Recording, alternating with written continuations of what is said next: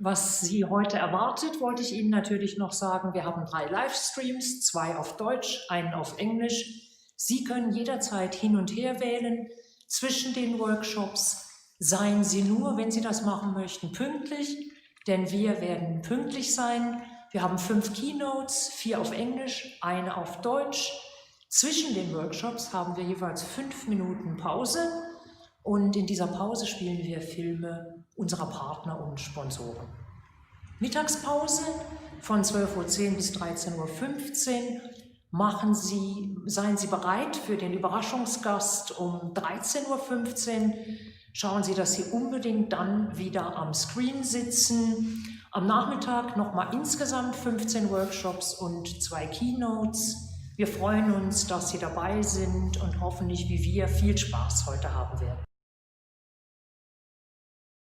Yes, I'd like to introduce our first keynote speaker. It is André Hoffmann from the Hoffmann Global Institute for Business and Society. He's talking about partnering for a sustainable future. Welcome with me, André Hoffmann from France. Good evening, everyone. My name is Odile Rundquist, and I have the privilege today to interview André Hoffmann, Vice President of the Board of Roche. Alongside his non-executive role in the family business, André has a distinguished courses in nature conservation and sustainability. Among others, he's on the board of the VVS. He's also the president of the Foundation MAVA and Foundation Tour du Vala. He has joined the board of Systemic IQ to help positively disrupt critical economic system. He is also on the board of trustee of the World Economic Forum and the Center of the Fourth Industrial Revolution. And he has been instrumental in establishing the Hoffmann Global Institute in Business and Society at INSEAD. And today, André will share his view on the ways our relationship to nature and the environment can change after the pandemic. So André, COVID-19 threatened to become one of the most difficult tests faced by humanity in modern history. What are your takeaways of the past 6 months? Thank you very much, Odile, for this incredibly elogious introduction. I'm very grateful that I have the opportunity to address myself to all of you. I am, of course, deeply concerned by the question you just addressed. One of the principles I was taught at business school is that you should never waste a good crisis. And so we need to understand why this situation we are in actually is a crisis. And I would suggest that irrespective of course, a health issue which has taken many lives and infected many patients across the planet, there is a lesson into this particular event. We've been for years profiling ourselves as an absolute dominator on the planet. We have defined our period as the Anthropocene. The anthropos, the man, the human, is in charge of what happens on the planet. And then a small, very primitive form of not even life comes about. We're talking about a virus. A virus cannot survive on its own. It needs a host. And that virus comes, jumps on us, and suddenly our whole system collapses. Supply chains are disrupted across the planet. People are hiding at home. They're not talking to each other anymore. We have a crisis situation at all levels of our human society. And I find that incredibly humbling. I find that incredibly informative. I find that incredibly moving that we are not as strong and we are not as much in control as we thought. Our current operating system is not fit for purpose. Some perfectly predictable event, the pandemic that we are getting through at the moment has been predicted many, many times. And we've had 5 world health scare on that dimension. I mean, there's been a SARS 1, now we're on SARS 2, there's been a MERS, there's been Ebola, there's been chikungunya, there's been Chaka. I mean, there are a number of these zoonoses which have been well described. And now we are being confronted to one without really being prepared. Our system has crumbled, in particular the health systems. And although now 6 months later we have recovered and we are, I think, much more on top of the epidemic or pandemic rather that we would have been otherwise, it is showing that we need to increase the resilience of our system. Perhaps I just mentioned that the reason why this has hit us so hard is because not everything was all right before. In fact, the world was in a crisis before. I mean, in particular, the crisis of climate, and I mean the crisis of biodiversity loss. We were already in a situation where a number of those systems we've constructed and perhaps even put in place have not dealt with the real issue. We had an unequal world with some people taking more space than others, and that is now an opportunity that the virus has given us to build this part of system, to build our infrastructure in a different and I hope more stable way. COVID-19 is a wake-up call globally and the opportunity to change and build better. What are the key ingredients to succeed? We should approach the system of development and the system of architecture of the world economy in a slightly more holistic manner. We cannot expect to dominate in the short term what is happening around us. We need to create a balance in the long term.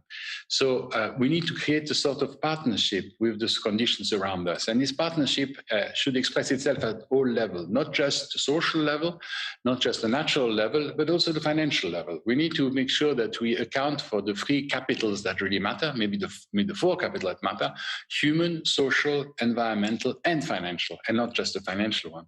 So at the moment, humanity, and in particular businesses, the value creation mechanism that we have, has been focusing on short-term profit maximization. And that, in my view, is inappropriate to the circumstances in which we are. We need to be able to think in terms of a broader aspect to reconstructing our life system. We need to be able to be more attentive to minorities, and, Black Lives Matter is not suddenly materialized out of thin air. It is a system that has been in existence for a long time. Certain parts of humanity dominate other parts of humanity for their own benefit. And the sustainable, durable organization will have to be more broadly based. So we are going to have to favor partnerships rather than domination. I feel that if you really want to reconstruct something strong and long-term, we are going to have to introduce nature in our operating system. I don't know if you've been aware of the negotiation at European Union level, but there is now a new Green Deal where the European stimulus package, which is the bailout for a number of European companies, will be implemented next to a series of conditionality based on the green economy.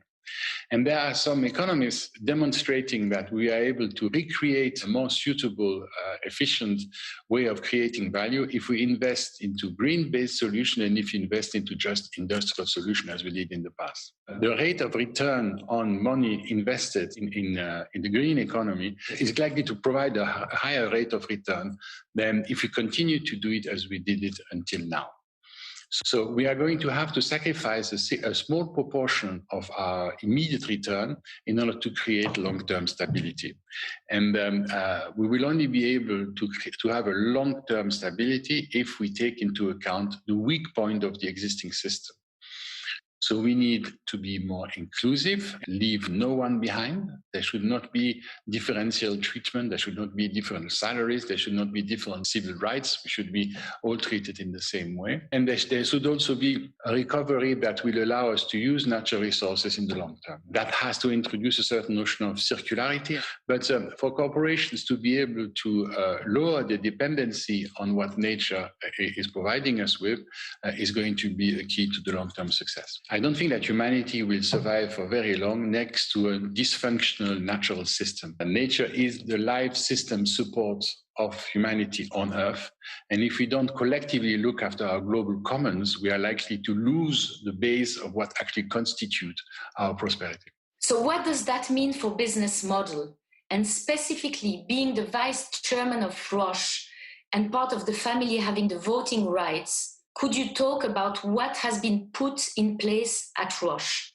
My family, as you said in your introduction, is the majority owner of one of the big Swiss companies. The Roche Group is a global company based in Switzerland. It is very important for this argumentation I've just tried to demonstrate that we can show within our own company, how being respectful of the environment is something that can help to add value to the business.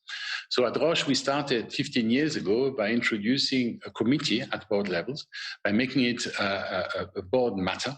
And that this sustainability committee looks after the corporate governance of the enterprise, but also about our impact on natural, social, and human systems. And by making this a matter of importance at the governance level, we've been able to sort of introduce these new decision criteria when we make investment decision or when you make business decision in the broader sense. So in order to demonstrate the materiality of this environment thinking, and again, environment is not just nature, environment is people and nature, we have started to reply to a couple of indexes, and I want to single out the Dow Jones Sustainability Index, where we have, where after a couple of years trying to understand how we could address them, have scored number one, or sustainability champion in the Dow Jones Index for 10 consecutive years until a couple of years ago. Now we're number two. So, I mean, we're not so far off. But the reason I'm mentioning this is because at the beginning, when we started playing with this index, people got quite excited and so looked at it like if it was a competition. And when we won, of course, everybody was pleased. When we won again, everybody was very pleased. When we won for a third time, it was already becoming something more of a happy than just an event. And 10 years later, of course, absolutely everybody within the company has absorbed this reality. We need to be thinking in a sustainable manner.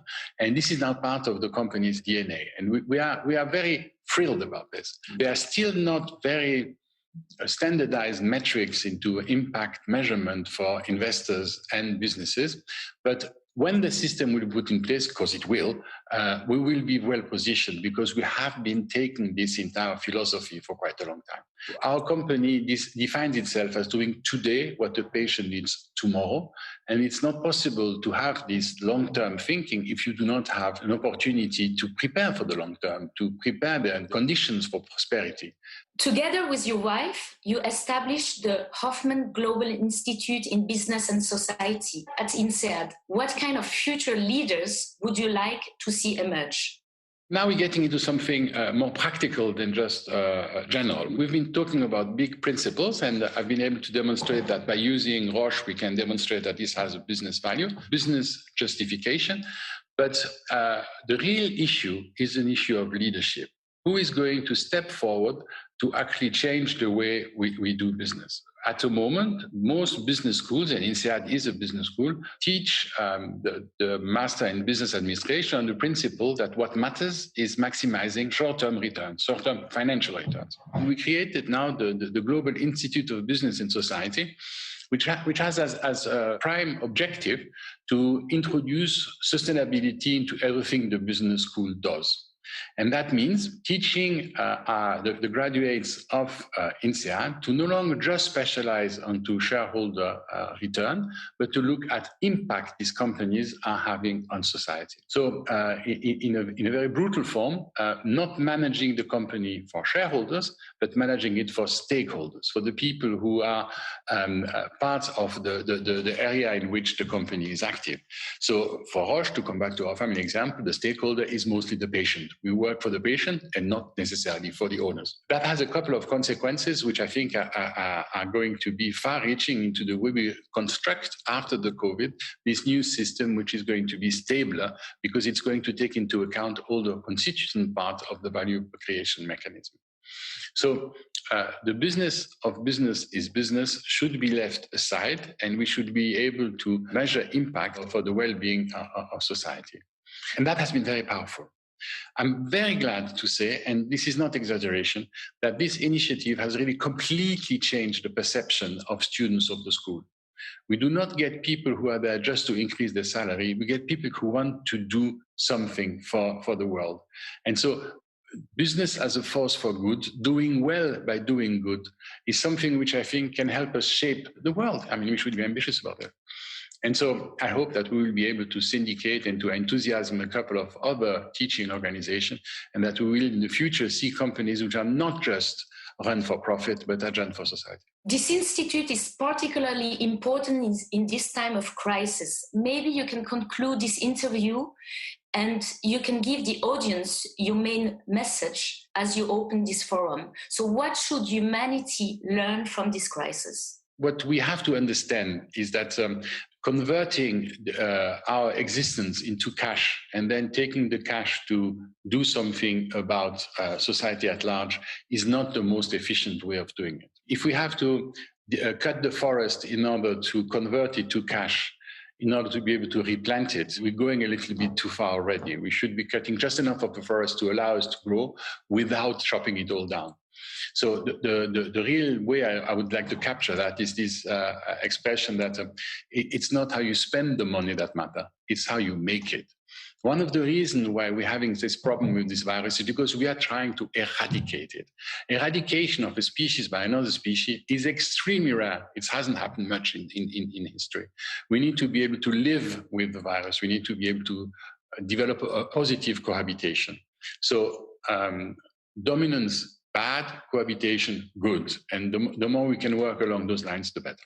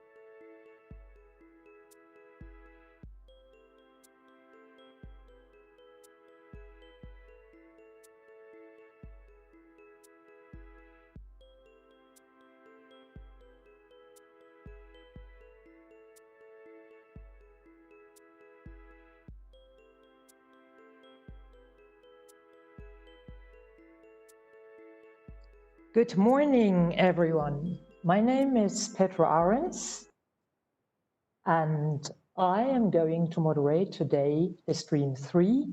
This is Smart Cities of the Future. My first guest today is Nilsson Kufus. Nilsson is the co-founder of Nomoko, and Nilsson will introduce us to the topic digital twin creation, or connecting the physical with the digital world will enable a new industrial revolution.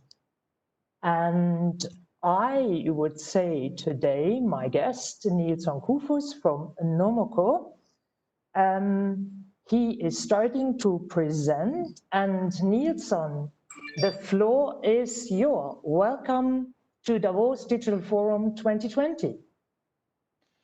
Hello. Hi, everyone. Hi, Petra. Thanks a lot for the kind introduction, and very happy to kick this stream off.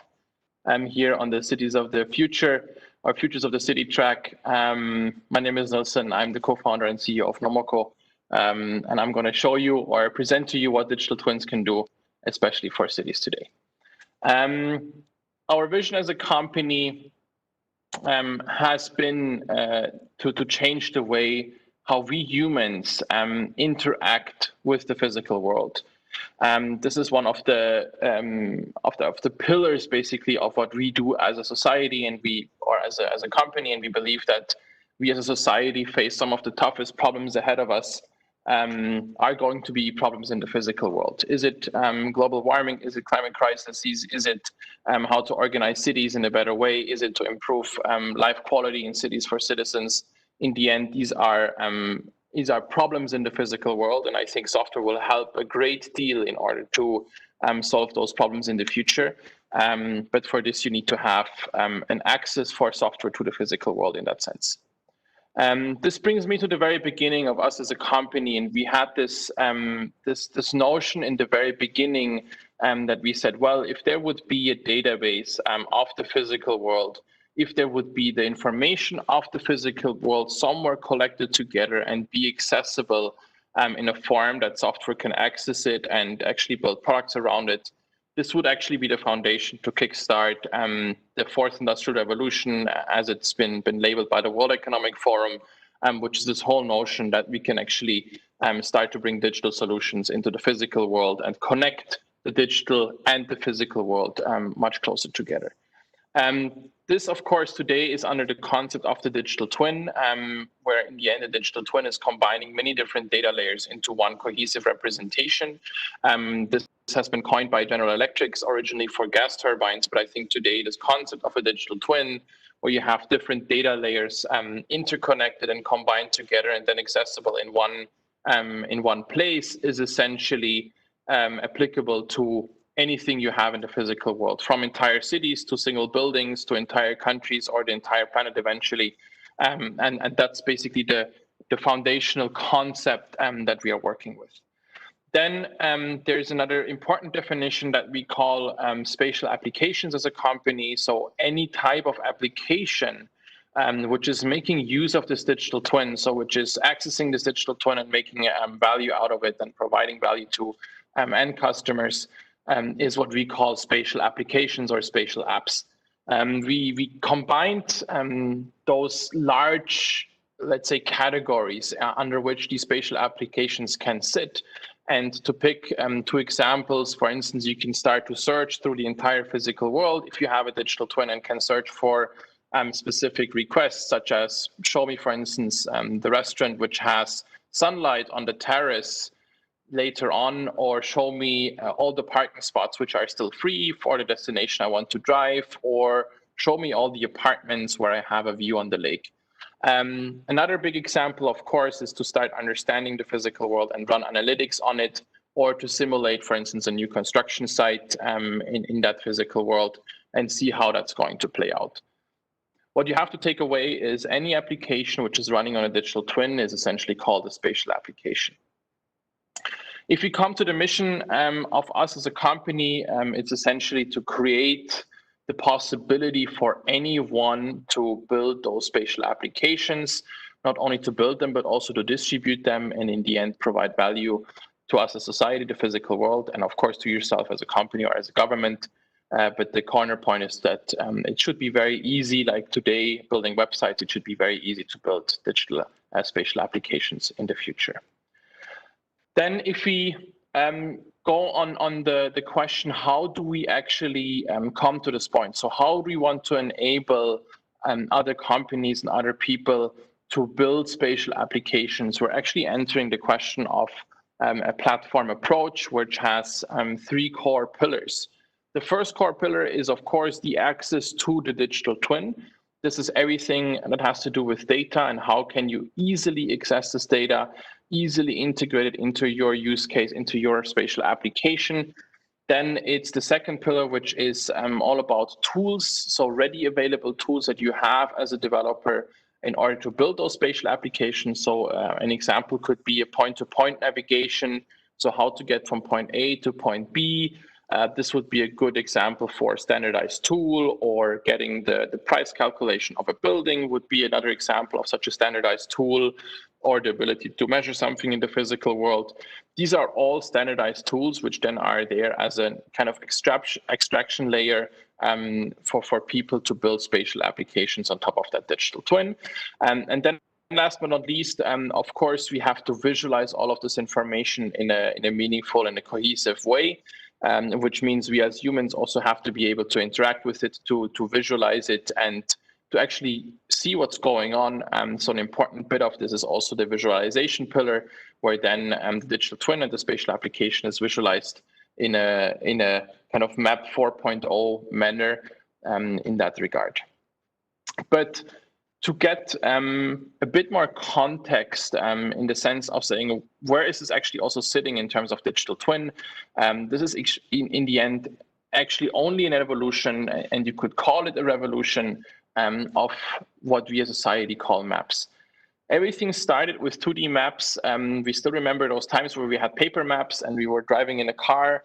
And for my case, my parents would fight first which route to take, and then which on a crossroad, which kind of street to go, because on the map it was not really clear and some person was interpreting the map in a different way. So this was a very static representation of the physical world, very tiny representation as well, and actually led to a lot of confusion.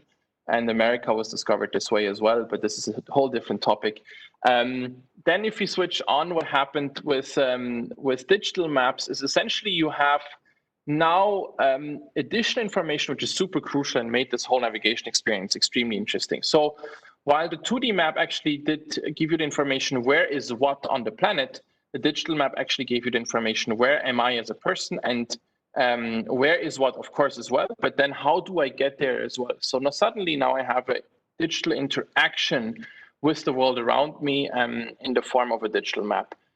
And then the next stage is essentially the digital twin, where now for the digital twin, you have the really important question is going to be answered to say, how can I actually understand the physical world? So now I have the collection of all types of data, so not just to know where is what, but also, for instance, about the house prices in terms of real estate, or about temperature measurements, anything you can collect about the physical world, you have now at one place.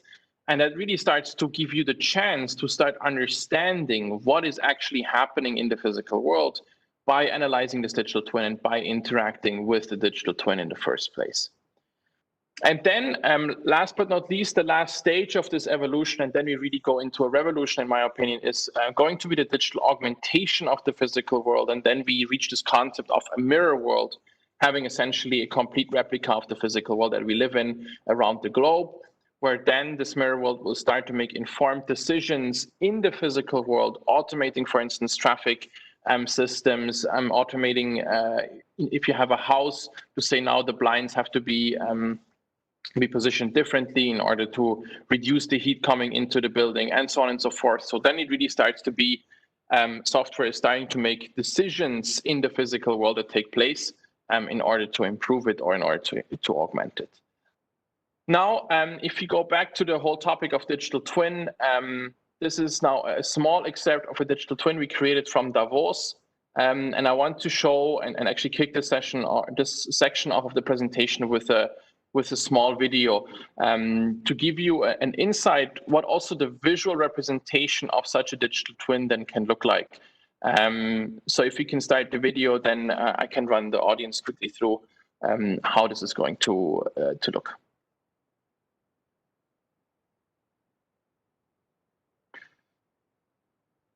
So in the end, if you see, I don't know if the video is already playing. Can someone, because I don't see it on my on my screen.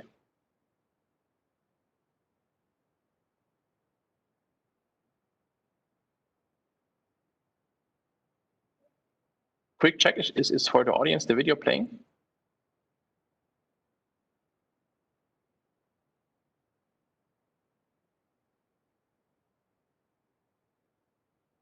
Okay, awesome. So in the end here you see the Congress Center of Davos. This is now a complete visual representation of it. You have the traffic which is driving around. You have the data about the traffic being ingested into this digital twin. Here you have a construction site which is running in the end. And this just shows you the level of granularity and the level of detail you can start to obtain about this digital twin if you start producing it in a good format. You have elements such as shadow cast including in this, so now you can place a new building and actually analyze what is the shadow. So when you go into a bit more detail in that sense, what is going into a digital twin, especially when you now start to focus on one industry, and I picked the real estate industry in that case, what is the type of information that actually goes into such a digital twin? Then you start with the very basic concept to say, well, we have a 3D representation of this digital twin to start with. So the very first step is to have a 3D representation. You can do measurements and everything around that. Then you have, for instance, the cadastral information. So then you have the zoning law, then you have house or the pricing of houses within a digital twin. You have the construction law. You have, for instance, noise levels in order to make an analysis which building is in noisy areas and which buildings are in very calm areas. You can get the solar potential in order to analyze if a building makes sense to have solar panels on top of that building. So this is in the end everything that you start to combine into a digital twin when it's being used by the real estate industry in that sense. And of course, you can start to add other data points as well, such as, for instance, floor plans, which would be then much more targeted data about a single house, and then you can start to make analysis in that single house about the floor plan, how to position different rooms in the building as well. Then, as a company, we started to say, well, if we build this digital twin, we're actually going to offer an end-to-end service and end-to-end application, in this case, to the real estate industry. And what we're doing there is essentially to say, well, you can use this digital twin in order to search through it and find information that you're really looking for. In the case of real estate, this would be to say, listen, I want to start looking for a house which has 3 or 4 stories height, but actually can be extended to 6 or 7 stories. And would also love to start the second video here to give a conceptual overview of what actually the spatial search or the search engine for the physical world is going to bring. So in the end, you can start to look for properties and searching this digital twin by actually analyzing how many stories does this property have.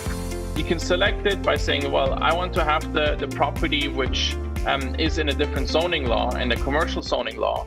And now I can increase the number of floors. So I can break it down. I can say, listen, this is the new building which would be there. This, of course, in a kind of playful representation in this case. And then you can look for a building which is having a heli landing spot. So this is going to be a bit more futuristic. And for those coming for Zurich, having a 3,000 Swiss francs price point for such a flat will be very difficult to find. But then you can start to do things like, okay, I want to have the view from that building and actually see what it would be like to live in that apartment, and what would be my view from that point. So this, in the end, is all about having a search engine for the physical world, where then you can take this digital twin and search through it. So how this is going to look like a bit more in practice is then, in the end, you start to find, you get certain search parameters in there. For instance, what is the floor potential? You get certain pricing data in there, and then you can start to find all the properties which actually comply and actually fulfill those search criteria in the first place. You start to select one of those buildings, and then you start to have much more detailed information with this in the next step.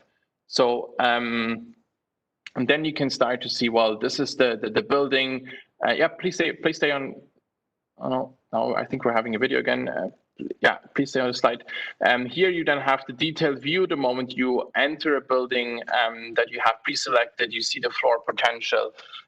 You see all the additional information you can find about the specific property. What is the zoning law? What is the construction law? What is the year built within that?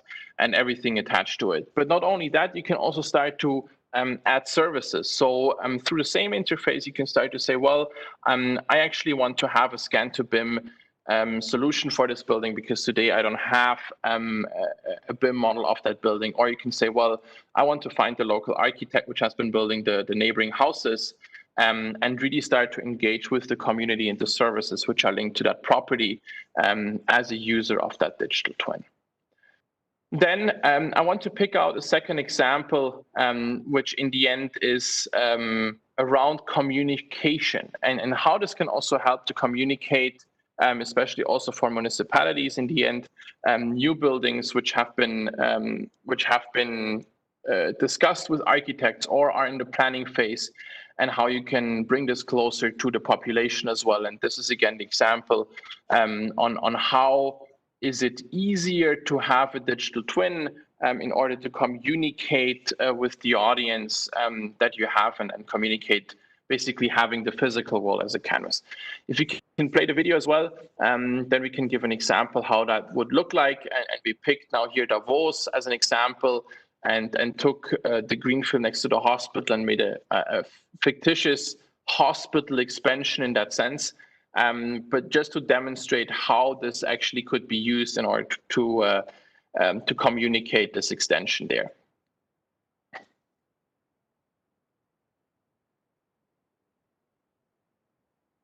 I don't know if the video is playing, but essentially we can then see here you have the greenfield, and now you have different versions of that hospital, how it could be extended.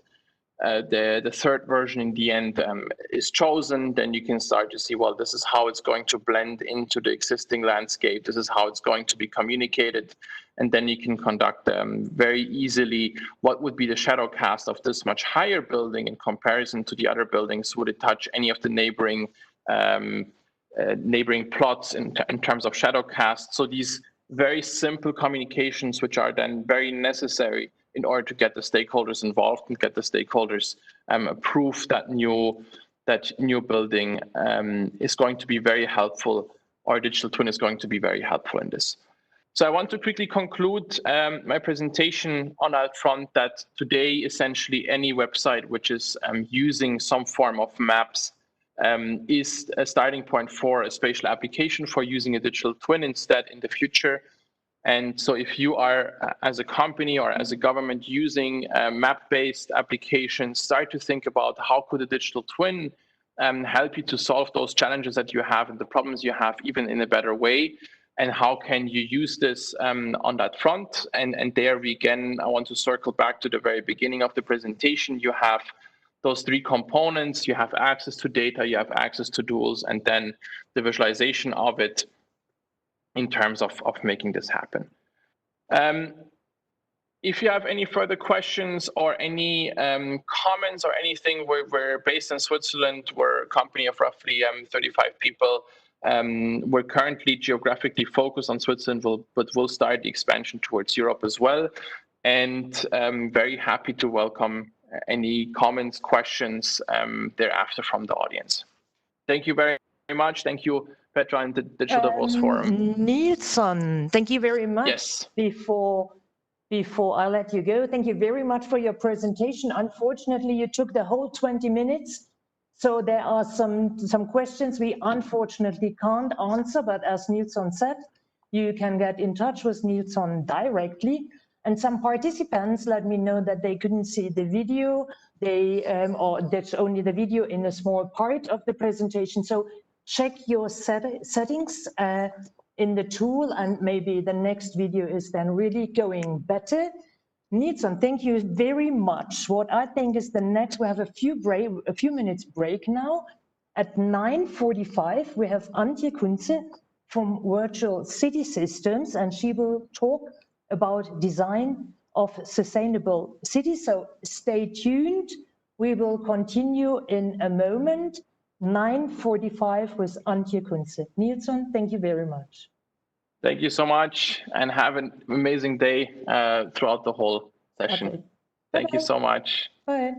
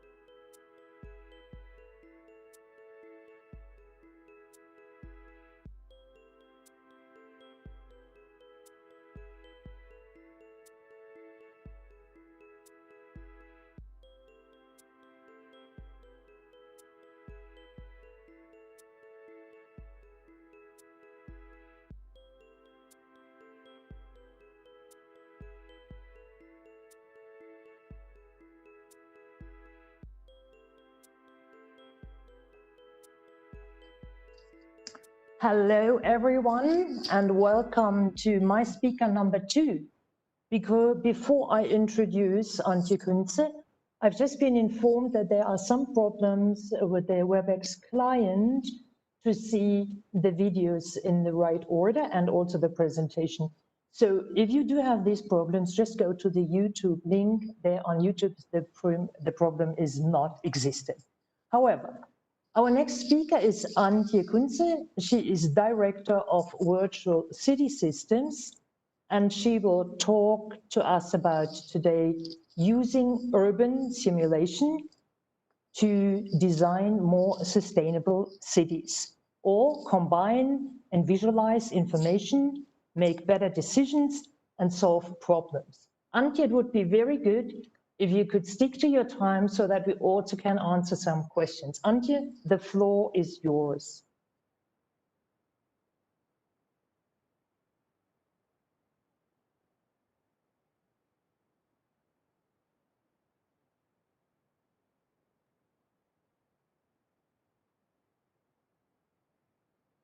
Antje, we cannot hear you.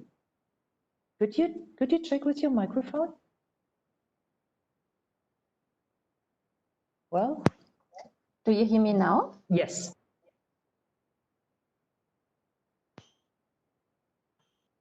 Do you hear me? Okay, perfect. Great. Yeah, I'm very excited to be one of the Davos Digital Forum speakers today. So my name is Antje Kunze. I'm the Director of Sales and Marketing of Virtual City Systems. And we at Virtual City Systems offer innovative solutions for managing, distributing, and using digital 3D city models. We are part of the International CAD-FEM Group, one of the world's leading providers of simulation solutions. We at Virtual City Systems believe that digital twins of cities based on 3D geoinformation form an essential foundation for understanding, designing, and solving the complex challenges of our urban reality. So some facts about me. So I'm an architect by training and worked over a decade in the field of urban design and modeling. I started in the scientific field and worked as a researcher at ETH Zurich, mostly on participatory urban planning and collaborative decision support tools. For the past 7 years, I have been working for software companies that lead the digital twin industry, such as Cloud Cities, Esri, Dassault Systems, and Virtual City Systems. And in my role with Virtual City Systems, I'm collaborating with many city leaders to work on the digital twin strategy and implementation. And today I'm very delighted to speak to you about how urban simulation is used to design more sustainable cities and how a digital twin, value-added solutions and open data infrastructure can support cities in enabling their citizens to lead a safe and healthy, livable life. So climate change and the increasing growth of cities are posing major challenges in the design of urban spaces. How will a new building affect the flow of wind? What's the best way to respond if an old aerial bomb is discovered in a densely populated urban area? Where are urban heat islands located and where does the greatest potential of solar energy lie? These and many other questions now need to be answered to ensure the safety and well-being of citizens in the cities that they call home and to facilitate adjustment to changing climates. Urban spaces are delicate and complex. Therefore, they require the best possible predictions in order to identify and potentially engage risk. If an exploded bomb, for example, from a post-war is found, how wide will the evacuation radius need to be? Does the nearby hospital need to be evacuated completely, or is it out of harm's way? Increasing urbanization and the varying demands of very different interest groups are presenting city and urban planners with major challenges. Urban planning concepts are complex after all and involve interfaces to a wide variety of subject areas. Besides covering an array of multifaceted tasks, urban planning is a matter of public interest. How and where is a particular city challenging? In addition to the complexity of urban planning projects, is making it increasingly crucial that planning experts and other participants work together and communicate. As is often the case, however, these planners use different programs and data formats that make such efforts difficult. During planning processes, interested citizens and the people involved in such projects need to be able to understand the underlying plans and follow along as they take shape. Here it's important to present and pass on information regarding the backgrounds, challenges and visions pertaining to urban planning projects in a comprehensible way. So there is where our solutions come in. Many cities are working on their smart cities initiatives and digital twin strategies, how to include all the dimension to become a livable, prospective and sustainable city. Challenging is that every city and region has their own initiatives and use cases, some focusing more on mobility, energy or socioeconomic topics. You cannot generalize these concepts and cannot create blueprints which works for all, from a large city to a small town or to a region. However, all of them can learn from each other, from their vision, best practices and lessons learned. The challenge now is to go the step from the concept to the implementation and operation of the digital infrastructure. A digital twin of a city is more than pure data, and a digital model of a city and may also contain simulations, analytics and services that describe or influence the properties or behavior of a city and processes. So when you look what is beyond the digital twin of a city, there you see many components. We are talking about ecosystem of stakeholders inside the city, citizens, businesses, the ecosystem of software and data which is used, gathered and needed. So we are working now on how we can replicate this concept for the smart district infrastructure and what is needed to build an open regional data infrastructure and to support especially smaller towns and regions that they can implement and operate a digital twin and an open data infrastructure. For example, Helsinki looks back on a long tradition of 3D city modeling, which dates to the 80s. The new mayor of Helsinki set in 2017 the goal to become the most functional city in the world and to reach carbon neutrality by 2035. The digital twin is an important tool for Helsinki to determine the necessary saving potentials. Besides the 3D digital twins, the city of Helsinki is using value-added application to improve internal services and promote intelligent urban development. So their goal is to build a sustainable and healthy environment in which citizens can work, live and enjoy.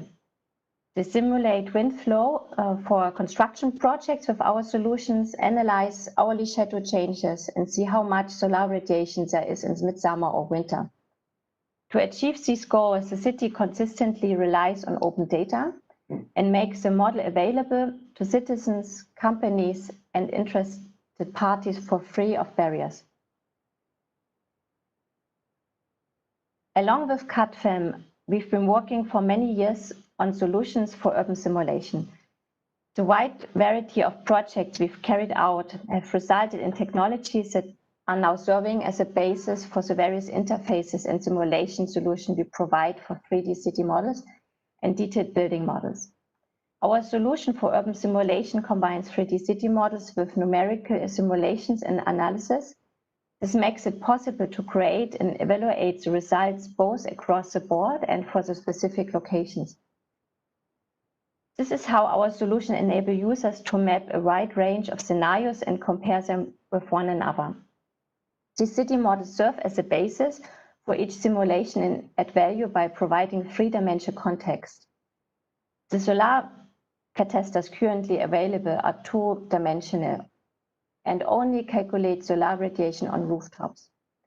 So we at Virtual City System, we determine the potential of building facades and the effects of shade when evaluating energy-related measures in urban settings.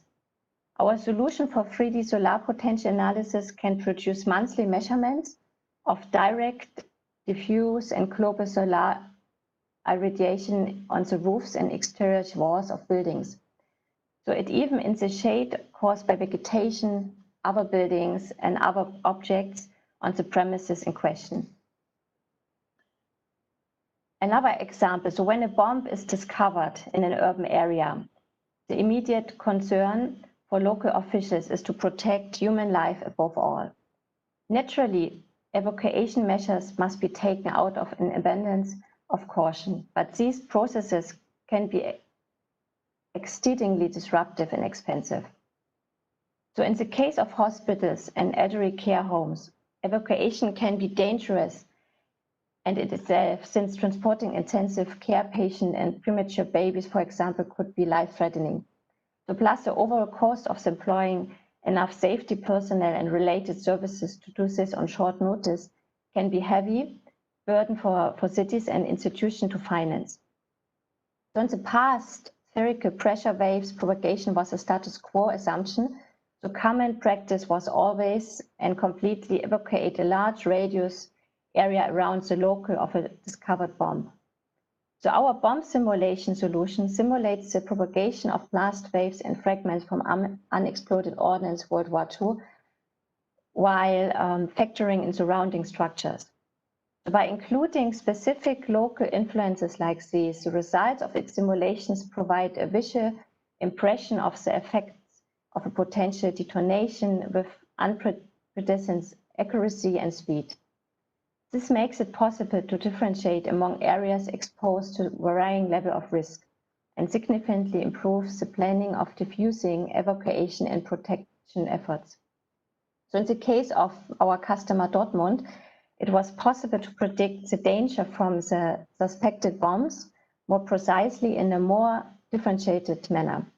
At the construction in the city center of Dortmund, multiple suspected sites were revealed that could contain undetonated ordnance. The site-specific simulations created with our solution indicates the way that pressure waves expand dynamically depending on the build effect caused by the structure and space variations. So this has helped, especially in the hospital affected, to limit evacuation and protective measures to an acceptable minimum. So in the affected hospitals, for example, there was no need to evacuate intensive care patients and premature babies. Today, we have access to extensive and excellent 3D geospatial data, including digital models of terrain, landscape surfaces, and buildings, and that list is growing all the time. This data offers a potential source of tremendous added value for state and local government administrations and numerous private companies. At the same time, however, it's often too vast and complex to analyze and use with conventional means of processing data. One of the main challenges lies in integrating spatial information into administrative planning and decision-making processes. Here, 3D geospatial data must be refined and managed in a holistic system that enables users to get the absolute most out of it. These days, a 3D geospatial data infrastructure must be capable of much more than supporting the initial entry and storage of such information. Efficient data administration also is a must as an easy-to-use publishing solution, automatic processes for data transformation and provision. The idea is to ensure that a growing number of users from a wide variety of subject areas can utilize the data for their specific purposes. So whether as an information and participation platform for citizens, an instrument and data interface for urban planning, architecture and administration, or a basis for urban analysis and simulation, or a region's marketing platform. A digital twin can facilitate all the aspects involved in comprehensible and transparent ways. Thank you very much. Thank you very much, Antje. That's very good that you really stick to the time. I think it was very, very interesting because it shows again, as Nielsen also started with, the importance of data and how to use data and make, in the end, our life much more easier for all of us. So there are some questions, and I, of course, have a lot, but I stick to those who were delivered here. So I think a lot of cities, a lot of especially regions and villages who are watching this at the moment, they are asking themselves, okay, I don't have the budget. So how can I start small? What do you think, this is the question here, what do you think is the best for a smaller city with not a huge budget to start? What would you recommend there? Yeah, so in this case, for example, Germany, and I think also in Switzerland, there's a lot of initiatives that from the federal government, you have open data, like from Swiss Topo, for example, with open source data. Yeah, with open source data. So you can start already with some 3D models, maybe level of LOD 1 or 2 for a first 3D model. And then maybe also like Niels mentioned before, there are companies capturing with drone data or with flight images and the real world. And so you can overlay it together. And based on that, you can create some scenarios for future developments. And there are companies like us, we are offering like very easy to use software as a service, also with consultancy to help them with professional services to get ready and have a very easy jump start in this case. Yeah, so it's like basically you really work together with open source data. So those data who are available. Yes. I know, for example, in Zurich, there is a big database, people already use it, and there is something comparable in other European countries, for example, in Germany, where you are based. Is there anything like that in Germany? Yes. Yeah, we have a lot of federal agencies offering this. And there is another question here, and I think it's and you mentioned it during your presentation, is like, well, that's all fine. You have a city and then you have the data, but the region, what is with the region? So the question here is, how can this be scaled to regions? And if yes, what are the actual challenges of smart region projects? Mm-hmm. Yeah, for the reasons, the main challenge is really who is the driver. And this region often, now it's really a transformation. So that they also need to be driver and offering the smaller towns also services so that they can jumpstart, because often these smaller towns maybe have only 1 or 2 persons in the IT department who really could deal with GIS data, with 3D data for digital twin. So they need to work together. And like I mentioned, we are working now on a project with Digital Bavaria on smart data infrastructure, like as a platform, so that is also open source, that region can use this as a blueprint and then adapt this to their needs. So that means, because we do have the problem, and I think in Germany is kind of comparable, you have the Switzerland, you have the cantons, and each canton has different rules, and including even each city, each village. And same applies kind of in Germany, where you have the Bundesländer. Mm-hmm. So is there also a platform where you basically exchange those data? Is there something? Yes. So in this project, there is also it's an initiative coming from the Technical University of Munich, and it's a catalog service. CCAN it's called. So this is also open source. It's an open service, so that you have an easy way to enter this data, and it makes also transparent for all the different partners in this project and planning project, if it's from private companies, from the government, local government, so that they really see a data registry. Which data is accessible, who has the data, how can I access it? So we are working on this kind of ideas and also to see how we can replicate this to the region. Antje, this is very, very interesting. So you're seeing you're working through an open data society where we all can really access data. And I think it's really super, super interesting. I see the time runs. Antje, it was very, very interesting, your presentation.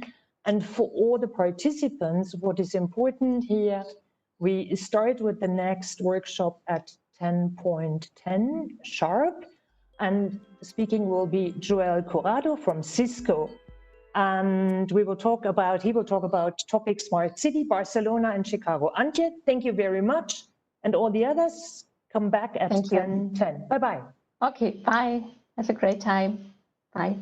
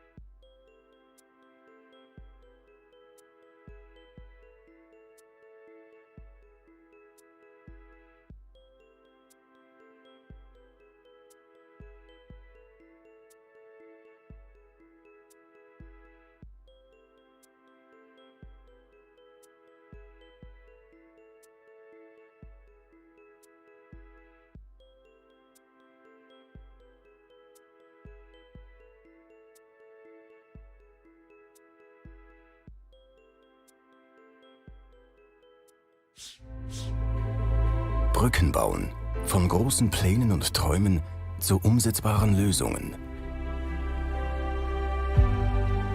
Zwischen globaler Präsenz und dem Schweizer Markt bauen wir eine Brücke. Eine Partnerschaft zwischen lokaler ICT-Industrie und der Schweizer Armee. Wir unterstützen die Transformation von bewährten Systemen in deren digitale Zukunft. Brücken, gebaut auf Technologien, um Anforderungen zu lösen, zu kommunizieren, Wissen aufzubauen, zu inspirieren und unsere Sicherheit zu gewährleisten. Eine Brücke zwischen Ihnen und uns.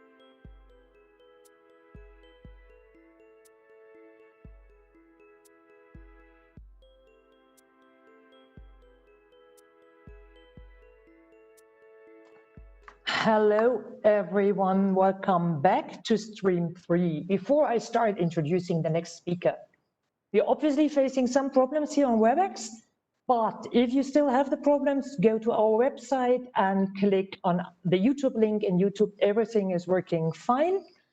But having said that, I'm very, very happy to introduce our next speaker, This is Joel Curado. Joel is Digital Transformation Leader at Cisco Switzerland. And Joel will run a workshop today with the title Smart City, Barcelona and Chicago. Joel, I'm very glad you are with us. The floor is yours. Petra, thank you so much for having me here today. It is a pleasure and an honor to be here at Davos Digital Forum, and I truly hope that you enjoy the presentation. Today, the presentation will be about how we create partnerships for impact. How can we focus in creating such partnerships? But before we get to those partnerships, we need to understand what are the current problems, what are the current issues. Then we need to focus about topics like technology, how governance plays a role in understanding how the different entities, the different agencies of the government intertwine and interconnect. And last but not least, why it is important to have a human-centric approach to this setup. I will finalize then with a few examples of cities around the world that have done setups like this, and then I'll be opening the floor for any questions.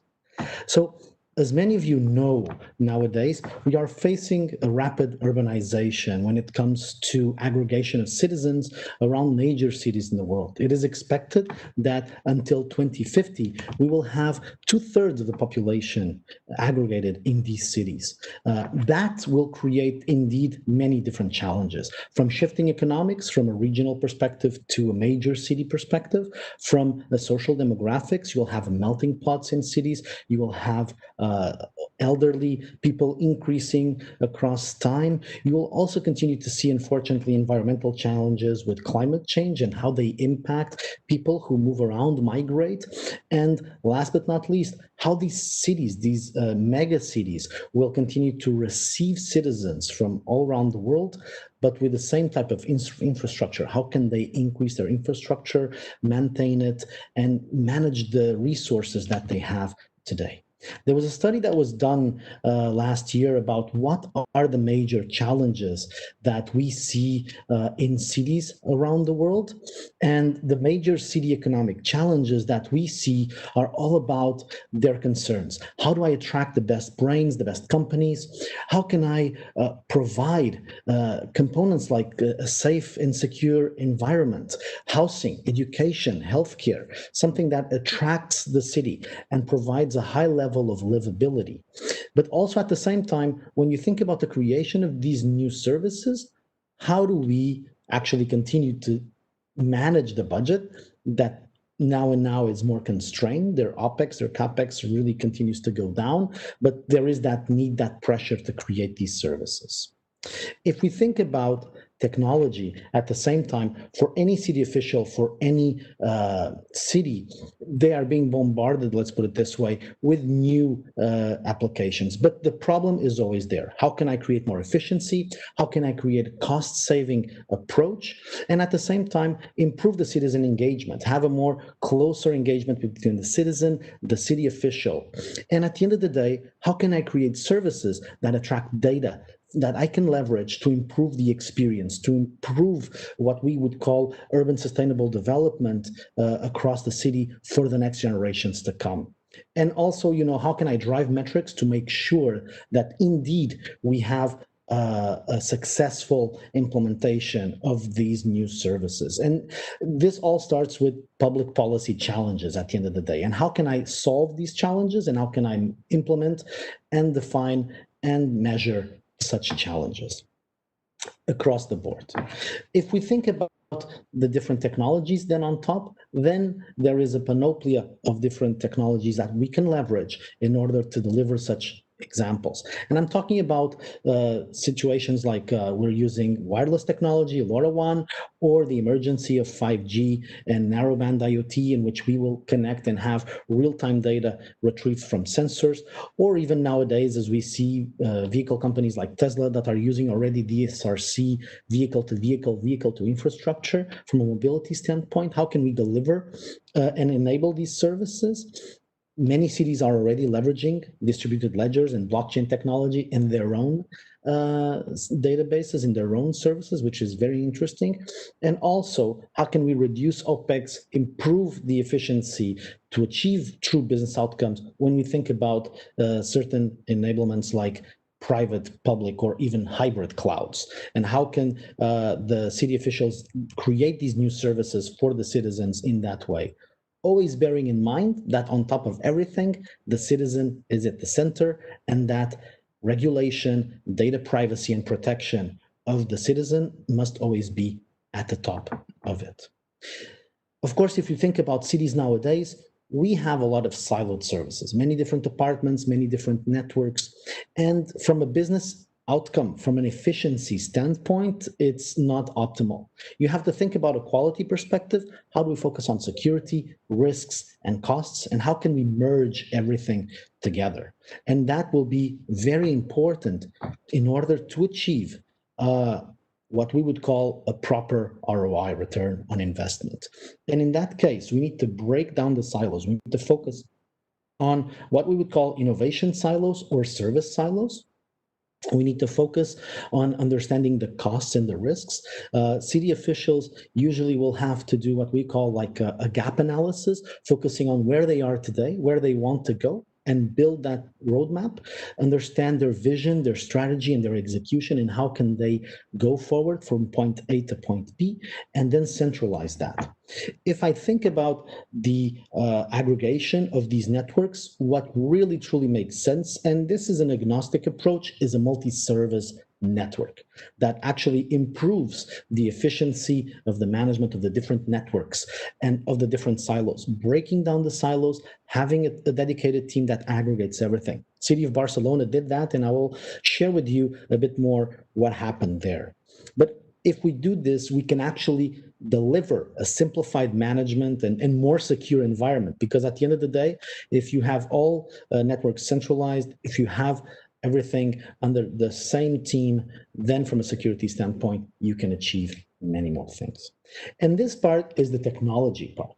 At the end of the day, what we aim to achieve here, actually then, from a government perspective, is a strategic framework. And this strategic framework here, we need to work together with the different stakeholders in the city in order to identify the problems and then identify the business outcomes. If we think about all of these components, it is important to identify what is the problem that they aim to address, what is the citizen relevancy that they aim to achieve. As I said, having the city in mind, the maturity of the city in terms of technology adoption, the focus of the citizen within their needs and what they can get and what we can deliver as part of insights. Also, then we need to think clearly about the ecosystem, and that's very important because the ecosystem will help us define that sustainable approach. Management and support is crucial for long-term deployment and management of the service. How can we set up the stakeholder responsibilities, the execution, and the support of these services? And finally, last but not least, when we have all the players on top of the table, then we can focus on what is the right technology. Is it physical? Is it virtual? And then create that type of citizen service. But what is also important to bear in mind is that these types of services need to have a human-centric approach. And for us, what is important is that we have the internet at the core of the foundation of what we call these creations of new services. The internet today is known as the fourth infrastructure. We need to understand how the different elements come together, water, lighting, electricity, gas, and how the internet can help enable that. On top of that, when I think about a citizen in a city, we need to understand from a safety and security perspective, what type of services can we have that will enable the citizen to feel safe, like having smart lighting, for instance, or having blue light organizations. Of course, it is important to the citizen to have healthcare and to have the right setup in place so that they can also understand that they can go and feel safe and taken care of. All of that with a heavy focus on what we would call regulation. And in that regulation point, from a society standpoint, it is important to make sure that the laws are made and the legislation is made to cover for the citizen, having the citizen in mind. I would like to take 5 minutes right now to go a bit through the different examples that I bring here today. The first one is Barcelona. They had some challenges with their network. They had the silos, as I mentioned before in the presentation. They aggregated everything. But on top of that, they saw value. They started to develop new tourism services, providing Wi-Fi to citizens. And then on top, they said, wow, wait a second, maybe I can do something even better. And they created a platform called Centillo, which basically aggregated real-time data from sensors around the city through the network so that in real time, citizens and city officials could capture data from parking, from traffic, from many different other elements like quality of air. The network is important, but also the leverage of other technologies. And that is the foundation for the enablement of other projects that they have. One of them that I actually very fond of is Decidim, which is an open source participatory democracy platform to which city officials aim to approach citizens and their officials with regards to the types of projects that are important for the cities, for them to help continue develop their city, prioritizing the projects, having the opinion of the cities, the citizens. Very important and very interesting approach. In Chicago, in Illinois, their focus was on how can we create the standard governance model and how can we create agencies that can help connect the dots within the different organizations. And for that, Chicago created, well, the state of Illinois created the Department of Innovation and Technology in order to have a test bed of new technologies, to test new technologies, to connect the dots from a cross-functional perspective within the different departments of the city, and also focusing on the creation of these new services. They leverage technologies like WebEx, like we're using today, to connect with the different entities within the organization, but also they went further. And they created a very interesting platform called Chicago Data Portal, which is an open source portal in which they added all the information that they could from the city, from bus stops to the salaries of every employee in the city, and gave it away for free so that startups and accelerators could leverage that data to build new services on top. So very interesting way to accelerate innovation in a city. Last but not least, let's talk about our own corner of the world, Switzerland, in which we, as part of the Country Digital Acceleration team, started by activating the ecosystem, starting to understand who are the players, understand what are the needs of the cities today, and how they are being more or less mature. And with that, we started to create and partner with different entities. We were part of a Verein called Minigemein, together with Swisscom, with Post, Zurich Insurance, and many others. Same thing, partnering with Davos Digital Forum in activating regional economic development. And we started to understand what are the problems of the regions, of the cities. And with that, start to create what we would call joint value propositions. We went to the villages, we did workshops. And with that, what our expectation is to create these solutions that can enable a more inclusive future. Another partnership that I would like to mention that has been very interesting is also with the Village Office, and Village Office is the largest co-working association in Switzerland. We are a technology partner for them, and our objective is again to activate that regional economic development so that we can bring people the quality of life in these regional and more remote areas that they deserve and that they aim to achieve. With that, I would like to finish my presentation, but as a call to action, I would like to invite you all to come and talk to us, email us, connect with us. It will be a pleasure to understand what you're doing in the smart city space. It would be very interesting to see how we could work together to create these joint value propositions and accelerate digitization in Switzerland. Thank you very much. And I would open now the floor for Q&A. Yes. Hey, Joel, what an interesting presentation. And, you know, we really see how you love your job. Really super, super interesting, Joel. What I think is you were mentioning, you know, cities are bombarded with apps and with solutions, etc., etc. And on the other hand, you were also saying breaking down the silos. So my question is, how is Cisco helping to drive smart city strategies in cities around the world? With which tool? How exactly you're doing it? And how do you overcome these hurdles? Thank you so much, Petra. I think our focus is to talk.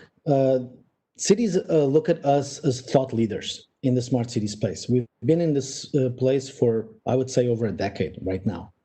And when cities come to us, they come to us with problems, with issues.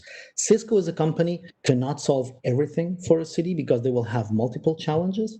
What Cisco brings into the table is the fact that we can bring multiple use cases and multiple success stories of projects from all around the world that we try to be replicable, that we try to make forth together, and the fact that we can connect with the local ecosystem and create that end-to-end approach that the cities need. And that is the important part. How can we bring all the players into the same table that will bring the different elements of what we need to solve the problems so that cities can have that business outcome that they need and break those silos, as you mentioned. Yeah, sure. There's another question, and that's a question comes in basically all the live streams I've been moderating today. And the question is like, okay, there are different levels of maturity. There are cities, big cities, like you were mentioned, Barcelona and Chicago, they do have a super level, but we are also having, especially in Switzerland, the size of cities is, for example, in China, considered to be a village. So the question here is like how city maturity affects the adoption of technology and new citizen services. So do they have to be very smart to get it, or how do you work on that, and especially in Switzerland? Great question. I would say that, and I've seen this, for instance, in Lisbon. I saw this in Madrid as well, and in other cities around Europe. There's a couple ways to address this. There's a technological way to address this. There's a people-centric, human-centric approach to it. I've seen very social setups, like creating co-working spaces, creating innovation accelerators, so that they could develop new services, new initiatives. We need to understand that I don't believe that I think even if you have a low maturity, you can have what we would call a technological jump from an evolution perspective, which actually would help the village or the city. I think we need to understand what are the problems, what is the budget, and even with the budget, I mean, what can these players that we bring from an ecosystem standpoint can bring to the table to work together to make something as a showcase, as an example. And also bearing in mind that the maturity has also to do with the citizens. Demographics plays a very important role here. People with disability play a very important role here. How can I create a service that is inclusive for everyone? How can I create something that everyone can access in a clear way? And I think that's the important part. Focus on the citizen, focus on the problems, and then go from that point and expand. Joel, I have one last question. And Sure. this I think is very interesting. How do the last month's experience, smart city with pandemic lockdown and post-lockdown, impact the actual systems? Amazing question. They do say 1 minute. 1 minute. They do say that the biggest accelerator for digital transformation was COVID. COVID accelerated what we would call all these initiatives, from teleworking, from the policies, from the engagement with people. We started to look into healthcare plans on resiliency. And I think the focus here is there was a shift on how can we leverage technology to create more resilient cities. And I think that's the message here. How can we create long-term sustainability, business continuity from the government, from the companies, because people cannot stop working. That would crash the economy.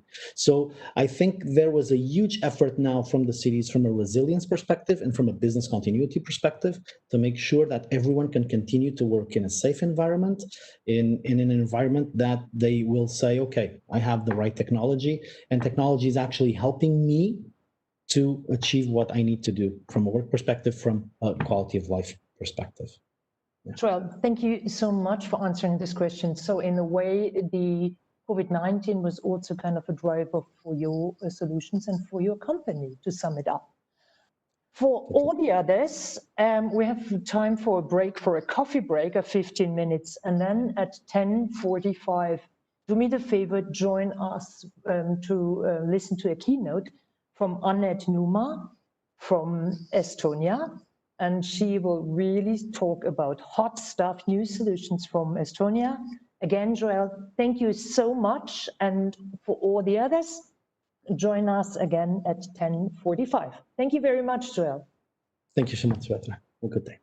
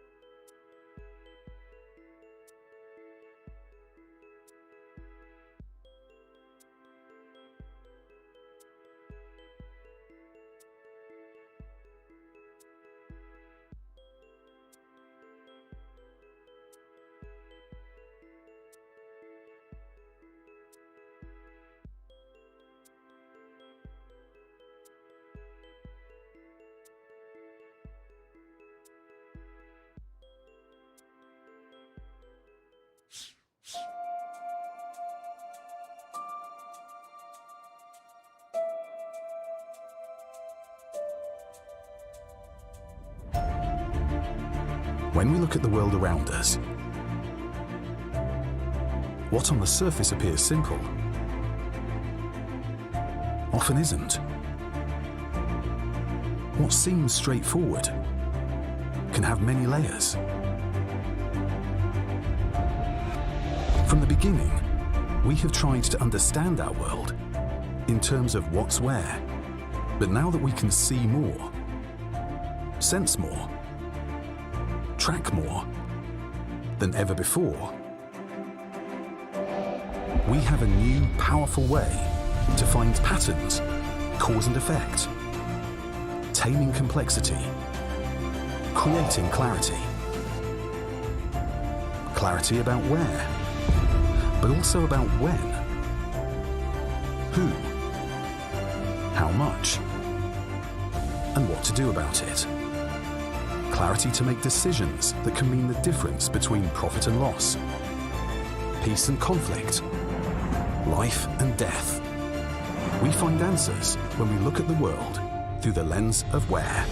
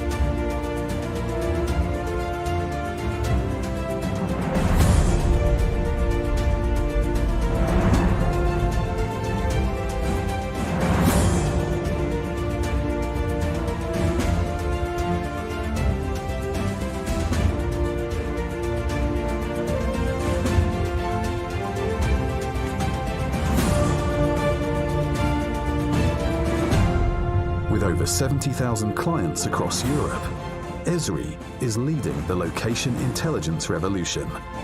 Because at Esri, we have location down to a science. The science of where.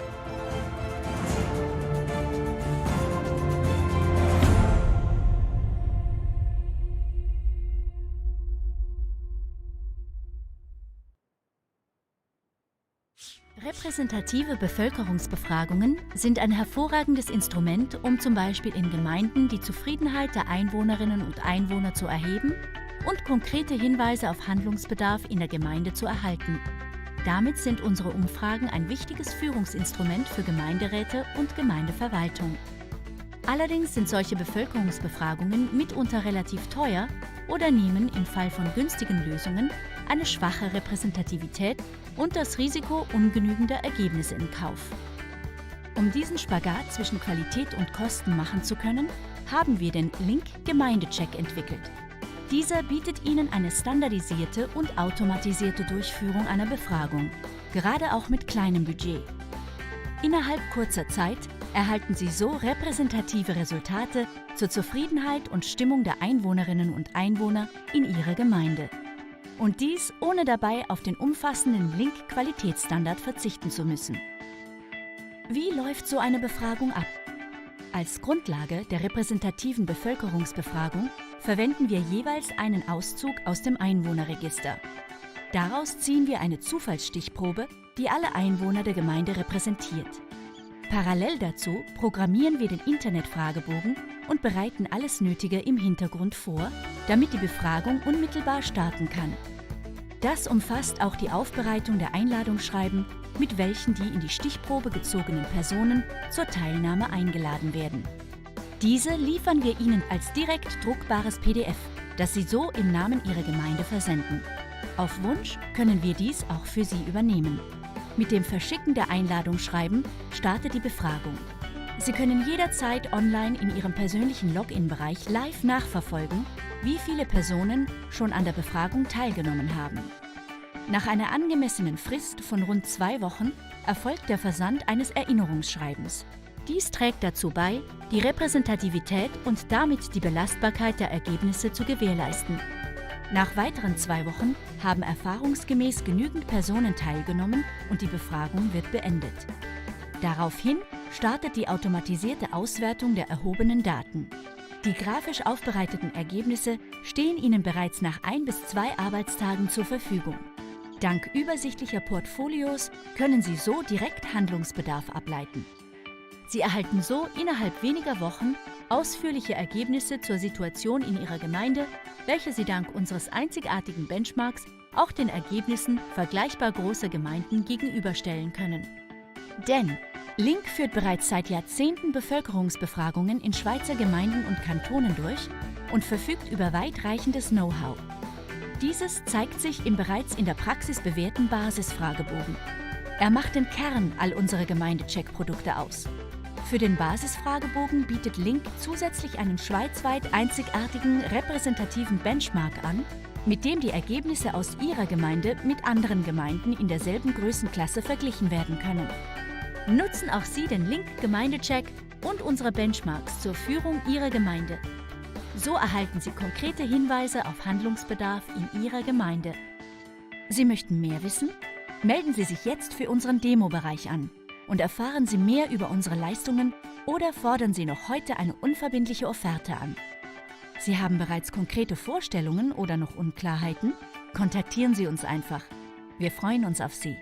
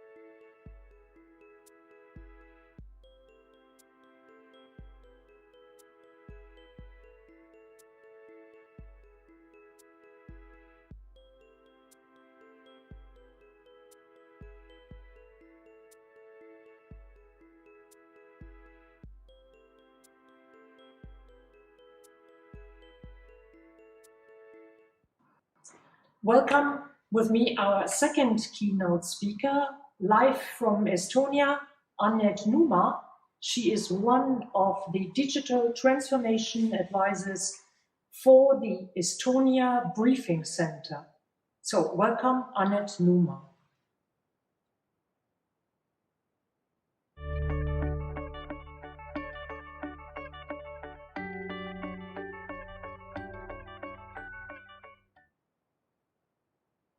A warm greetings to everyone from Estonia, a country where one could experience living in the future. As I said, yes, living in the future. Driving to work with a self-driving bus, also proactively communicating with state authorities and fully working on your business remotely here. My name is Anett Numa and I'm working as a digital transformation advisor at the Estonia Briefing Center. And in the next 15 minutes, I'm going to tell you what kind of amazing plans Estonian government has for the future in order to take these services even to the next level here. But first, why did digitalization even happen here in Estonia? Well, there are actually many reasons for that. With a small population density, the Estonian government needed to find ways how to provide access to public services for absolutely everyone. Of course, with affordable costs here. And slightly, we thought that digitalization might be actually a right way to go here. Of course, nothing happened overnight or even in one day. Actually, do you know, it took almost 5 years from changing legislation to offering the very first services online here. But I would now like to enlighten you and tell you what kind of plans do we have for the future and where exactly are we heading to. So where are we today here? Today, 99% of the government services are already based fully online here. And by the way, 98% of people already have an electronic ID card here in Estonia. And today it's fantastic that the entire country is fully covered with very great internet connection here. So I would say that more than 20 years of very hard work has finally paid off here in Estonia. Estonian government has now introduced proactive event-based government services. So the logic for proactive government services here is actually quite simple. Yes, most of our services, as I just said a few seconds ago, are available online. But how about the government approaches you so that you wouldn't have to do that yourself here? This would also decrease the level of bureaucracy, both for the people and of course also for the state here. So the first of these services is actually already available online from October 2019. Since then, the parents automatically get notification after their child has been born to ask which bank account they would like to use in order to receive the family benefits here in Estonia. So the new seamless services will function automatically and are more user-centered. And another big trend is that seamless services and live events centered around particular situations bring different kind of information from different authorities and databases to just make the life be easier for us here. So this means the maximum one interaction, or even in a perfect case here, based on one existing data, everything will happen automatically here.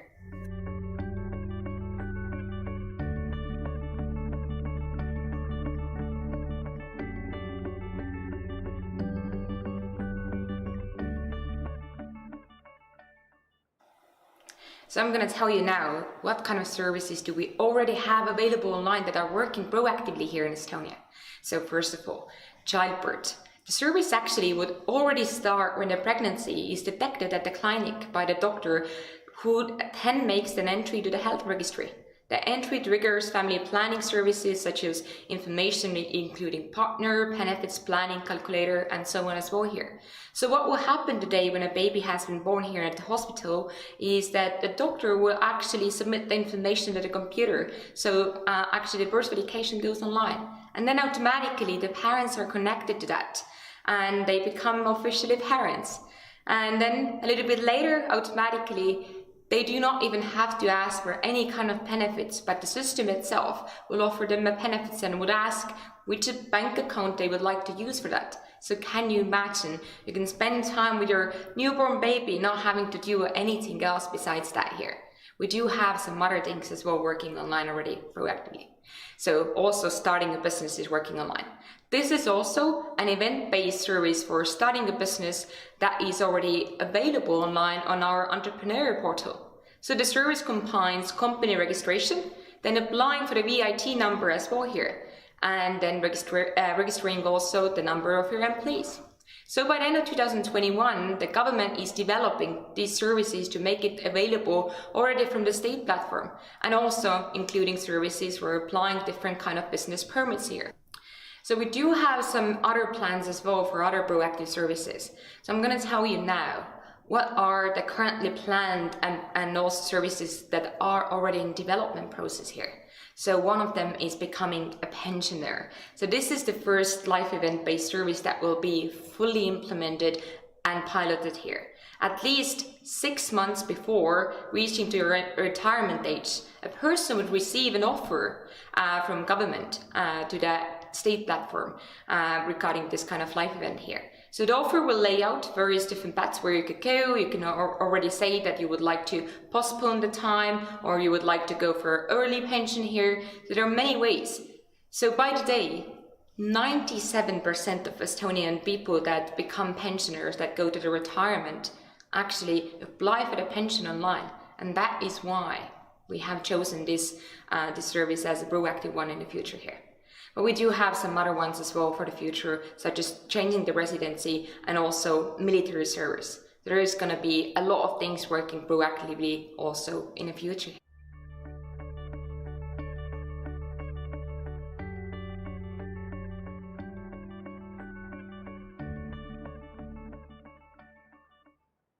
And now I would like to tell you about another very exciting topic here in Estonia, and this is AI.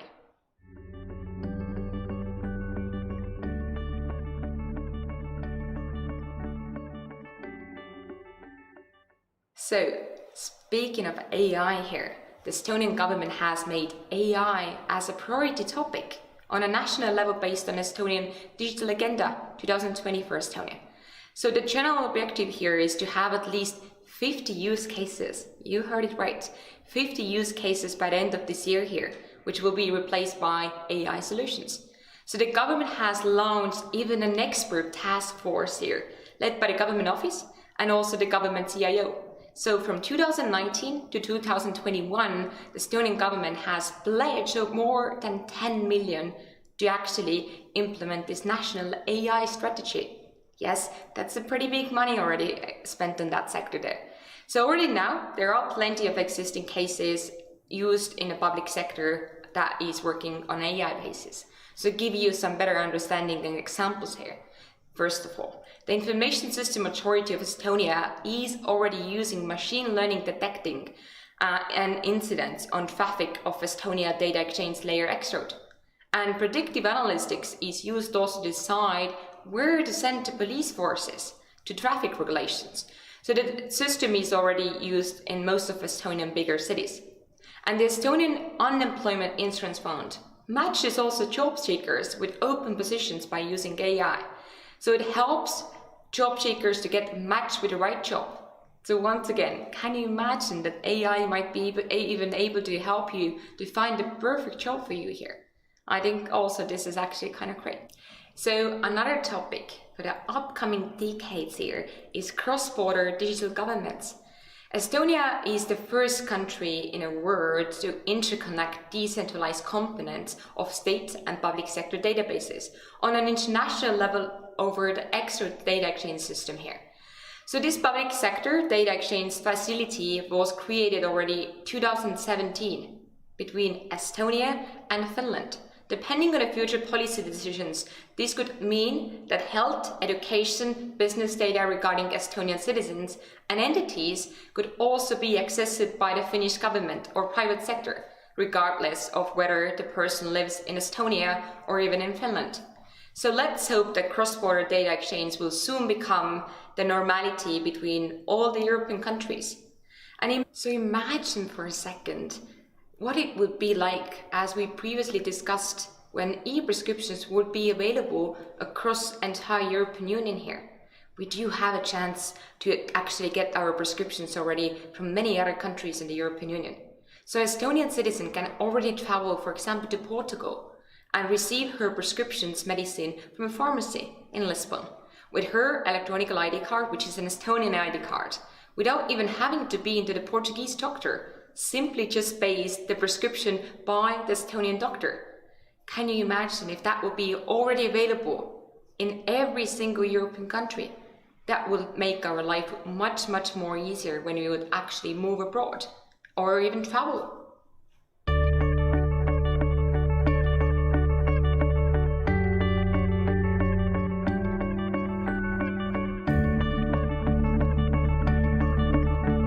First, digitalization is never about technology. Technology has been existing already yesterday, today, and for a very long time already. So ideally, what you actually need to have in order to make these changes in your country is the leadership that is actually determined to make e-governments as a reality.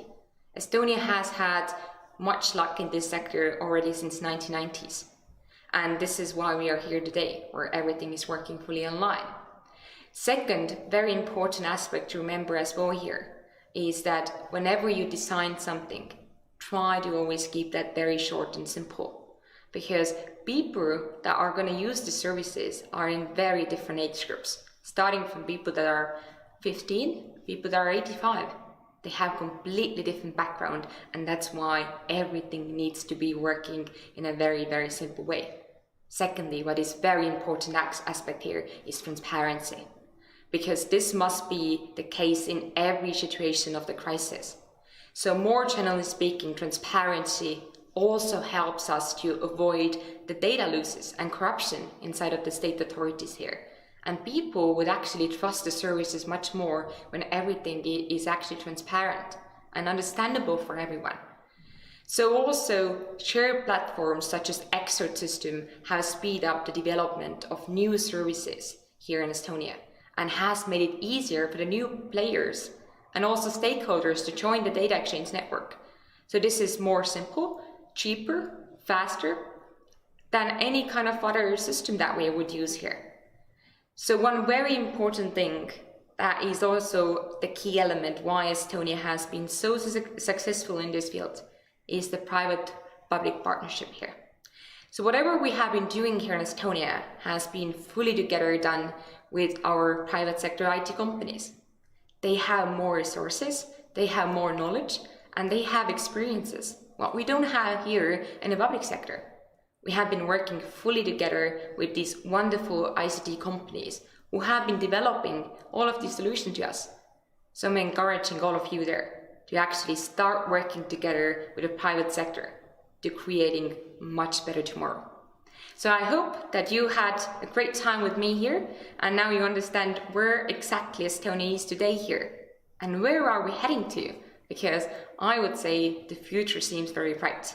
So enjoy the rest of the conference and have a wonderful day.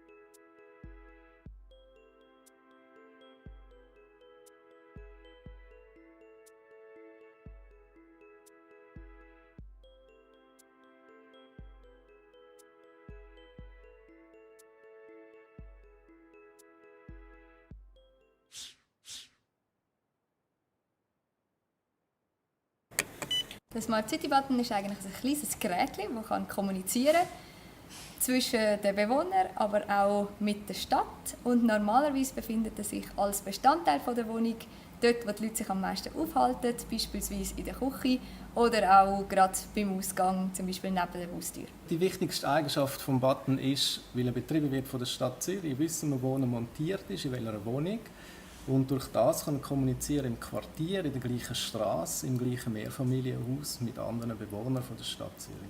Mögliche Cases beispielsweise im Quartier sind, wenn jemand nicht so gut zu Fuß ist oder jetzt gerade einen Gips hat, dass man die Nachbarn anfragen kann und sagen, ich brauche Hilfe beim Einkaufen beispielsweise, dann kann ich das rausschicken an meine Nachbarn und die können selber sagen, will ich die Hilfe bieten, habe ich gerade Zeit. Und so kann man sich finden und eben einander gegenseitig unterstützen. Man kann sich auch mit Abteilungen von der Stadt austauschen. Beispielsweise haben wir das implementiert, dass man abfragen kann, wann fährt das nächste Tram. Aber man kann sich auch erinnern lassen an die Kartonsammlung oder an die Papiersammlung, sodass man dann auch wirklich das Bündel am richtigen Tag herausstellen kann. Ich glaube, das ist genau die Eigenheit, die wir umsetzen wollen. Einfachheit, Simplizität. Technologie, die im Hintergrund agiert für den Menschen und nicht Menschen, die technologische Geräte bedienen müssen. Der Smart City Button will von der Stadt betrieben werden, braucht kein Login, keine Registrierung, ist batteriebetrieben. Es ist wie die absolute Einfachheit eines technologischen Produkts, das wir uns heutzutage vorstellen können. Wir möchten sehr gerne weitermachen mit dem Button. Das heisst, wir suchen weitere Umsetzungscases und Personen, also Bewohnerinnen und Bewohner, aber auch Dienstabteilungen von der Stadt, die das nutzen wollen. Im Moment kann man ihn auch anschauen und testen im Smart City Lab. Und wir würden uns sehr freuen, wenn weitere Ideen kommen und wir gemeinsam den Button noch weiterentwickeln könnten.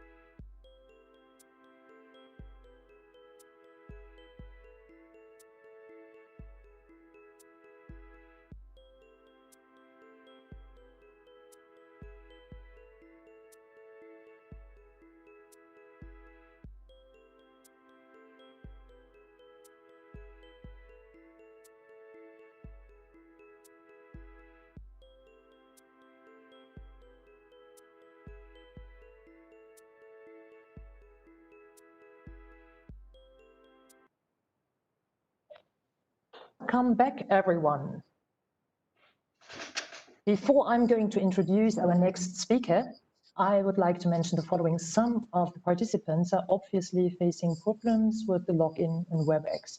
So if you're still facing these problems, just go to our website and there you find the streams to the links to the YouTube streams.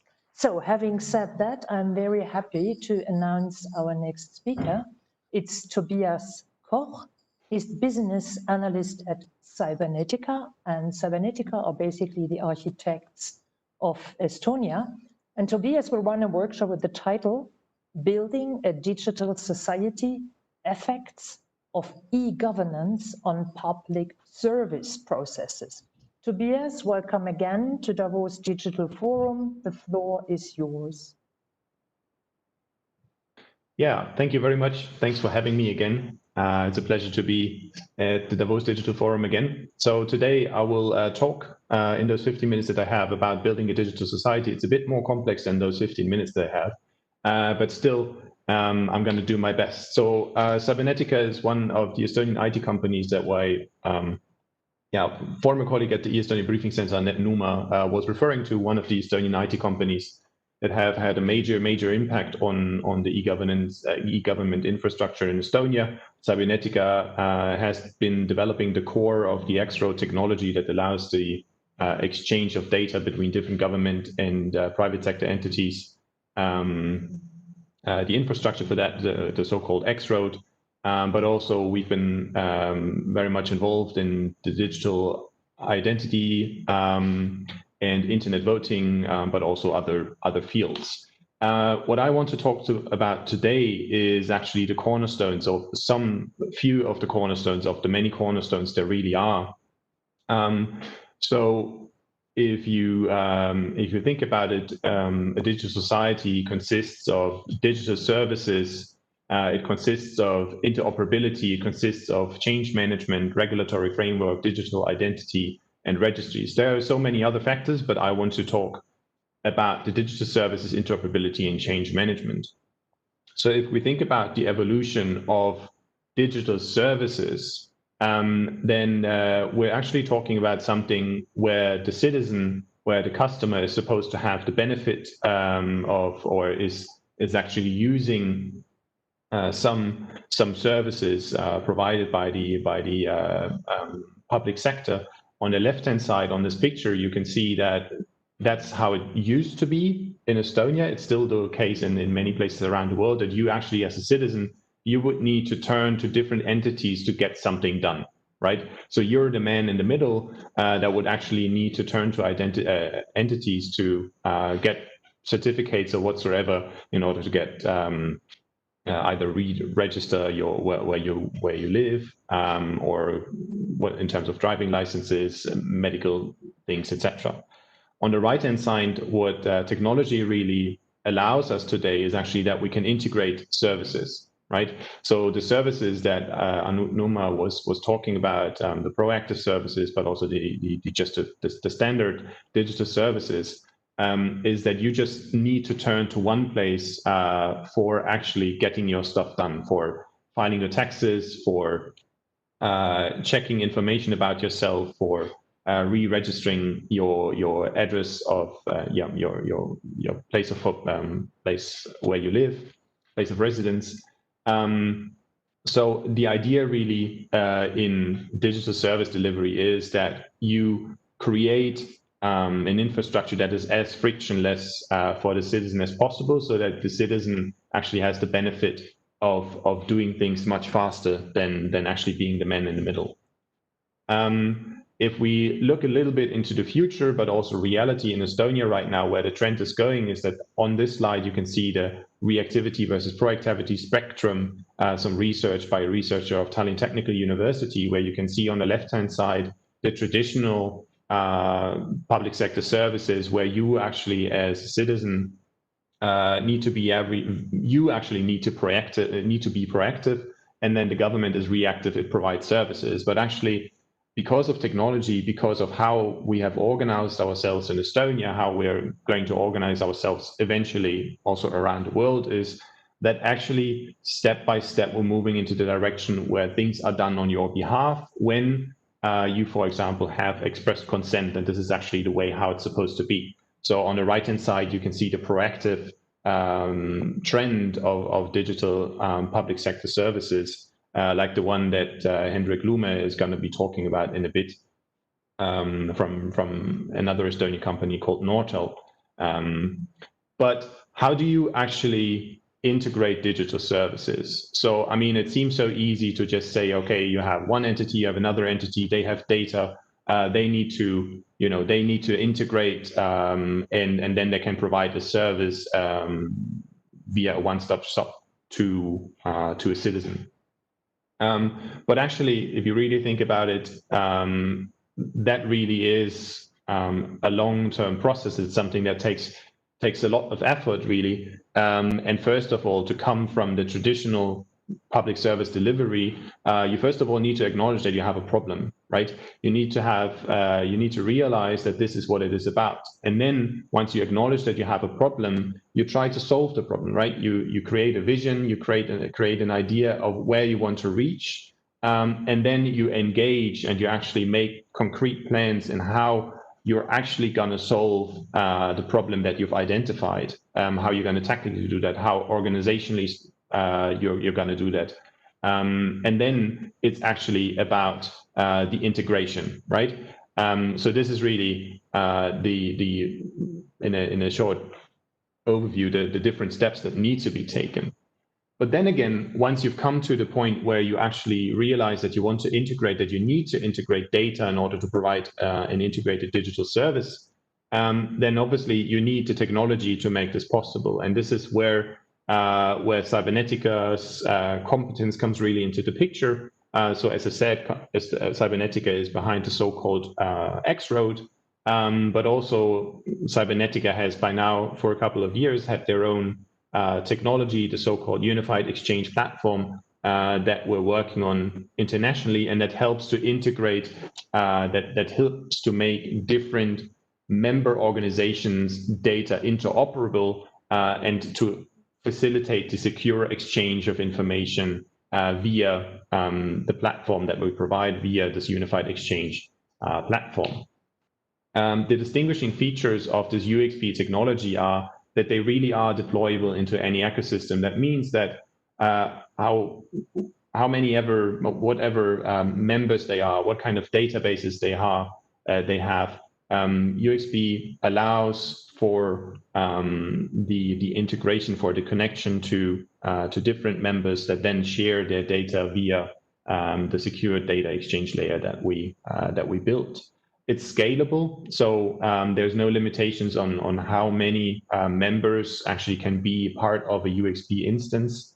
And then obviously security has from our very beginning been a strong suit, but also a strong effort, a strong focus. So UXP is distinguished by the fact that actually data is always exchanged in an encrypted way.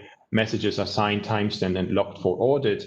And there is no intermediary. So if you're familiar with the concept of ESB, an enterprise service bus, you will know that there is an intermediary that is actually exchanging the information. Here, data is actually always exchanged directly. Here you can see a couple of references where we're currently working on, but what I actually want to show you is how actually this kind of technology and interoperability platform allows to create completely new business models, to optimize processes, etc. So on this slide now, it's coming now, it's going to be a video. So let's see how in sync I'm going to be with the video. But the situation is that we have a project in the US with the so-called Center for Medical Interoperability, where you have hospitals, PPE manufacturers, healthcare administrators, etc. And the problem is that, I mean, we're in the situation right now, but you really need to know whether how much PPE is personal protective equipment, such as face masks, gloves, respirators, etc. So as a governing entity, as the administration, you need to know how much stock is there really, right? So we've had those discussions during COVID-19. You really need to know, you need to have this reliable overview of what the situation is. So this is something that was acknowledged actually already when we started the project. It's, I think, one year ago, 1.5 years ago, that people want to have this real-time insight into what's the stock like. So people acknowledge that this is something they need. Then they actually envision a solution of what this is supposed to look like, how they could do that. So they want to find an unbureaucratic, fast way of how they get direct access to data so that they actually can make assumptions about what the situation is. Then they come together. So as you can see here on the slide, there's hospitals, there's the PPE manufacturers, there's healthcare administrators. So there's actually different stakeholders that need to come together. They all have a shared mission, so you need to engage them. They need to come together to make this plan together, to come up with a solution together. And then you can actually come to the integration part that I was previously talking about. So you create the infrastructure, you create an ecosystem, a data exchange ecosystem based on UXP, where all of the mentioned entities here, they join the UXP data exchange layer, and they decide that they want to exchange specific bits of data. Then you can actually, once they have done that, once the services, once the platform is built and everything is integrated, you can run the digital services, you get the real-time access to information, and then based on how you integrate it into your business logic, you can actually determine whether there is shortage of PPE, whether there's sufficient stock of PPE, and whether there's abundant stock of PPE, so you could actually redistribute something. So the numbers here, etc., they're completely random, and this is just for illustrative purposes, that you can actually use this kind of technology to work across sectors, the private and the public sector together, in order to solve a concrete problem by integrating these kind of things. Also very important question, obviously, that we're always facing, that becomes more and more relevant today and in the future, is obviously the question of personal data. I mean, right now, before we were talking about stock data, we were talking about, we're talking about PPE, but obviously personal data, particularly in public administration, is very relevant. So the more we integrate business processes, the more it becomes reasonable and necessary, also from a legislative perspective, that actually the citizen, the customer, has a say, right? So you need to provide consent for a specific service so that your data can be processed for specific services. So this is something that can be solved either via something that we have in Estonia, the only kind of regulation where you have where you have a regulation that says that one database or one government entity can only have a specific piece of data. So you don't submit data multiple times. And then if somebody else needs your data, they query this data from the entity that is legally responsible for this data. But what you could also do is actually that you ask citizens for active consent. So this is why we actually this is why we're currently working on UXP consent management, where you as a citizen can log into user-friendly platform to give and revoke data processing consent for specific data for specific purposes. So if you take a look at my slides afterwards, again, you will see in the proactivity, reactivity, proactivity spectrum, you will see that there is a slot where people are asked for their consent. So this is a precondition for the provision of proactive services to some extent.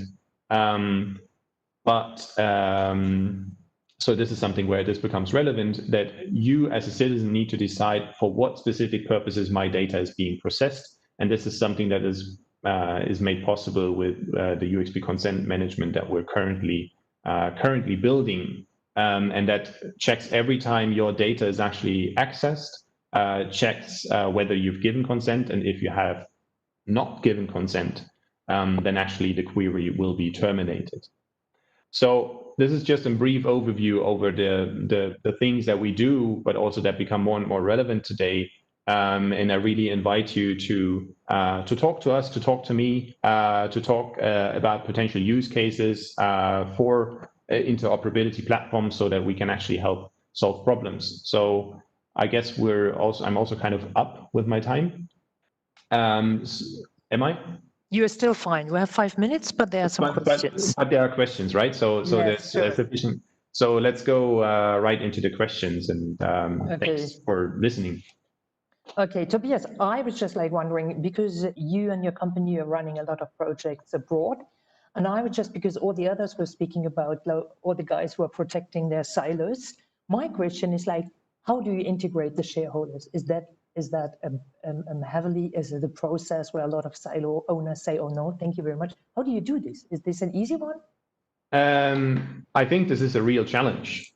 This certainly is a real challenge, and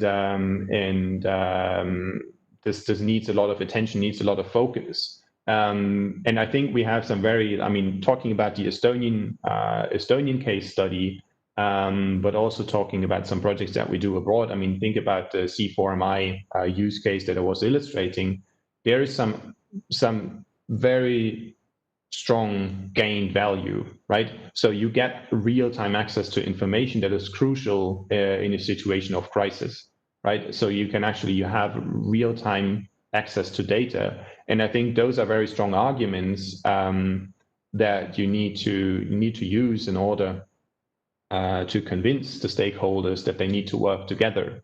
Certainly, you need to consider their interests. You need to consider what they are willing to share. But this is the great thing about these kind of our interoperability platform, that you only share what you really want to share, right? So this doesn't mean opening your silo, doesn't mean that you suddenly need to share everything, but you can actually step by step gradually integrate your business processes with other sources, and you can work together and create completely new collaborative business models. This is basically so you show them the win-win situation. Yeah, I think that's it. Yes. But there's one question, and that is, what do you need for your interoperability platform to thrive abroad? That's one question. Yeah. So what should someone do? Because you're actually live from Tallinn, Estonia. Yeah. So what is needed to be done? I think so. First of all, like I try to illustrate, you really need to acknowledge that there is some kind of issue, and you need to have an idea how you intend to solve the idea or the problem that you have. So this is one important thing, and then the next important thing, what we also just talked about. I think what's important to thrive is actually that. Right from the beginning, you think about the use cases, right? So you're identifying the actual services that you want to improve. You think about the actual problems that certain stakeholders have, and you bring them to the table in order to find a collaborative way of how could we do this, solving this on this kind of secure data exchange platform. Very interesting. I have one last question for you, Tobias. Yeah. And it's always, our very beloved GDPR and other security issues, etc., etc. So your platform, UXP, which you explained in your presentation, how do you address security issues there? Well, I mean, so what I said, what's very important is that UXP is a technology that we provide and that we support. But it's actually in the hands of a local agency, of a local government agency or a private sector entity that's actually running the technology, right? So we do support, but actually the client has full control over the platform in that sense, right? And the data that is being exchanged, we don't have any access to the data itself. So the data is always exchanged directly from one UXP security server to another. And what's important is that the information is always encrypted, so no third party can get access to this data. It doesn't have the right to access this data. So the technology is designed with privacy and security in mind. Tobias, thank you very, very much for this super exciting presentation. And for all the other participants, please stay with me. At exactly 11:30, we will continue here with another super exciting company from Estonia. And there will be live from Estonia with me, Hendrik Lume. And he will be talking about proactive and seamless government services, something you already addressed in your presentation, Tobias. Tobias, thank you very much for joining us today, and stay with me 11:30, and sure. Hendrik Lume is the next one. Bye-bye. Thank you. Bye-bye. Bye.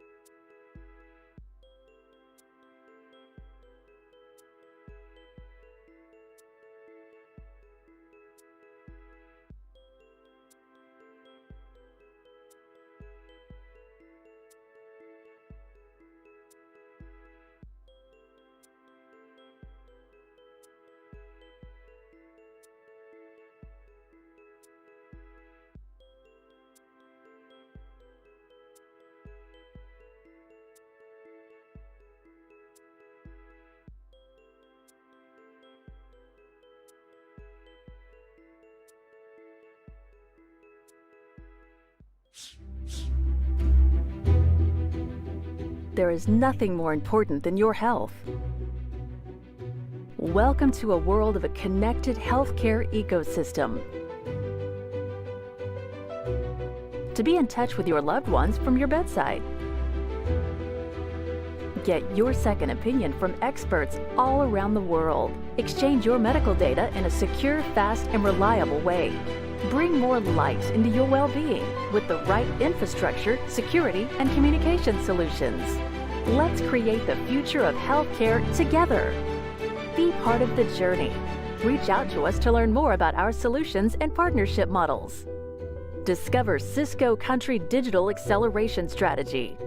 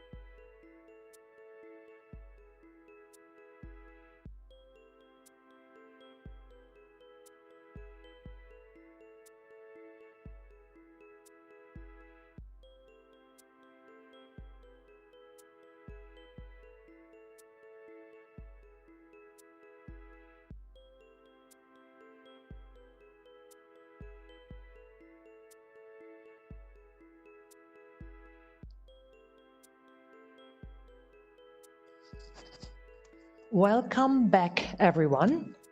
For those of you who are still facing problems with the WebEx clients, just go to our website.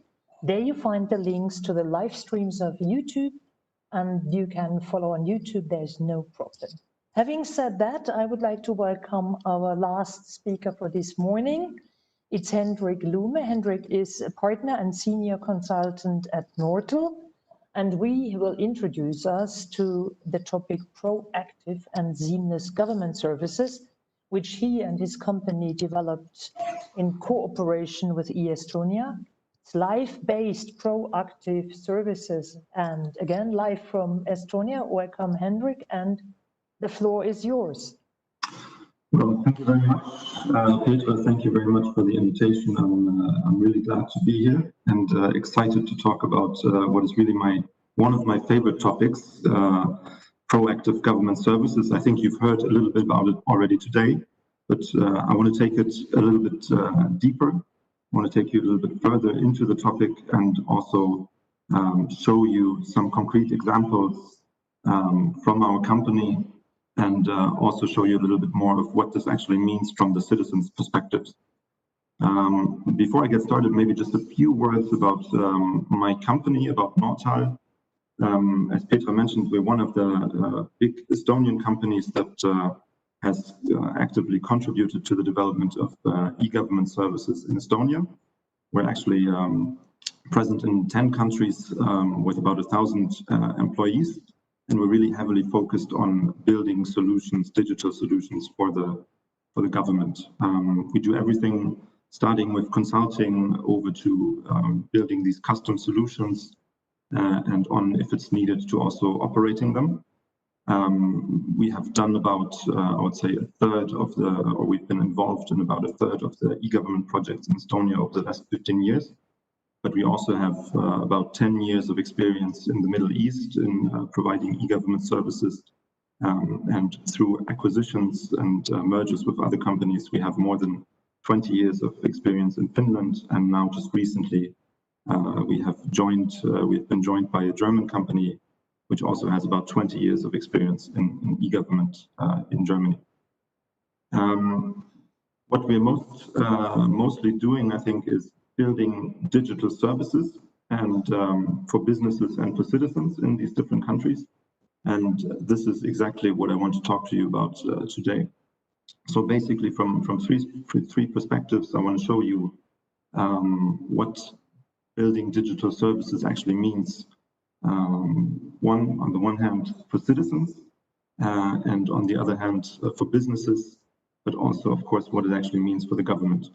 And also, quite importantly, I think it's important to show what is actually needed in order to achieve different levels of services in the digital space.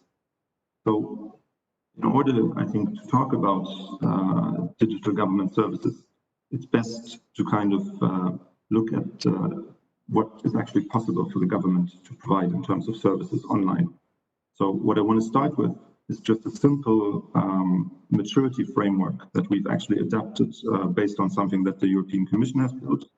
And something like this you will probably also see in most of the different countries that are now working on improving their e-government. So what can governments actually do in terms of providing digital services? It starts very simply with providing information online, meaning just putting up websites where you can access as a citizen or as a business information about the different services that the government provides. Then as a next step, what has happened is that governments have provided possibilities for interactions, meaning chatbots, meaning chat possibilities that you directly and dynamically can obtain information from the government. And what also counts under this category is, for example, providing electronic forms that you can already start printing out or maybe filling out electronically, but you cannot submit them yet. Then the next step is actually what most governments are most eager to do, and what, for example, in Germany, we're very, very strongly working on at the moment, is to provide transactions. So really allowing the citizens and businesses to fully obtain government services online.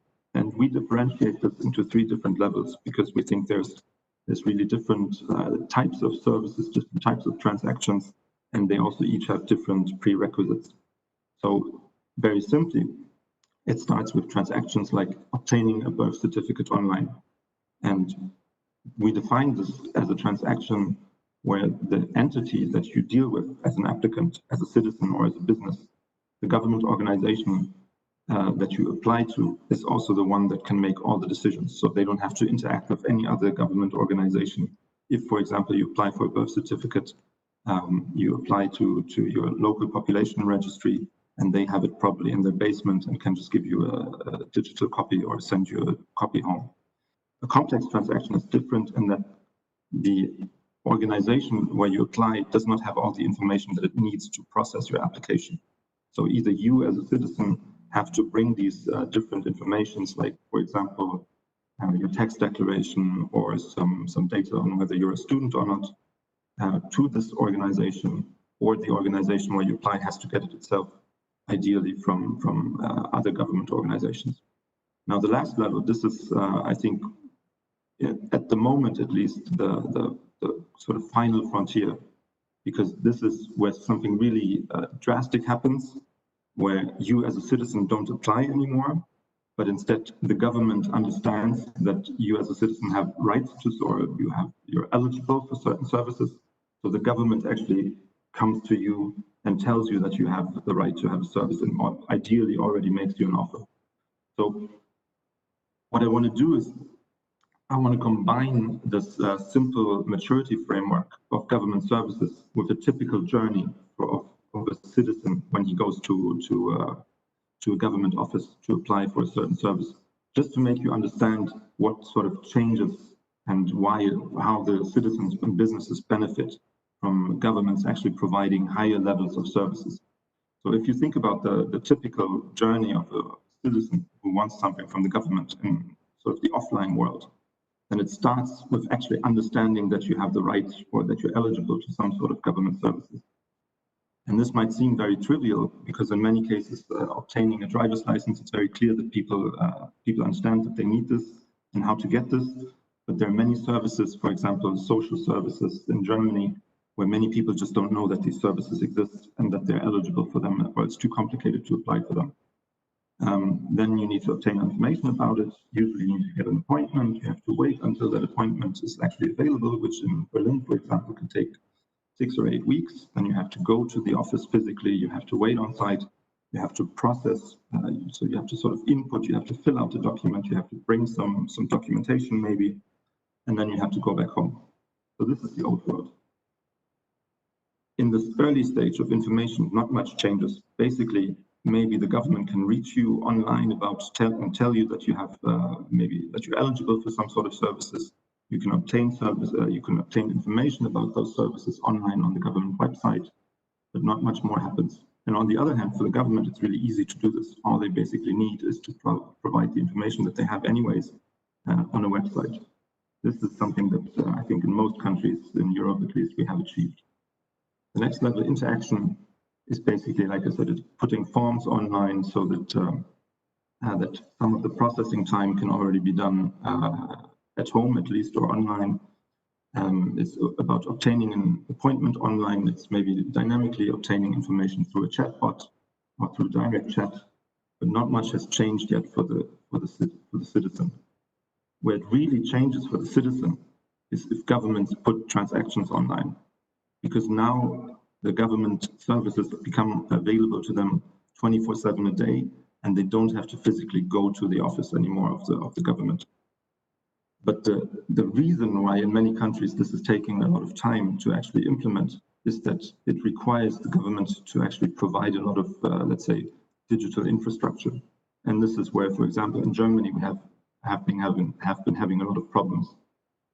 What you really need in order to provide transactions is electronic identity, working electronic identity that people also use. So on the one hand, this means identifiers, so that you can identify the person who comes to you online also very easily in your database. You need to be able to authenticate yourself.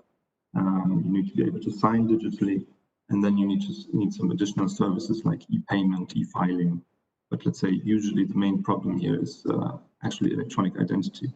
And countries like Estonia or many of the other Scandinavian countries, Denmark, Sweden, they have really been able to make this work by working closely, having a close cooperation between the state and especially banks, because banks for electronic identity have the sort of with online banking the main use case, and just providing digital identity for the public sector alone is more difficult and doesn't really work because citizens just don't use it often enough.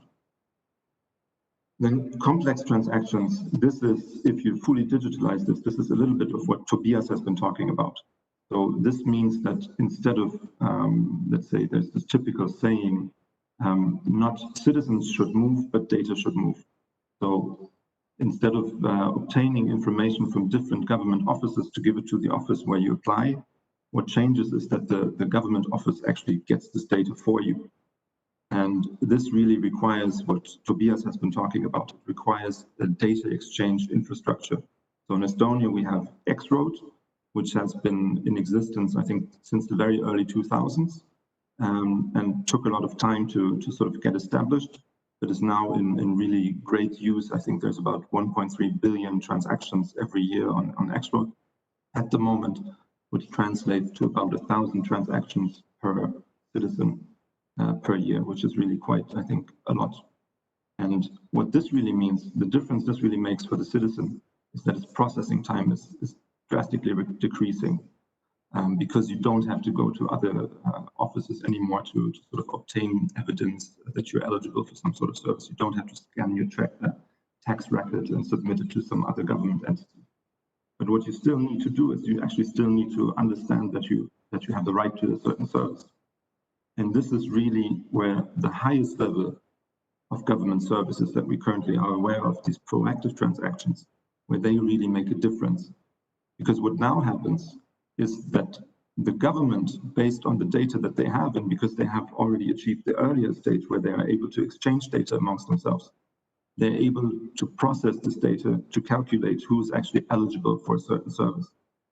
And like I said in the beginning, this really is actually also, to a certain extent, a question of social justice, because in many cases, people just don't understand that they have the right to a certain service.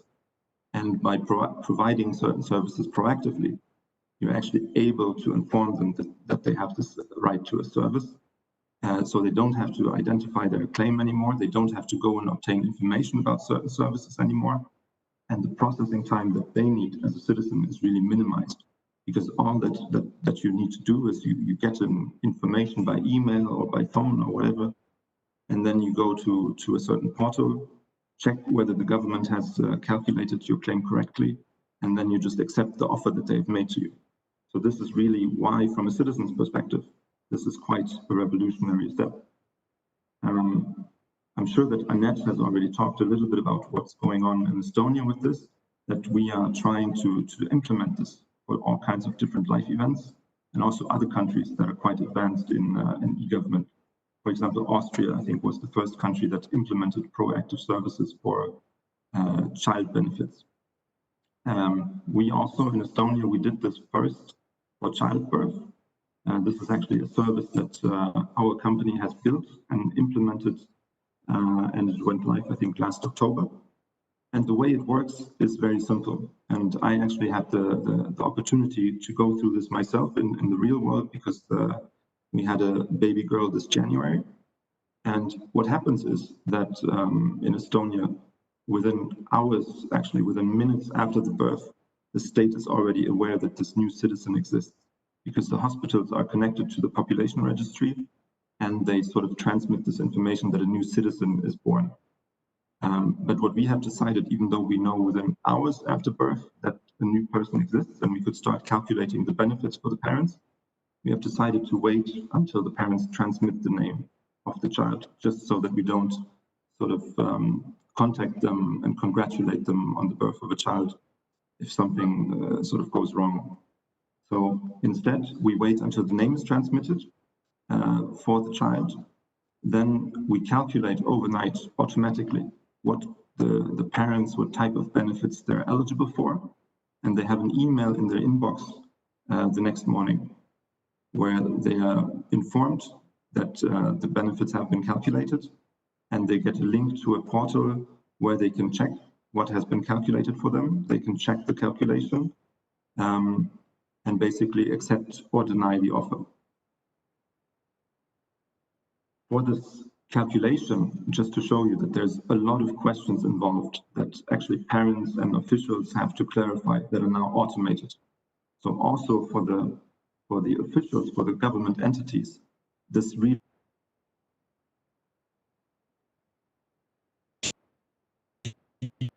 increase in the amount of work that they have.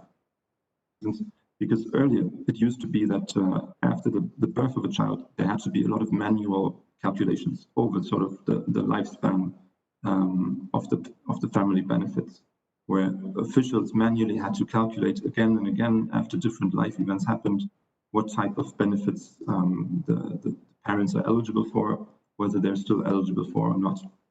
And one of the additional benefits from the perspective of the government is that because all of this data is now available electronically, we can automate all of these or most of these calculations.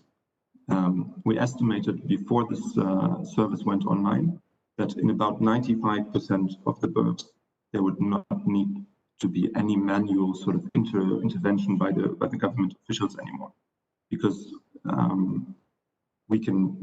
we have most of the data electronically. Only usually in cases where where parents have lived abroad previously, we don't have the information in electronic form.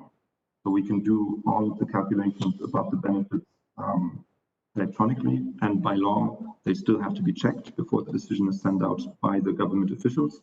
But it's also feasible that in the future, once there's sort of enough trust in the system, that this will end and the calculations will be fully automatic. I think there's only 3 minutes left.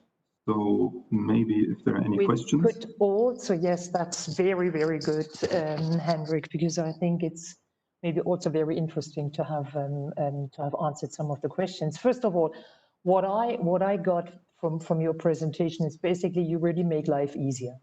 Just like in a nutshell, and I think what you said about the birth control or what the birth certificates, it sounds like if you're here in the Western world, it sounds like a digital dream for us, What I think is what you also mentioned, what I think is very important, the whole transaction online and what you created on the X road and with it's a question of the e-identity. And that to me sounds like a basic requirement. However, there's a question, and I think, beside the birth certificate example, which I found very, very interesting, is one question: for which services does it make sense to introduce proactivity? And just always given the fact that e-identity is just like only in a few countries at the moment. I mean, there's always this question of, is there a lot of sort of wiggle room for officials to make decisions, or is the decision very clear cut? So with family benefits, it's usually very, very easy, very binary decisions. So if you have too much sort of decision discretion on the side of the officials, then it becomes more and more difficult to sort of digitize these services. And it's more of a case where you can do decision support through AI or something like this. But I think services where the decision making is very binary, very, very simple, very easy to digitize, these are the most logical places to start with, I would say. Could you name some others than the birth certificate? I think all sorts of social benefits where there's no reason not to apply for them. Let's say unemployment benefits, for example, could also be more automated. Pensions could also be more automated, because it's unlikely that anybody would not want their pension, and it's fairly easy to calculate the amount that is needed if this data is available digitally. Yeah. This is, for example, we're having some problems with your connections at the moment, Hendrik. Okay, you seem to be cut off. That we have that. Yes, okay, we hear you. I'm actually in Germany, not Italian. Okay, Hendrik, what I think is, and you were just like speaking about pension. How do you bring on board the elderly people? I mean, this is a big discussion that we hear again and again. And my argument is, of course, you need to train them, you need to help them understand how to use the internet. But on the other hand, they are the people who most benefit from actually consuming services online. So you're also taking care of them. It's sort of the most costly you physically want to. So it is funny, Henrik, that your line from Estonia is obviously a little bit difficult today. But anyway, so you're trying to bring on board the elderly people as well, so that they also can participate in these benefits. And I think, Henrik, thank you very, very much. The time is over, unfortunately. And at 11:55, there will be a keynote by the famous Swiss lawyer Martin Steiger, and he will talk about data protection in video conferences. For those of you who speak German, that's our only keynote today in German. And then there's a lunch break. And for all of you, please do me the favor, come back to the screen, all of you, at 1:15, because we have a very, very exciting surprise guest, and he will entertain you for 10 minutes, and really don't miss his performance. And now over to Martin Steiger. Henrik, thank you very much, and see you all with our surprise guest at 1:15 and before Martin Steiger's keynote. Thank you, Henrik.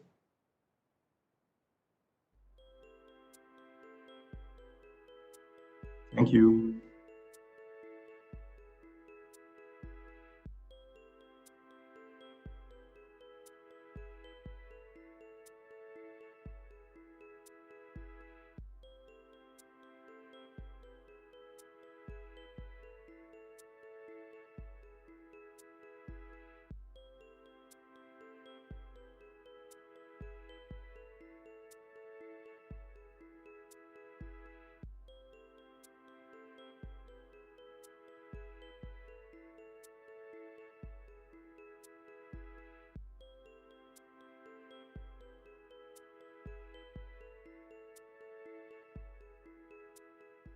I have a wonderful electronic invention I want you to see. It looks something like this.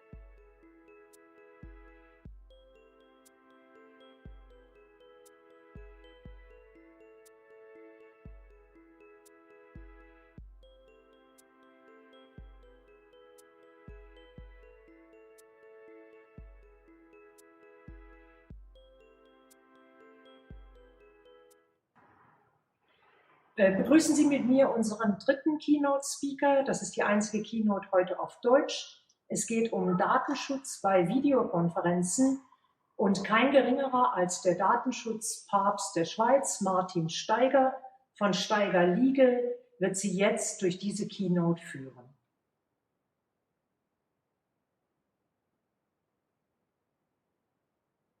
Guten Tag, mein Name ist Martin Steiger. Ich bin Anwalt für Recht im digitalen Raum in Zürich. Heute spreche ich darüber, wie Sie Videokonferenzen abhalten können, ohne ein schlechtes Gewissen zu haben. Ein schlechtes Gewissen in Bezug auf den Datenschutz. Wieso ist das ein Thema? Ja klar, wir führen Videokonferenzen durch, aufgrund der Covid-19-Pandemie so häufig wie vermutlich noch nie. Videokonferenzen werden uns bestimmt erhalten bleiben. Einerseits kann man dadurch Reisen sparen, man kann aber auch viel einfacher daheim oder überhaupt remote arbeiten. Das ist auch nachhaltig, man schont damit die Umwelt oder man verstopft nicht selbst den öffentlichen Verkehr. Für Videokonferenzen gibt es sehr viele Lösungen, Software und Dienste von verschiedenen Anbietern. Die meisten davon kennen Sie bestimmt, einige davon haben Sie bestimmt auch schon verwendet. Sehr bekannt, sehr häufig verwendet Microsoft Teams oder Zoom, aber auch Jitsi Meet ist zum Beispiel sehr beliebt. Wir nutzen diese Software, wir nutzen diese Dienste, aber nutzen wir sie auch datenschutzkonform? Das geht häufig vergessen. Man weiß zwar, dass man sich um den Datenschutz kümmern müsste, macht aber nichts. Allenfalls auch, weil man gar nicht weiß, wie das gehen würde. Aber denken Sie daran, der Zweck heiligt bekanntlich nicht die Mittel. Man muss sich um den Datenschutz kümmern.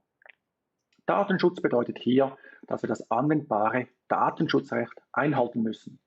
Das ist die Datenschutzgrundverordnung, die DSGVO, im europäischen Wirtschaftsraum, also in den EU-Mitgliedstaaten sowie in Island, Norwegen und Liechtenstein. In der Schweiz haben wir das Datenschutzgesetz, das DSG. Unabhängig vom anwendbaren Datenschutzrecht gibt es immer drei grundlegende Fragen, nämlich welche personenbezogenen Daten werden wofür, wie und wo verarbeitet. Personenbezogene Daten, das wären bei Videokonferenzen alle Daten über die teilnehmenden Personen, Namen, E-Mail-Adressen, natürlich die Bilder, allenfalls in Form von Aufnahmen, die länger archiviert werden, die veröffentlicht werden, Chatdaten, die protokolliert wurden, Metadaten und so weiter und so fort. Da fallen sehr viele Daten an.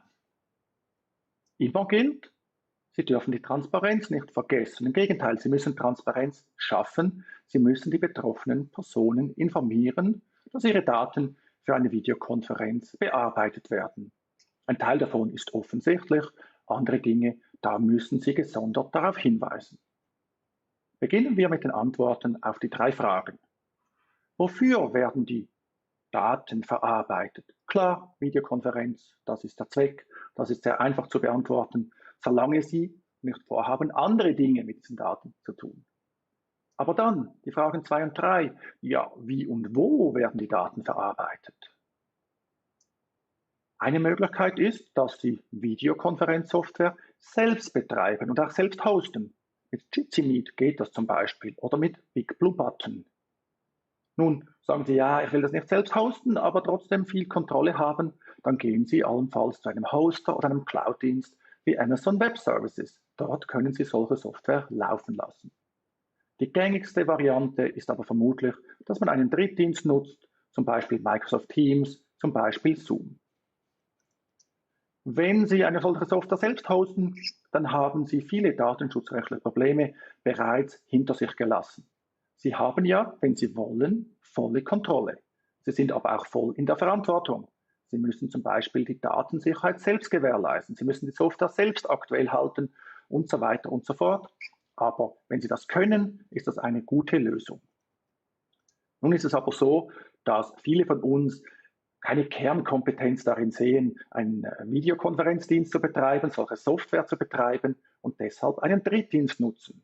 Hier gilt es datenschutzrechtlich vor allem zwei Dinge zu beachten.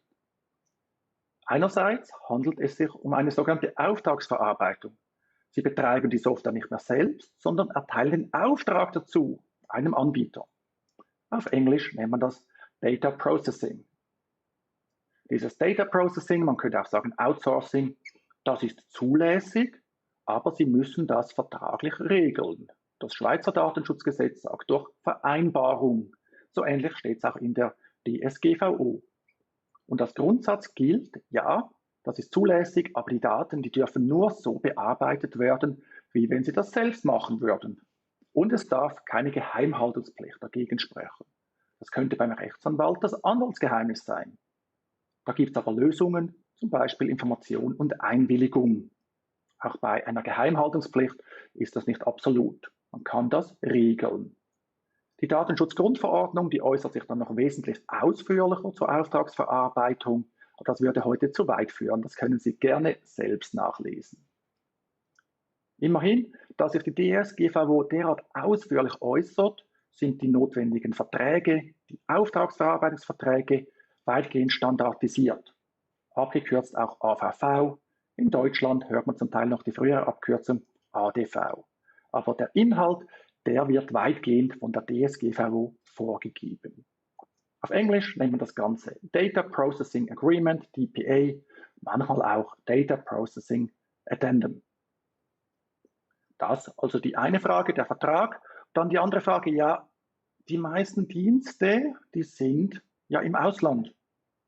Man exportiert also Daten, wenn man denen den Auftrag erteilt, einen Videokonferenzdienst zu betreiben, Videokonferenzsoftware zu hosten und so weiter und so fort.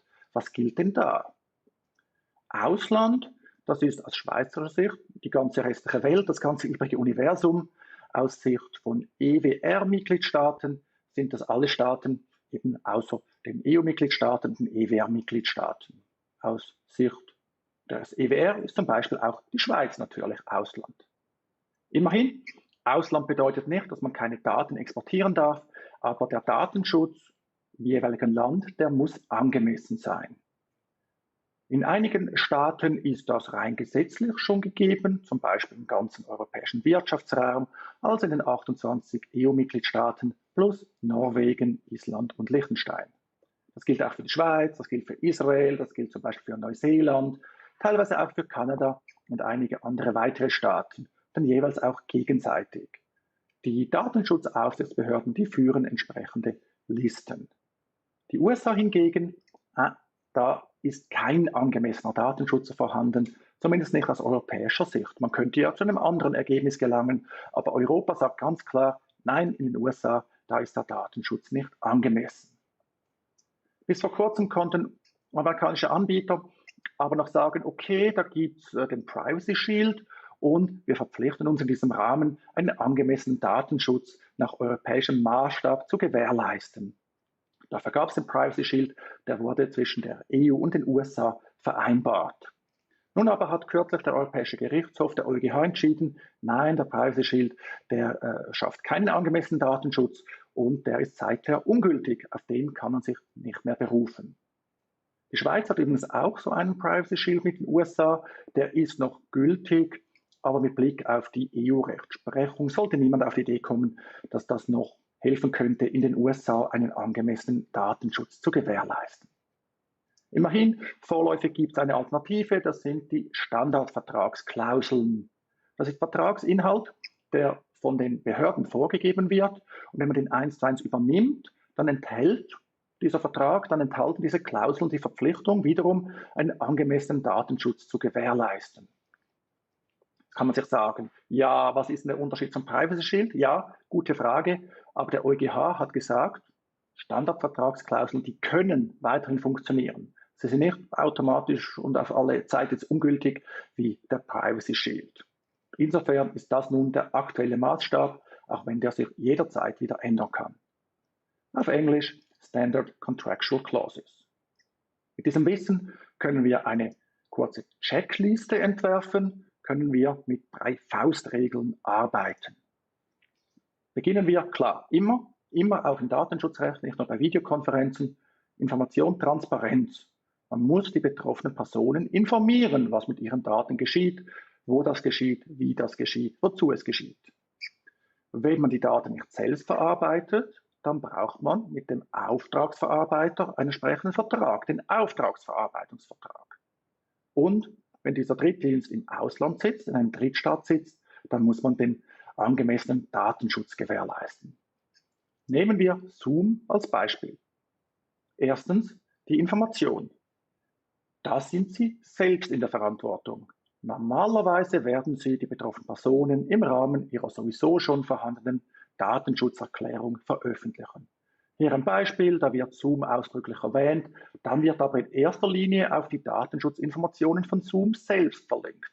Das ist sehr praktisch, man kann sich kurz fassen, bedingt aber, dass der Anbieter solche Informationen natürlich online gestellt hat. Zweitens, wir brauchen einen Auftragsverarbeitungsvertrag. Wie bei jedem seriösen Anbieter gibt es den auch bei Zoom. Die nennen das Global Data Processing Addendum. Hier ist noch der große Vorteil, Sie müssen keinen Vertrag zusätzlich abschließen, Sie müssen nichts unterschreiben, Sie müssen kein Hacken ankreuzen online, sondern dieses Data Processing Addendum ist automatisch Vertragsbestandteil. Das sieht man immer häufiger bei Online-Anbietern, weil es für die Nutzerinnen und Nutzer sehr viel einfacher ist. Und drittens, ja, Zoom ist ja bekanntlich in den USA daheim. Wie gewährleisten wir hier den angemessenen Datenschutz? Zoom hat die Zeichen der Zeit erkannt und bietet Standardvertragsklauseln an. Das ist Exhibit D, also Anhang D, zum Auftragsverarbeitungsvertrag, wobei hier noch einige Angaben selbst eingesetzt werden müssen. Das geschieht also nicht völlig automatisch.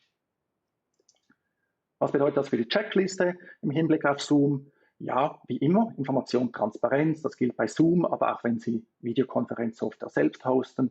Sie müssen informieren, üblicherweise verwenden Sie dafür eine Datenschutzerklärung.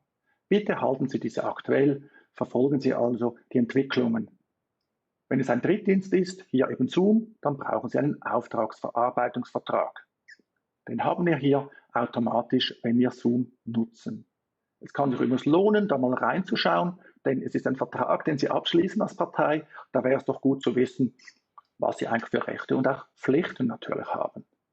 Und Zoom sitzt im Ausland, speziell in den USA. Da müssen Sie einen angemessenen Datenschutz gewährleisten. Das geschieht über Standardvertragsklauseln. Das gilt übrigens auch für Anbieter in anderen Ländern, deren Rechtsordnung keinen angemessenen Datenschutz gewährleistet. Die Schweiz und der Europäische Wirtschaftsraum hingegen, die bilden gemeinsam einen Raum, wo freier Datenverkehr herrscht. Das ist sehr bequem. Diese Faustregeln, diese Checkliste, die können Sie für alle Videokonferenzdienste anwenden und seien Sie bitte konsequent. Wenn Sie nun also einen amerikanischen Dienst nutzen, den Sie super toll finden, aber der bietet Ihnen nun weder einen Auftragsverarbeitungsvertrag noch Standardvertragsklauseln an, dann haben Sie ein Problem. Dann sehen Sie ganz, ganz offensichtlich, da wird der Datenschutz nicht einmal formell eingehalten. Wir sprechen hier nur über Rechtstexte. Es ist nicht weiter schwierig, einen Auftragsverarbeitungsvertrag und Standardvertragsklauseln anzubieten. Und wenn ein Anbieter das schon nicht schafft, dann müssen Sie sich fragen, ja, wie schafft er denn das mit der Datensicherheit? Denn das ist viel, viel anspruchsvoller. Seien Sie hier ehrlich und klopfen Sie den Anbietern auf die Finger. Denn wir nutzen diese Anbieter ja, weil sie sehr gut sind, häufig besser, als was es in Europa gibt. Leider. Aber da muss man mit sich selbst ehrlich sein. Ich hoffe, das hilft Ihnen. Ich hoffe, Sie können nun Videokonferenzen ohne schlechtes Gewissen nutzen, weil Sie jetzt den Datenschutz im Griff haben. Insofern vielen Dank für die Aufmerksamkeit und bleiben Sie gesund.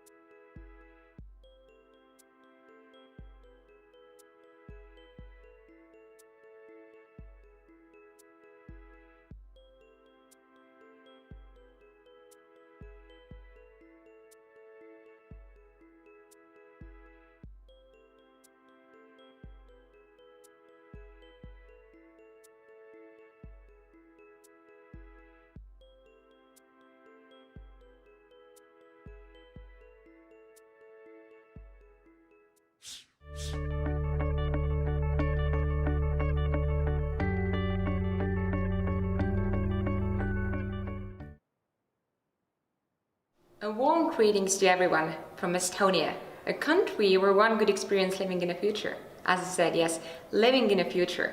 Driving to work with a self-driving bus, also proactively communicating with state authorities and fully working on your business remotely here. My name is Annette Numa and I'm working as a digital transformation advisor at the Estonia Briefing Center. And in the next 15 minutes, I'm going to tell you what kind of amazing plans Estonian government has for the future in order to take these services even to the next level here. But first, why did digitalization even happen here in Estonia? Well, there are actually many reasons for that. With a small population density, the Estonian government needed to find ways how to provide access to public services for absolutely everyone. Of course, with affordable costs here. And slightly, we thought that digitalization might be actually a right way to go here. Of course, nothing happened overnight or even in one day. Actually, do you know, it took almost 5 years from changing legislation to offering the very first services online here. But I would now like to enlighten you and tell you what kind of plans do we have for the future and where exactly are we heading to. So where are we today here? Today, 99% of the government services are already based fully online here. And by the way, 98% of people already have an electronic ID card here in Estonia.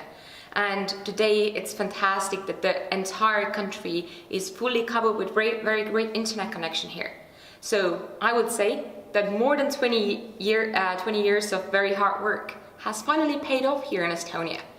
Estonian government has now introduced proactive event-based government services. So the logic for proactive government services here is actually quite simple. Yes, most of our services, as I just said a few seconds ago, are available online. But how about the government approaches you so that you wouldn't have to do that yourself here? This would also decrease the level of bureaucracy, both for the people and of course also for the state here. So the first of these services is actually already available online from October 2019. Since then, the parents automatically get notification after their child has been born to ask which bank account they would like to use in order to receive the family benefits here in Estonia. So the new seamless services will function automatically and are more user-centered. And another big trend is that seamless services and live events centered around particular situations bring different kind of information from different authorities and databases to just make the life be easier for us here. So this means the maximum one interaction, or even in a perfect case here, based on one existing data, everything will happen automatically here.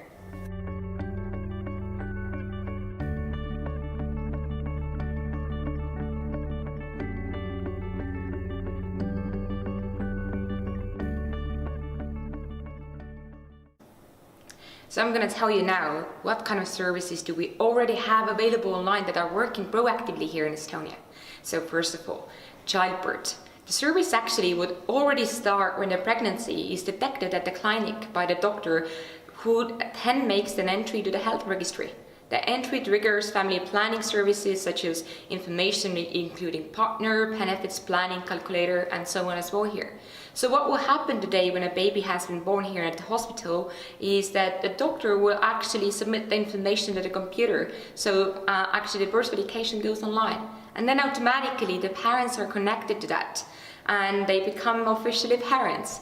And then a little bit later, automatically, they do not even have to ask for any kind of benefits, but the system itself will offer them a benefits and would ask which bank account they would like to use for that. So can you imagine, you can spend time with your newborn baby not having to do anything else besides that here.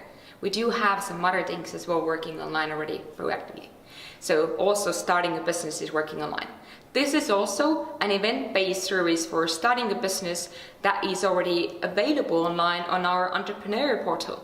So the service combines company registration, then applying for the VIT number as well here, and then registering also the number of your employees. So by the end of 2021, the government is developing these services to make it available already from the state platform, and also including services for applying different kind of business permits here. So we do have some other plans as well for other proactive services. So I'm going to tell you now what are the currently planned and also services that are already in development process here. So one of them is becoming a pensioner. So this is the first life event-based service that will be fully implemented and piloted here. At least 6 months before reaching the retirement age, a person would receive an offer from government to the state platform regarding this kind of life event here. So the offer will lay out various different paths where you could go. You can already say that you would like to postpone the time, or you would like to go for early pension here. So there are many ways. So by today, 97% of Estonian people that become pensioners, that go to the retirement, actually apply for the pension online. And that is why we have chosen this service as a proactive one in the future here. But we do have some other ones as well for the future, such as changing the residency and also military service. There is going to be a lot of things working proactively also in the future.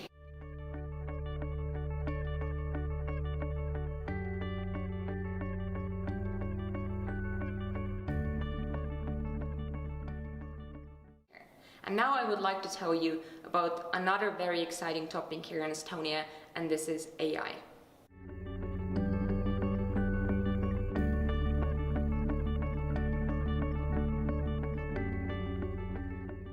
So, speaking of AI here, the Estonian government has made AI as a priority topic on a national level based on Estonian Digital Agenda 2020 for Estonia.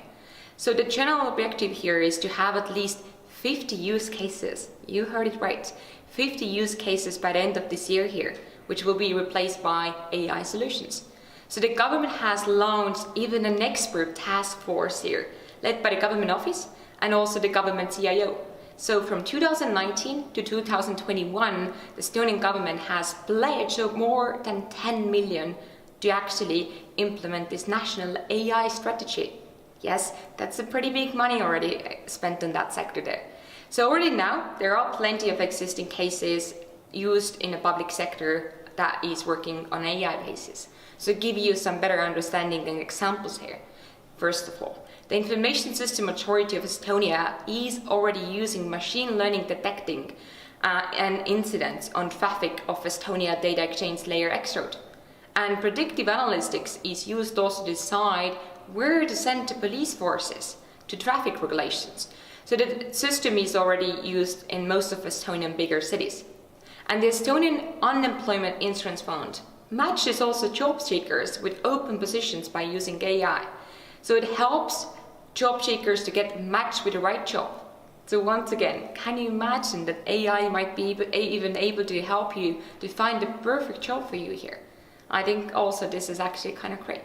So another topic for the upcoming decades here is cross-border digital governments. Estonia is the first country in the world to interconnect decentralized components of state and public sector databases on an international level over the extra data exchange system here. So this public sector data exchange facility was created already 2017 between Estonia and Finland. Depending on the future policy decisions, this could mean that health, education, business data regarding Estonian citizens and entities could also be accessed by the Finnish government or private sector, regardless of whether the person lives in Estonia or even in Finland. So let's hope that cross-border data exchange will soon become the normality between all the European countries. And so imagine for a second what it would be like, as we previously discussed, when e-prescriptions would be available across the entire European Union here. We do have a chance to actually get our prescriptions already from many other countries in the European Union. So Estonian citizen can already travel, for example, to Portugal and receive her prescriptions medicine from a pharmacy in Lisbon with her electronic ID card, which is an Estonian ID card, without even having to be into the Portuguese doctor. Simply just based the prescription by the Estonian doctor. Can you imagine if that would be already available in every single European country? That would make our life much, much more easier when we would actually move abroad or even travel.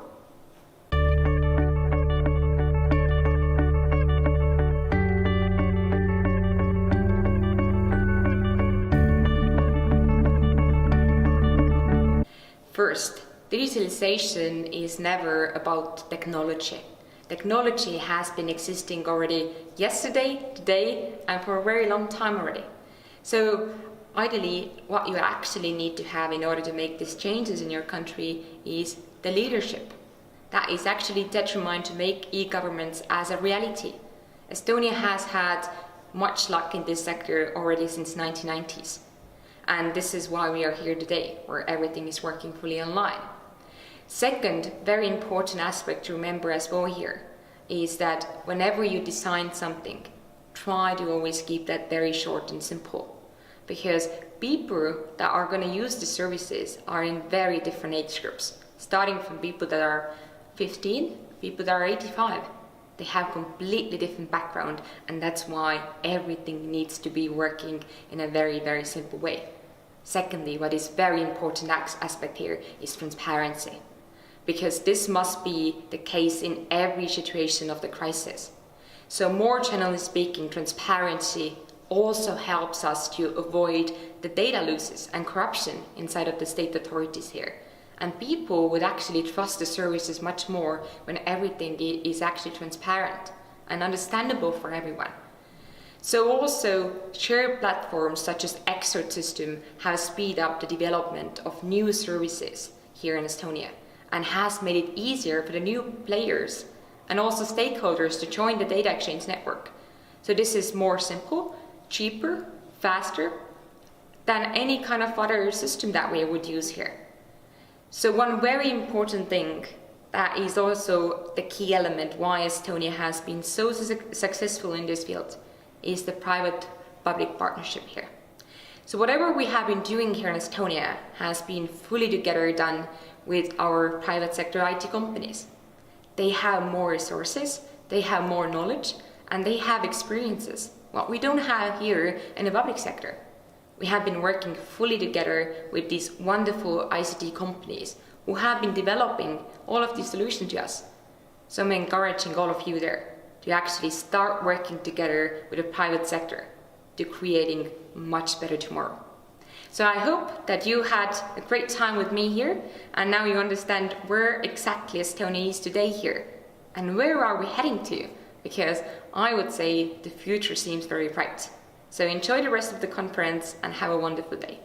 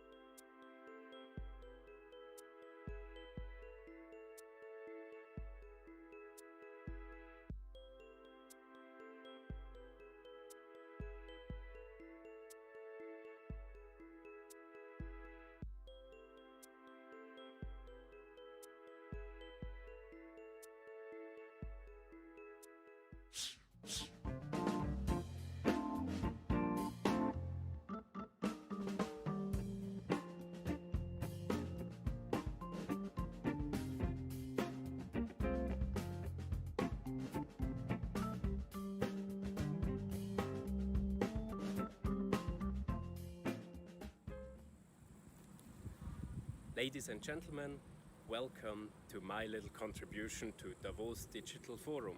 My name is Tino Platz and I'm a magician. Behind me you can see Cloisters. This is my hometown. You don't know exactly what to expect from a magician.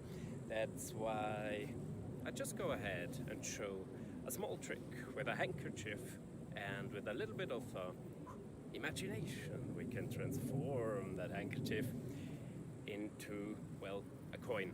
Now I know what you're thinking. A coin is not exactly what we want on a hot summer day. That's why we go ahead, transform the coin into something bigger. And by the way, this is my opener, namely my bottle opener. And, well, still not what I want.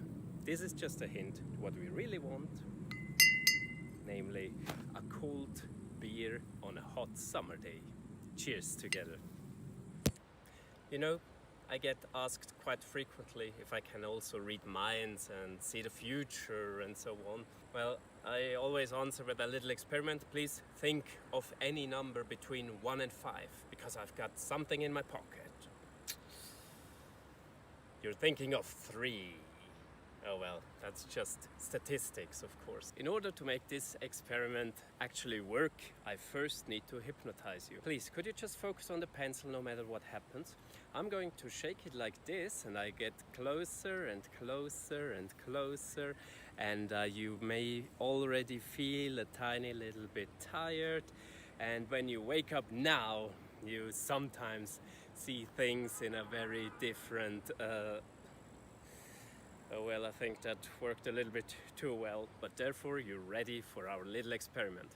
Please, everyone at home, think of a number between 1 and 10. Now multiply this number by 9, just to make it a little more random. The new result will quite likely be a 2-digit number. That's why we need to add those 2 digits. Add the first one to the second to a total number, so you end up with a 1-digit number. Now, as a last step, subtract 3 from that number that you have in mind now, and I'm going to show you with one hand my prediction. Ladies and gentlemen, ta-da! Yes, I hope I was right, and you're thinking of 6.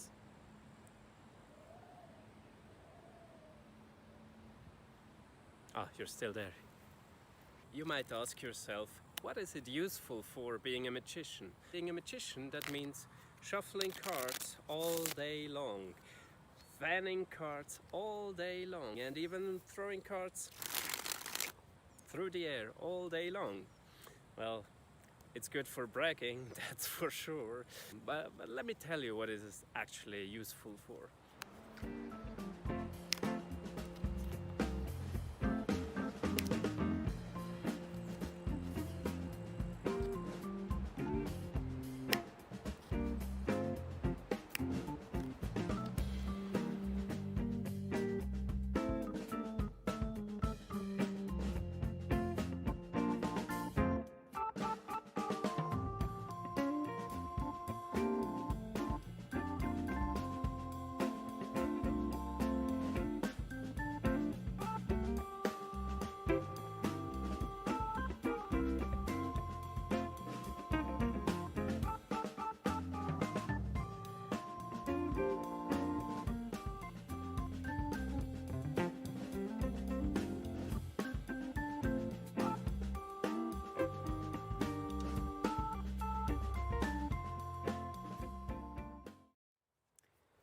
Now, magic is also quite useful when it comes to money.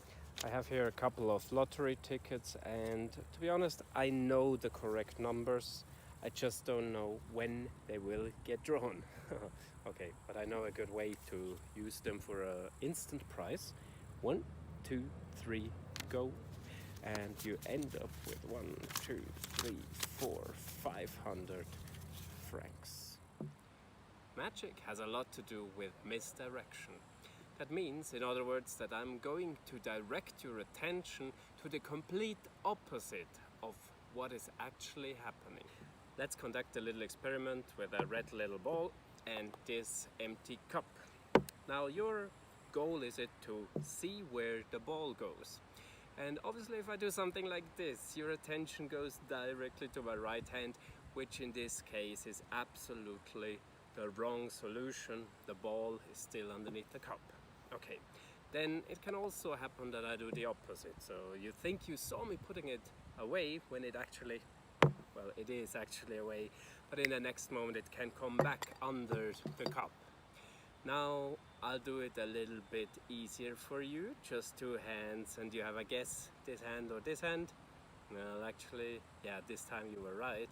But what if I put it here, throw it over there, and you focus on the left, you focus on the cup. Yes, that's where the ball actually ends up. So with misdirection, I didn't pick it up yet. Sorry, if I put it away, misdirection truly means that you don't know anything what is actually going on. And that's why I had plenty of time to put a big stone underneath the cup, this one like that, and actually also one of those, okay. And yeah, that's it. Did I fool you?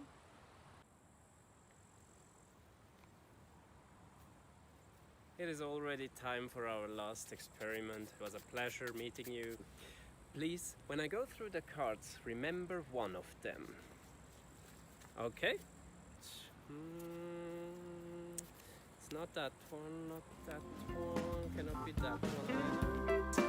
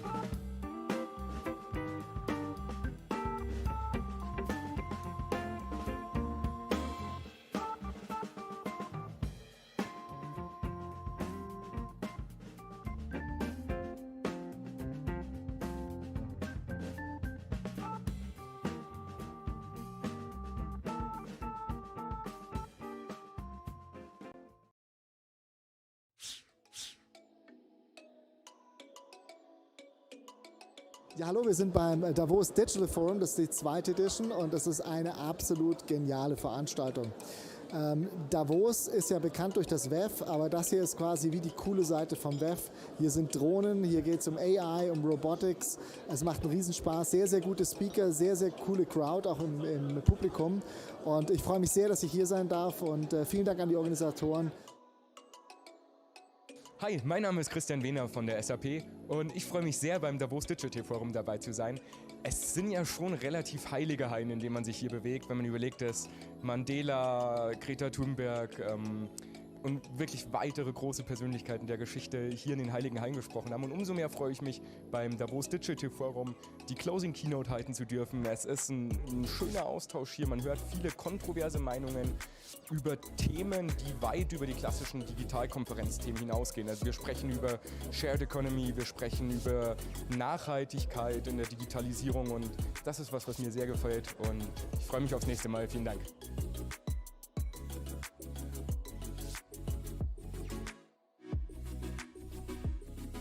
Ich freue mich sehr, hier im Davos Digital Forum einen Beitrag zu leisten. Ich werde über Blockchain sprechen, über die neue Technologie, die auch die Sharing Economy sehr stark unterstützt. Und Petra hat hier ein ganz tolles Programm auf die Beine gestellt mit vielen spannenden Sprechern. Und ich bin Teil davon. Es gibt auch viele junge Leute, die hier teilnehmen, viele Startups, Gemeindevertreter. Ziel ist ja, das Smart Village zu propagieren im Gegensatz zu Smart Cities. Wir wollen hier neue Technologien erproben, aber für die Region, für die kleinräumige Region, nicht für Megacities. Das ist der Anspruch hier und hier bei wunderschönem Wetter ist es natürlich auch eine Freude, die Schweiz zu genießen. My name is Joel Corrado and I'm from Cisco, Country Digitization Acceleration Initiative, responsible for World Digital Village vertical in Switzerland. We are here today at Davos Digital Forum to share best practices of smart cities in Switzerland and around the world. I'm very happy to see the amount of people coming and the exchange of ideas, and I truly believe that Davos Digital Forum is becoming a reference event in Switzerland with regards to digital and tech. Half a year ago, Petra approached me saying that there's a great happening, that Davos is having a digital forum and they wanted Estonia to be part of it.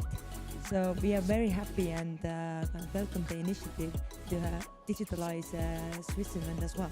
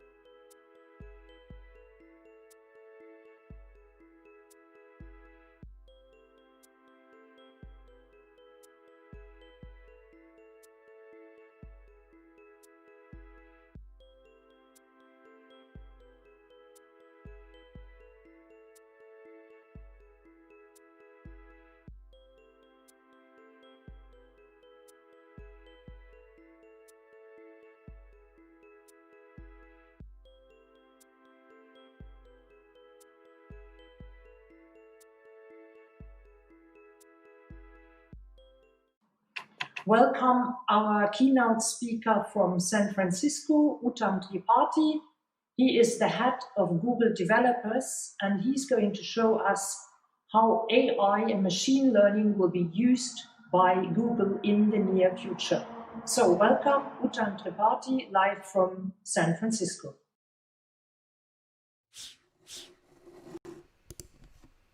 Hello everyone, my name is Uttam Tripathi. I work at Google where I run global programs for developer ecosystem at Google. I welcome you to this virtual keynote of Davos Digital. 2020 has been an unusual year for all of us. I remember earlier this year in January when I had an opportunity to be in Davos where I met Petra.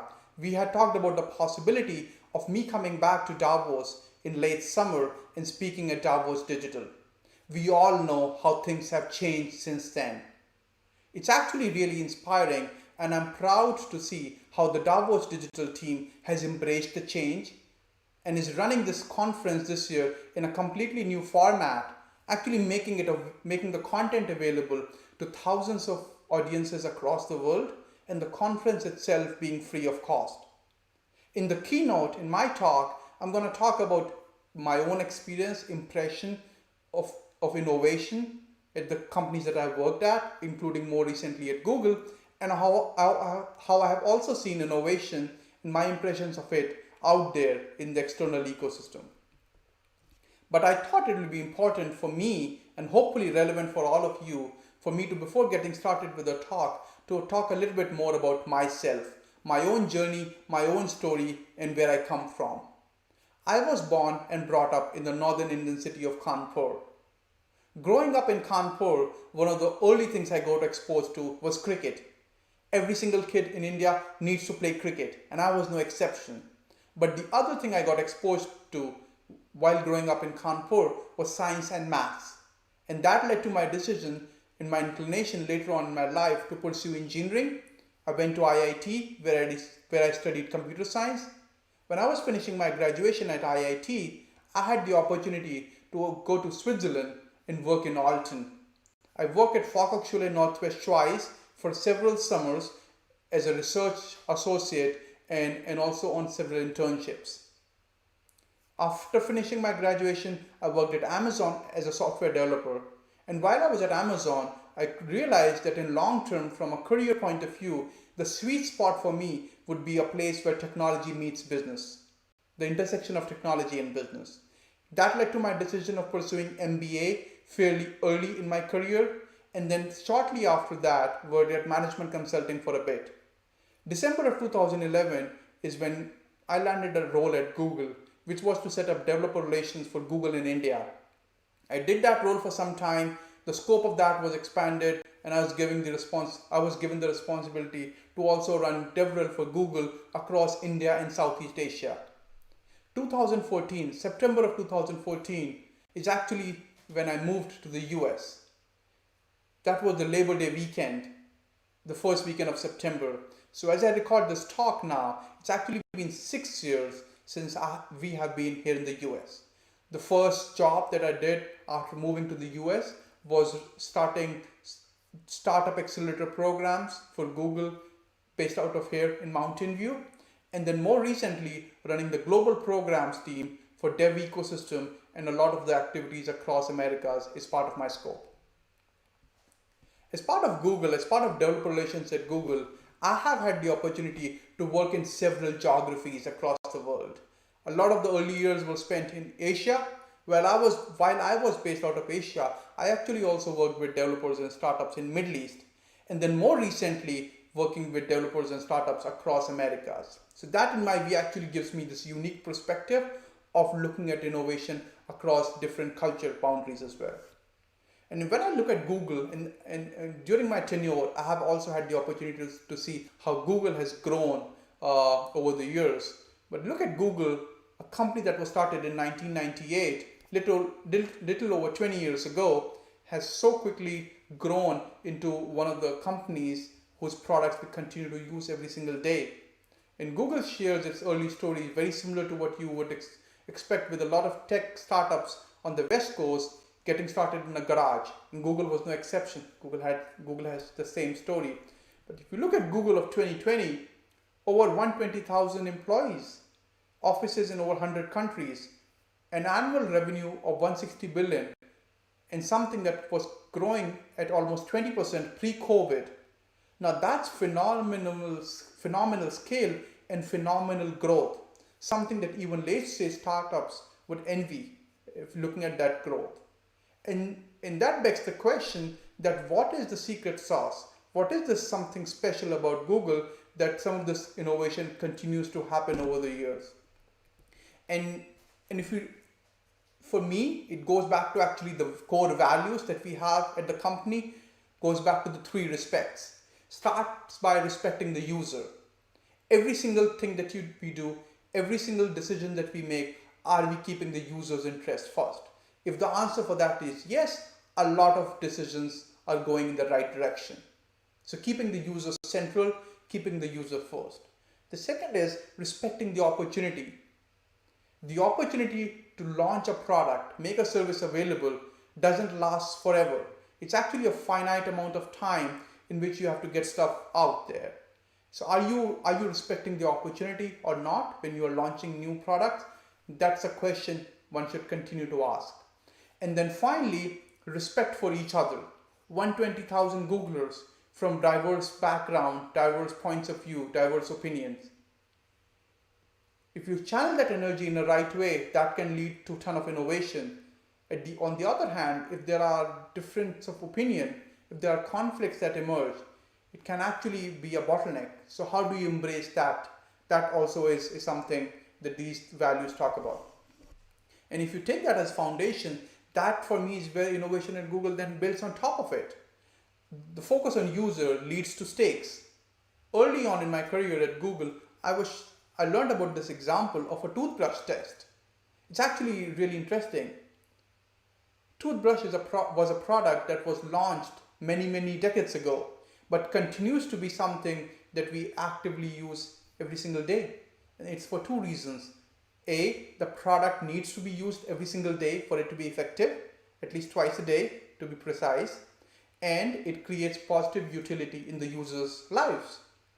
Can we think of the same philosophy when launching any single product? The second is thinking 10x, not just focusing on organic or incremental growth, but how can you launch things which are transformational and focus on exponential growth? And finally, freedom to innovate. If you're bringing a team from across the world of the top talent in mind, instead of having them focus on redundant projects, how about giving them licenses to innovate and come up with new things? And that's where a lot of our innovation has also come. In solutions, in products like Gmail, which started as a 20% project of a Googler and is a very well-known product now. In the recent years, a lot of this innovation has actually led to Google rethinking the products ground up and integrating it more deeply with power of AI and machine learning. Really thinking how every single product can be made smarter, more intelligent, and serving the user's need better using the power of AI and machine learning. My favorite one here being Google Photos. My life has become incredibly easy when it comes to taking and organizing photos after Google Photos. It's very easy. It takes me just a few seconds to actually go back and search a picture, a photo I took several years ago and use it.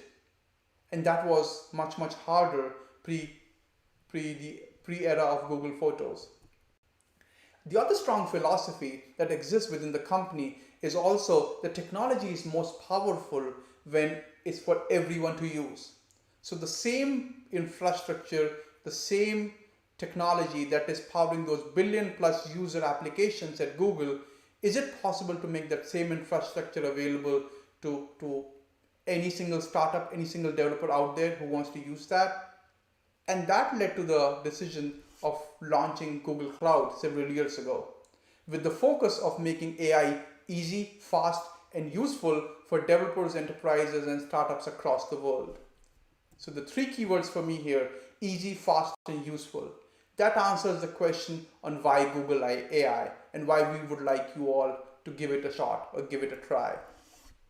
If you look closely over the years, what we have done at Google have continued to invest in building AI building blocks for all developers to be successful depending on the use cases that you have. And the pace of innovation, the velocity is such that we continue to add new features in new product options when it comes to AI for Google Cloud. So I encourage you to check it out because there's a ton of stuff happening out there. What this has also led to is a lot of examples of AI-powered innovation around us. In fact, in the light of COVID, some of these examples have really become so much more stronger. Collaborative workplace, being able to work from anywhere you are and still being able to collaborate with your team members is so much important in the light of COVID. And that's possible now thanks to the power of AI and machine learning that we see around us. Things like health monitoring. Thanks to the power of AI and machine learning, it's actually easy to diagnose and go ahead and treat diseases that would take a lot more time in the past. A lot of pharma companies are actually using power of AI and machine learning even in the search of a COVID vaccine. Then there are completely new industry segments that have gotten created, be it the smart assistant segment that we all are starting to get used to in our modern daily lives, or also things like self-driving cars, which still feels far-fetched, but there's actually a ton of very rapid progress happening in this area, not just at Alphabet, but in companies across the industry. There are a couple of interesting examples that I'd like to share, again, from within Google. One of them is how Google has used the power of AI and machine learning to control energy at its data centers. That has actually led to 40% reduction in energy bills. So the data centers are much, much greener, and a lot of this cost saving from an energy point of view is actually then passed back to the cloud users. The same style of innovation continues to happen in the ecosystem as well. First example is Ocado, a company that deals with sending stuff to its customers. Now there are two kinds of emails that Ocado gets. One is a customer trying to track a package that they were expecting. The second is a complimentary thank you email for the great service. The first one needs more attention, and that's where solutions like AI and machine learning help you prioritize that. Rolls-Royce is using AI and machine learning to detect objects in deep seas and avoid them colliding with their sea vessels, thereby making navigation safe for everyone. Things like AI and machine learning is also helping governments. Flood continues to be a major challenge in India, and before using technology and best practices from AI and machine learning, government agencies would rely on historic data on tracking which areas are likely to be submerged with flood. But if you would look on the right side, thanks to the advent and power of AI and machine learning, a lot of that prediction can be very, very pinpointed. So giving local authorities a lot more specific data to use when they're planning for contingencies like flood. When it comes to AI and machine learning, we're a strong believer that one single company can't do it, and that's where the power of ecosystem comes in. That's where we have been working with ecosystem partners across all layers to make these solutions available. So if any one of you are looking to get started, there is actually a ton of ecosystem partners, and this list continues to grow. There's also a strong, thriving community around you if you are looking to get started. There are Google developer communities in over 100 countries across the world. All you have to do is go to developers.google.com/programs to get started and find a community near you. And the good news is each of these communities are free to join, free to attend. Finally, I'll end by re-emphasizing the AI principles that Google released some time ago. These are the guiding principles Google continues to use when pursuing any single AI project. And this is something that we also share more transparently in terms of sharing common values between ourselves and our potential partners out there. So these are the values that we hold dear and we apply in every single AI project that we work on. With that, I would like to thank you for your time. I hope you had great learning experience at Davos Digital. Continue to enjoy the sessions. continue to be part of them. As I said, I'd love to be engaged with many of you. It's not possible to do it in person this year, but we can have a conversation. I'm pretty active on Twitter, on LinkedIn, so feel free to follow me, join, and see you all there. Have a great rest of your Davos digital experience. Bye for now.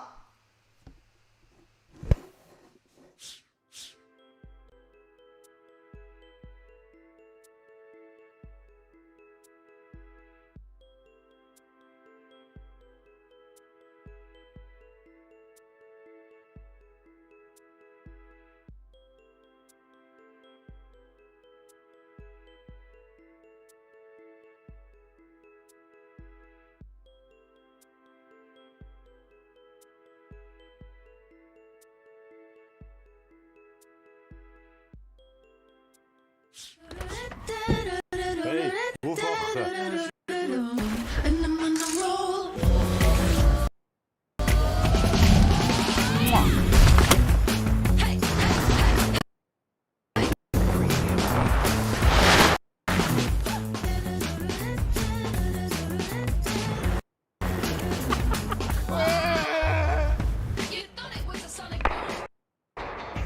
Cause I'm the loudest style in the room. You thought you were paradise.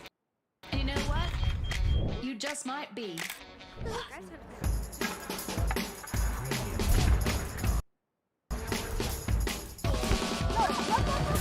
They wanna shake things up, but we got it under control. They thought I was all shook up, but I got it. They thought I was all shook up, but I got it.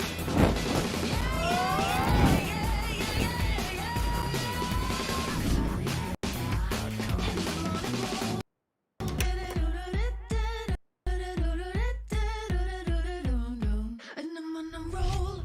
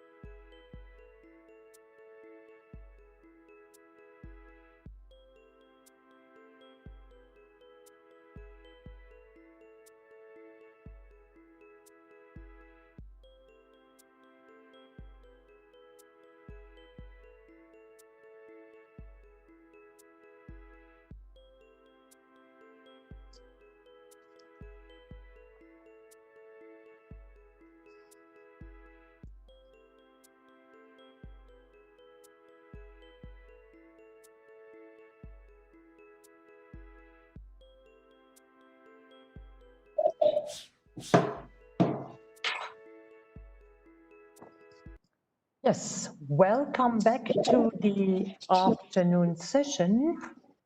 Well, we do have twice now. Wonderful. Welcome back to the afternoon session. Some of you might have problems with the WebEx clients. For those, just go to our website and click on the YouTube live streams. You will see there. Other than that, I'm absolutely happy to welcome this afternoon Wilhelm Weber. Wilhelm is Vice President, Kempinski Hotels, and he will talk about a topic, a super hot topic. Do we need new tourism models for cities? And in the view of COVID-19 pandemic, I think this is a super hot topic. Wilco, thank you for being here for the second time at the Davos Digital Forum. Wilco, the floor is yours.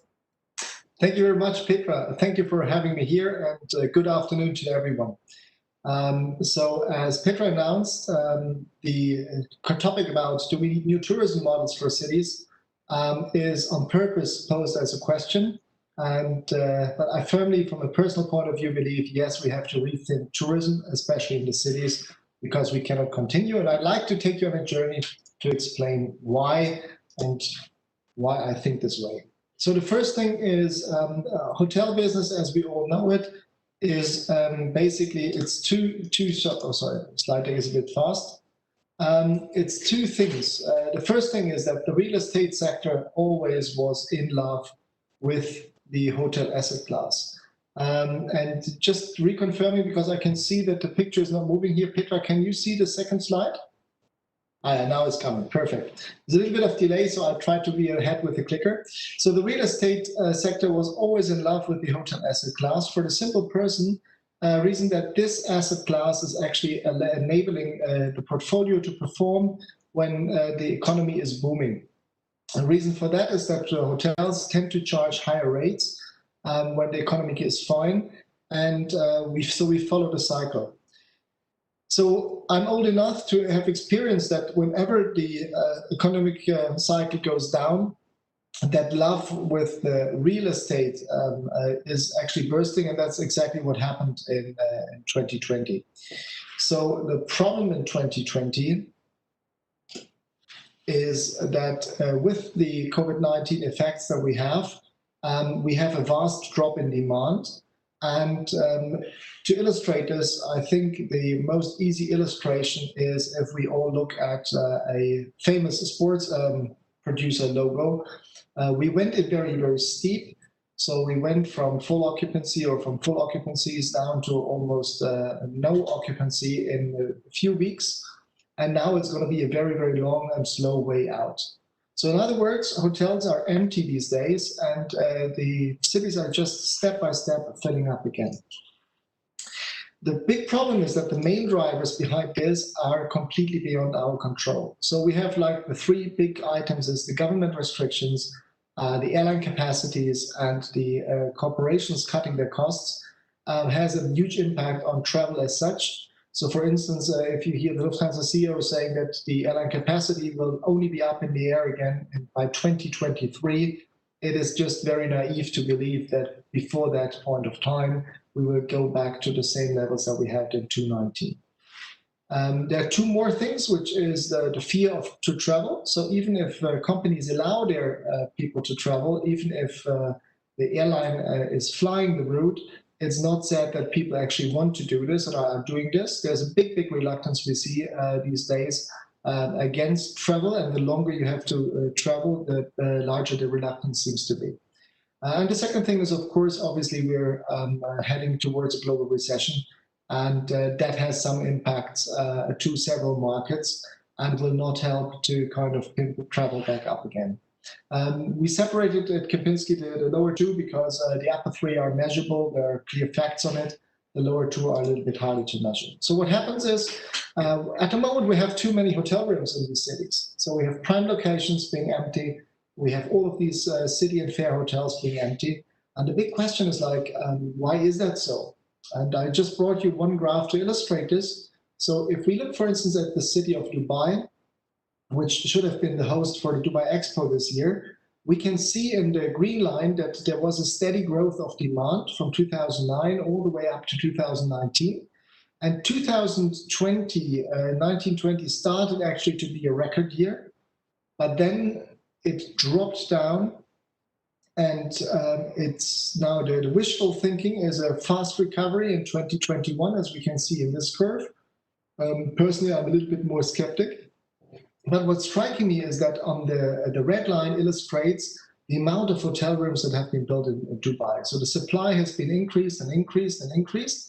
And drastically now, of course, once you start a hotel project and you start building this, you cannot just stop it within weeks. Once it's been decided, the building is going to be there, the construction site continues. And for Dubai, this results, and it's just one of the cities, results in quite some interesting figures. So we've got about 124,000 hotel rooms which are in Dubai already now. And everyone who's traveled the city, every time you come back, there's a couple of new hotels showing up, and there's just such a boom.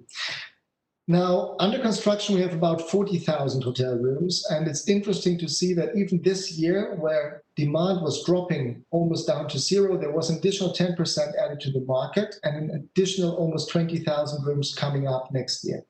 So there is a tremendous amount of hotel rooms that are built into cities that we can't stop anymore.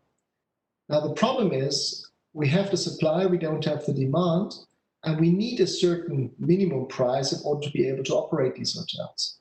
So the big question is really okay, how are we going to do this? Now, in city hospitality, and please, for those who are not in the hospitality business, we have to separate the city hotels from the resort hotels. So resort hotels, especially in Germany, Austria, Switzerland, this year, except Davos, since it holds the title of this event, have been booming because there were a lot of people who wanted to travel and couldn't leave the country.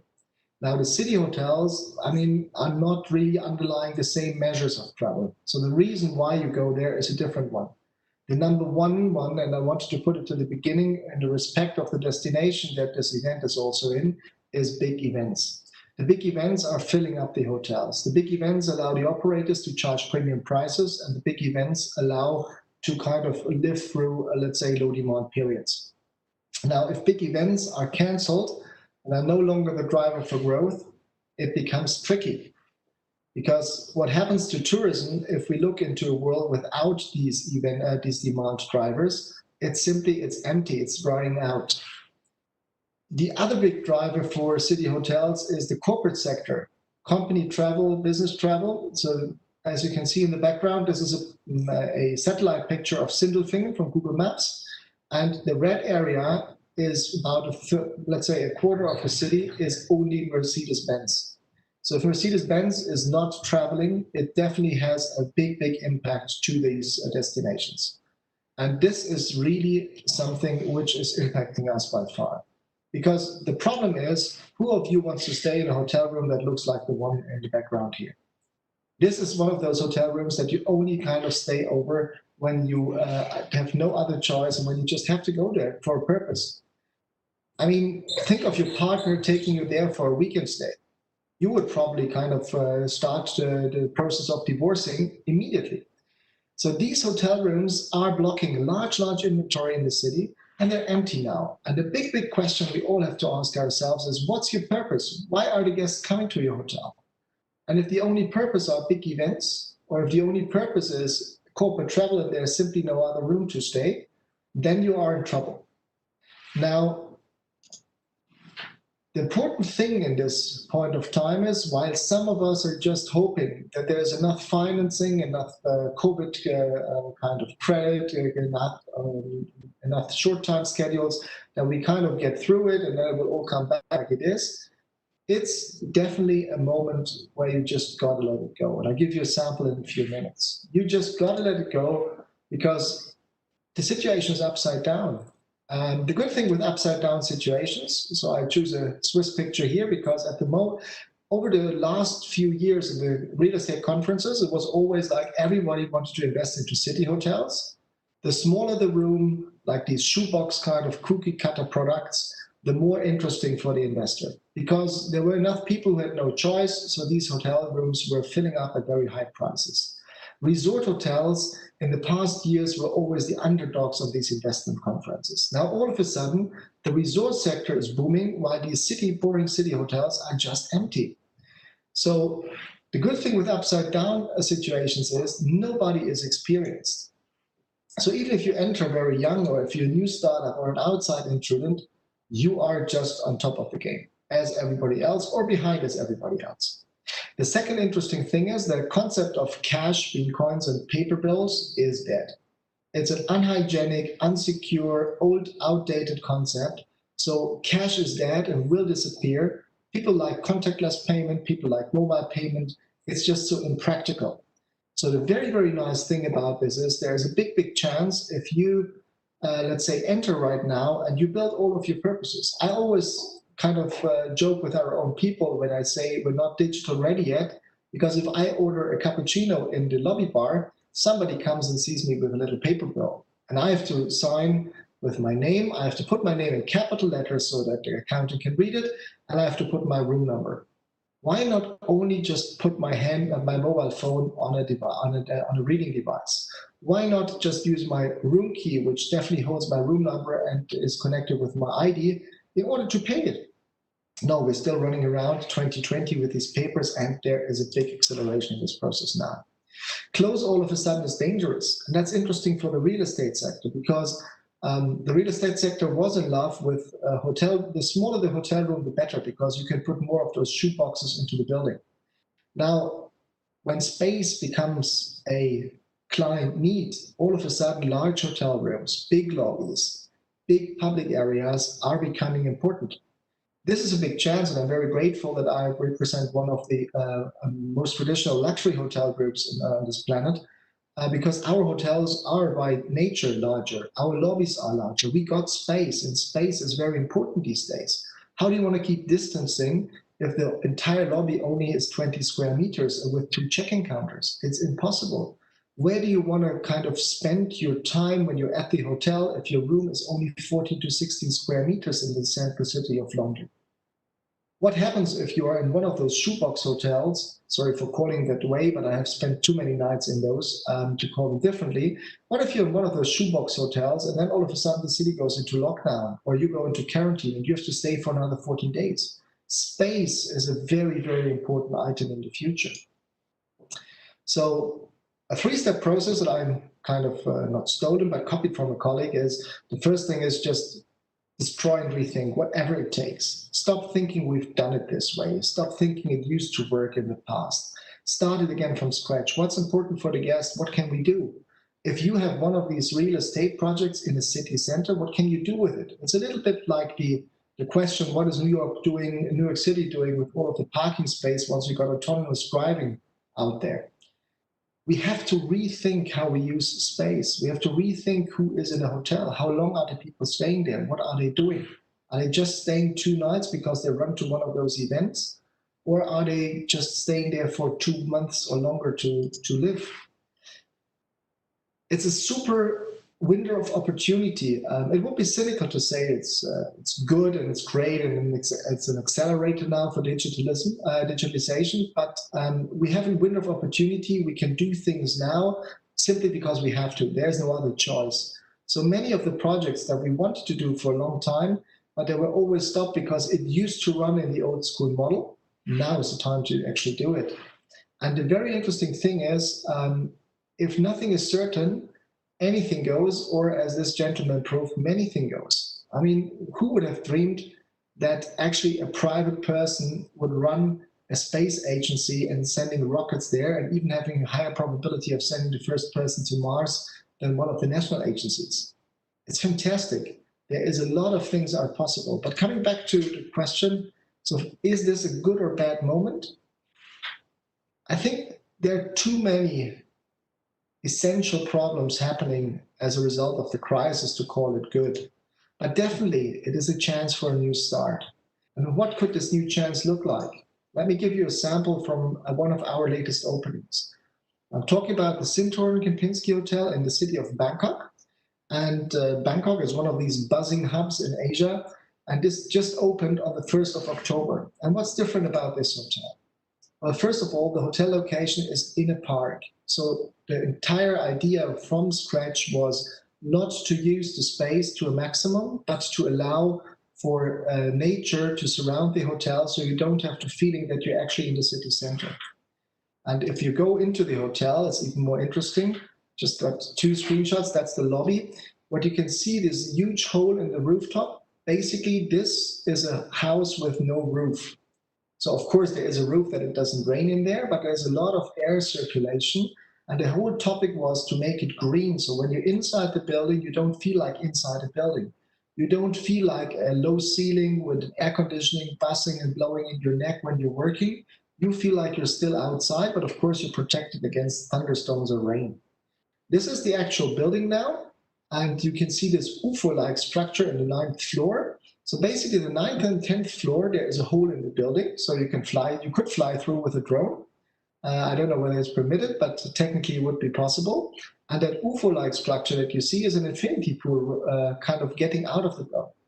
The whole thing is made to make you feel nature within the city center of one of Asia's largest and most buzzing cities.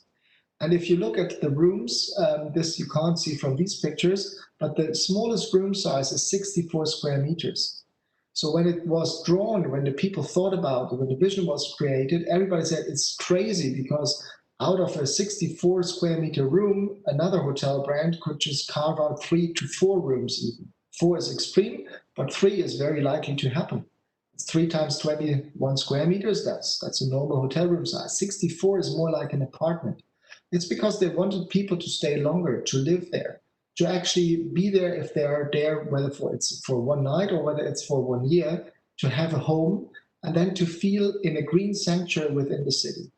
And this is a little bit the new kind of way. If we move away from mass production, if we move away from this shoebox thinking, if we move away from maximizing space into, okay, how does it feel for the guest to be there? What's the center of human attention? What's your well-being?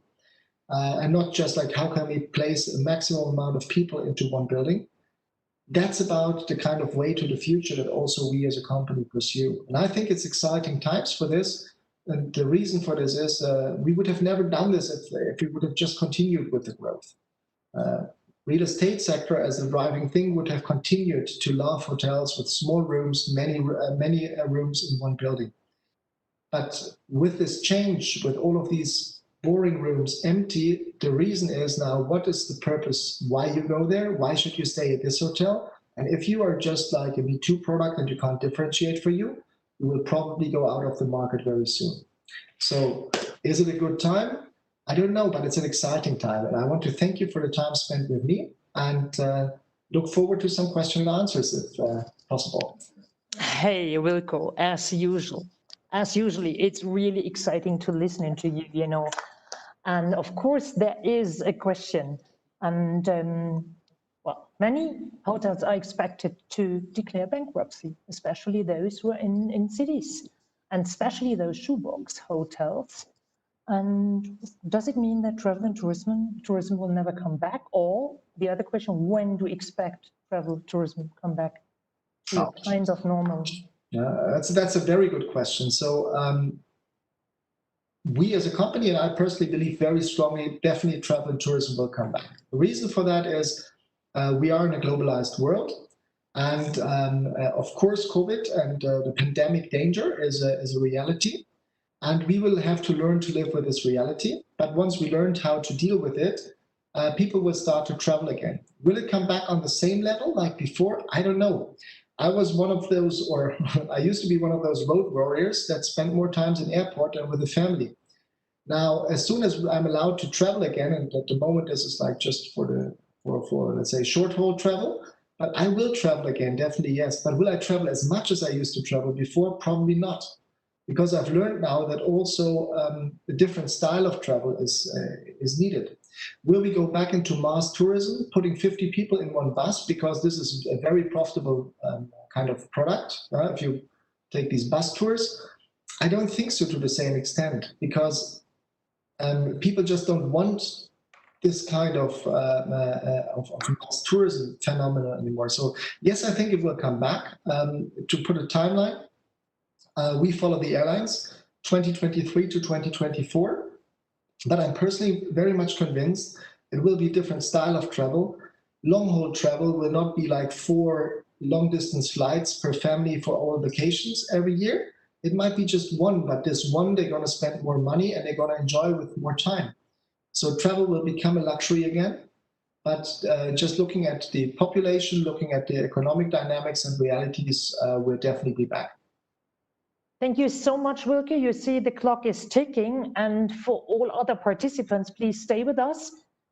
At exactly 2:15, we are having live from Estonia, Florian Markus.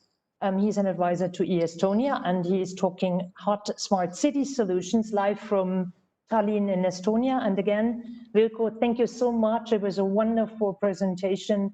And yeah, see you next year at the Davos Digital Forum again. Thank you very much for having me, Petra. And if I may say so, it was a great event. I enjoyed many of the sessions. I will continue to do so. Thank you. Bye-bye. Thank you. Bye, Wilko. Bye, Wilko.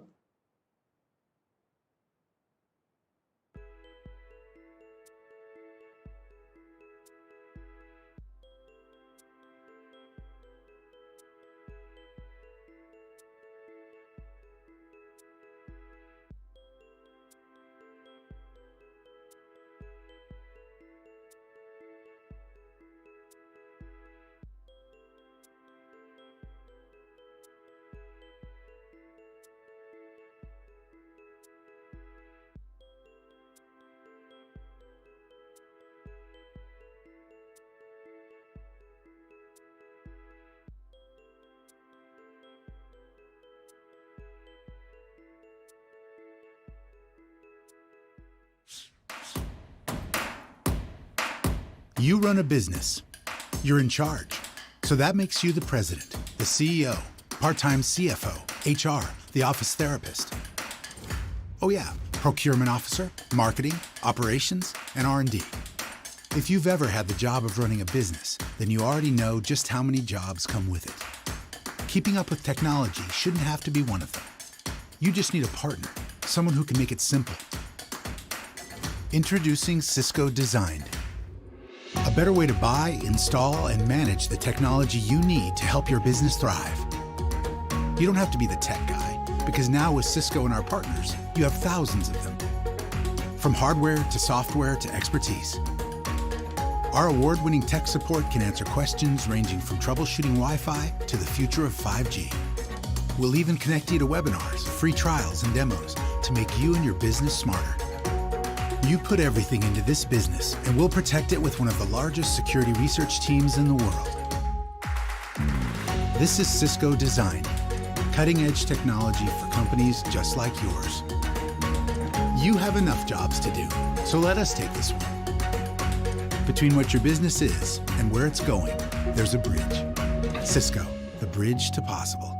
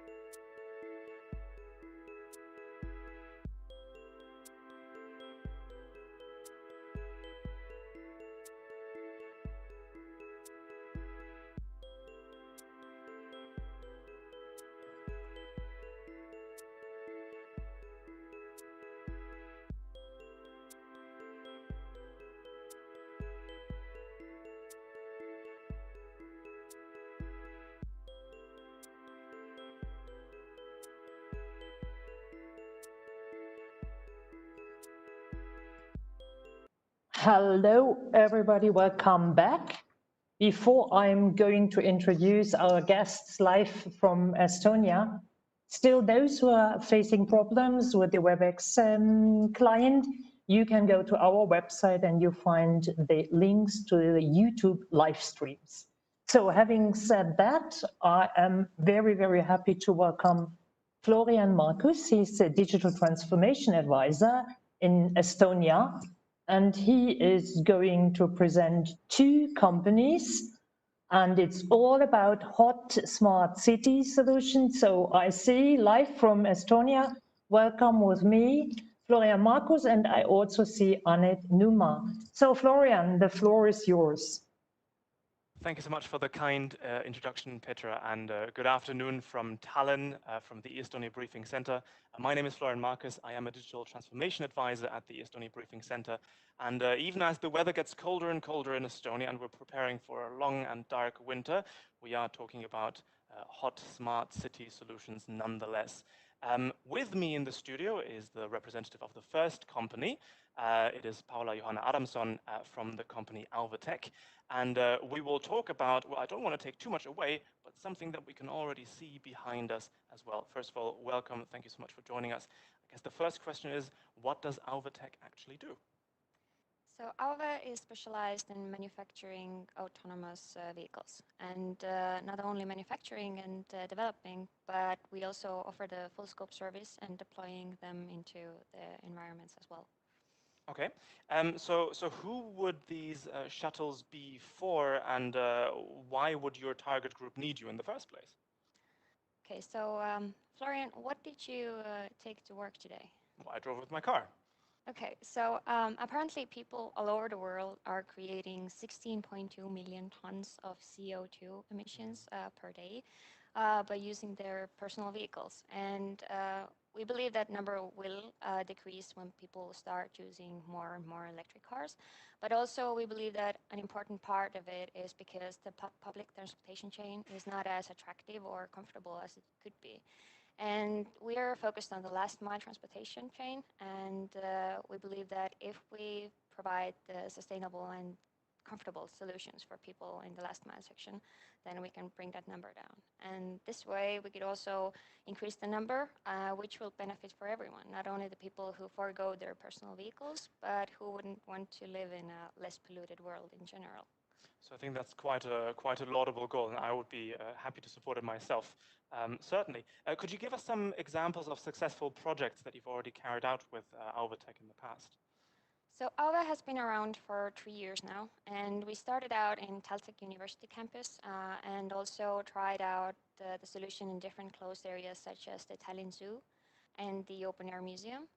But this year, the shuttles were accepted as road legal by EU regulations, and our first deployment on public roads was actually in Tallinn, in Ülemiste city, where we are currently located in. We can actually see the buses drive outside sometimes, yes. And the route was connected between the Ülemiste city, which is a business district, and the Tallinn airport. So people would come to the airport, they could take the autonomous shuttle and drive to their meetings in the business center. Also, they could visit the e-Estonia Briefing Center and see what's going on in Estonia and where could they go and what could they see. So we believe that there was a really good use case for the shuttle. And also we are doing public operating now in Finland, in Tampere, and also in Greece. So in Greece as well? Okay. Yes. Interesting. Thank you for the very nice plug there in between. What are your future plans with the company? Where do you want to go? So our short-term goal is to get the safety operator outside from the vehicle. So the shuttles are autonomous, but we currently have a safety operator on board just to ensure the safety. And also technologically, we could also like throw the operator out from the shuttle. We have also done it in Ülemiste, but right now I think one of the reasons we have the safety operator on board because the solution is quite new to people, and it actually feels kind of eerie to ride on the shuttle. So the operator is currently like a warming, friendly face that you can ask questions and. A human-sized pacifier in the bus at all Yes. times. That's great. But as the solution gets more and more common, we believe that getting the safety operator out from the vehicle and starting teleoperating the fleets from a control room, which can be wherever in the world, will actually make the solution cost effective. I think, yeah, having that human in the shuttle at all times is also a cost factor for sure. Time for a sort of a quick elevator pitch. I mean, you're not the only company that creates shuttles such as this one. Why would your clients choose you over your competitors? So our Level 4 autonomous shuttle has been proven in Tallinn's public transportation chain already. And although the market is getting more and more competitive, we still believe we are in a quite unique position where we offer the full scope service. So we produce the shuttles, and that makes it really flexible as to make different changes for different customer needs. And we believe that's our main strength in that. It sort of helps with the service and support chain as well, because whatever the problem is, they can always turn to you, and you don't have to rely on any third-party suppliers in that way. How many seats does the shuttle have? The current shuttle has 8 seats, but we are developing a modular platform for the shuttle, so it doesn't have to be used for passenger transportation. It could also be used for waste transportation, parcel transportation, whatever you have in mind. Okay. How long can the bus run on one charge? It's 8 hours for the current electric bus, but we are also currently producing the hydrogen-fueled shuttle and one with supercapacitors that could run 24/7 and charge in 10 seconds. Very cool stuff. Finally, well, I mean, in Tallinn, we've sometimes got snow, we've sometimes got rain. How does the bus handle different weather and road conditions in general? That's why we believe Estonia is one of the best places to develop the shuttle in, because we have tried out driving in snow and rain, and we also actually just completed our WRC stage in Tartu. World Rallycross, for those not in the know, yes? On gravel, and the shuttle is pretty robust and can handle all the conditions very well. Very cool. And now you're testing them in Greece as well, so scorching sun and so on. Absolutely. Well, Paula, thank you so much for being here with us. We are also switching over to our second company presentation. With me will be Karen Burns from Visory. Welcome. Hi, Florian.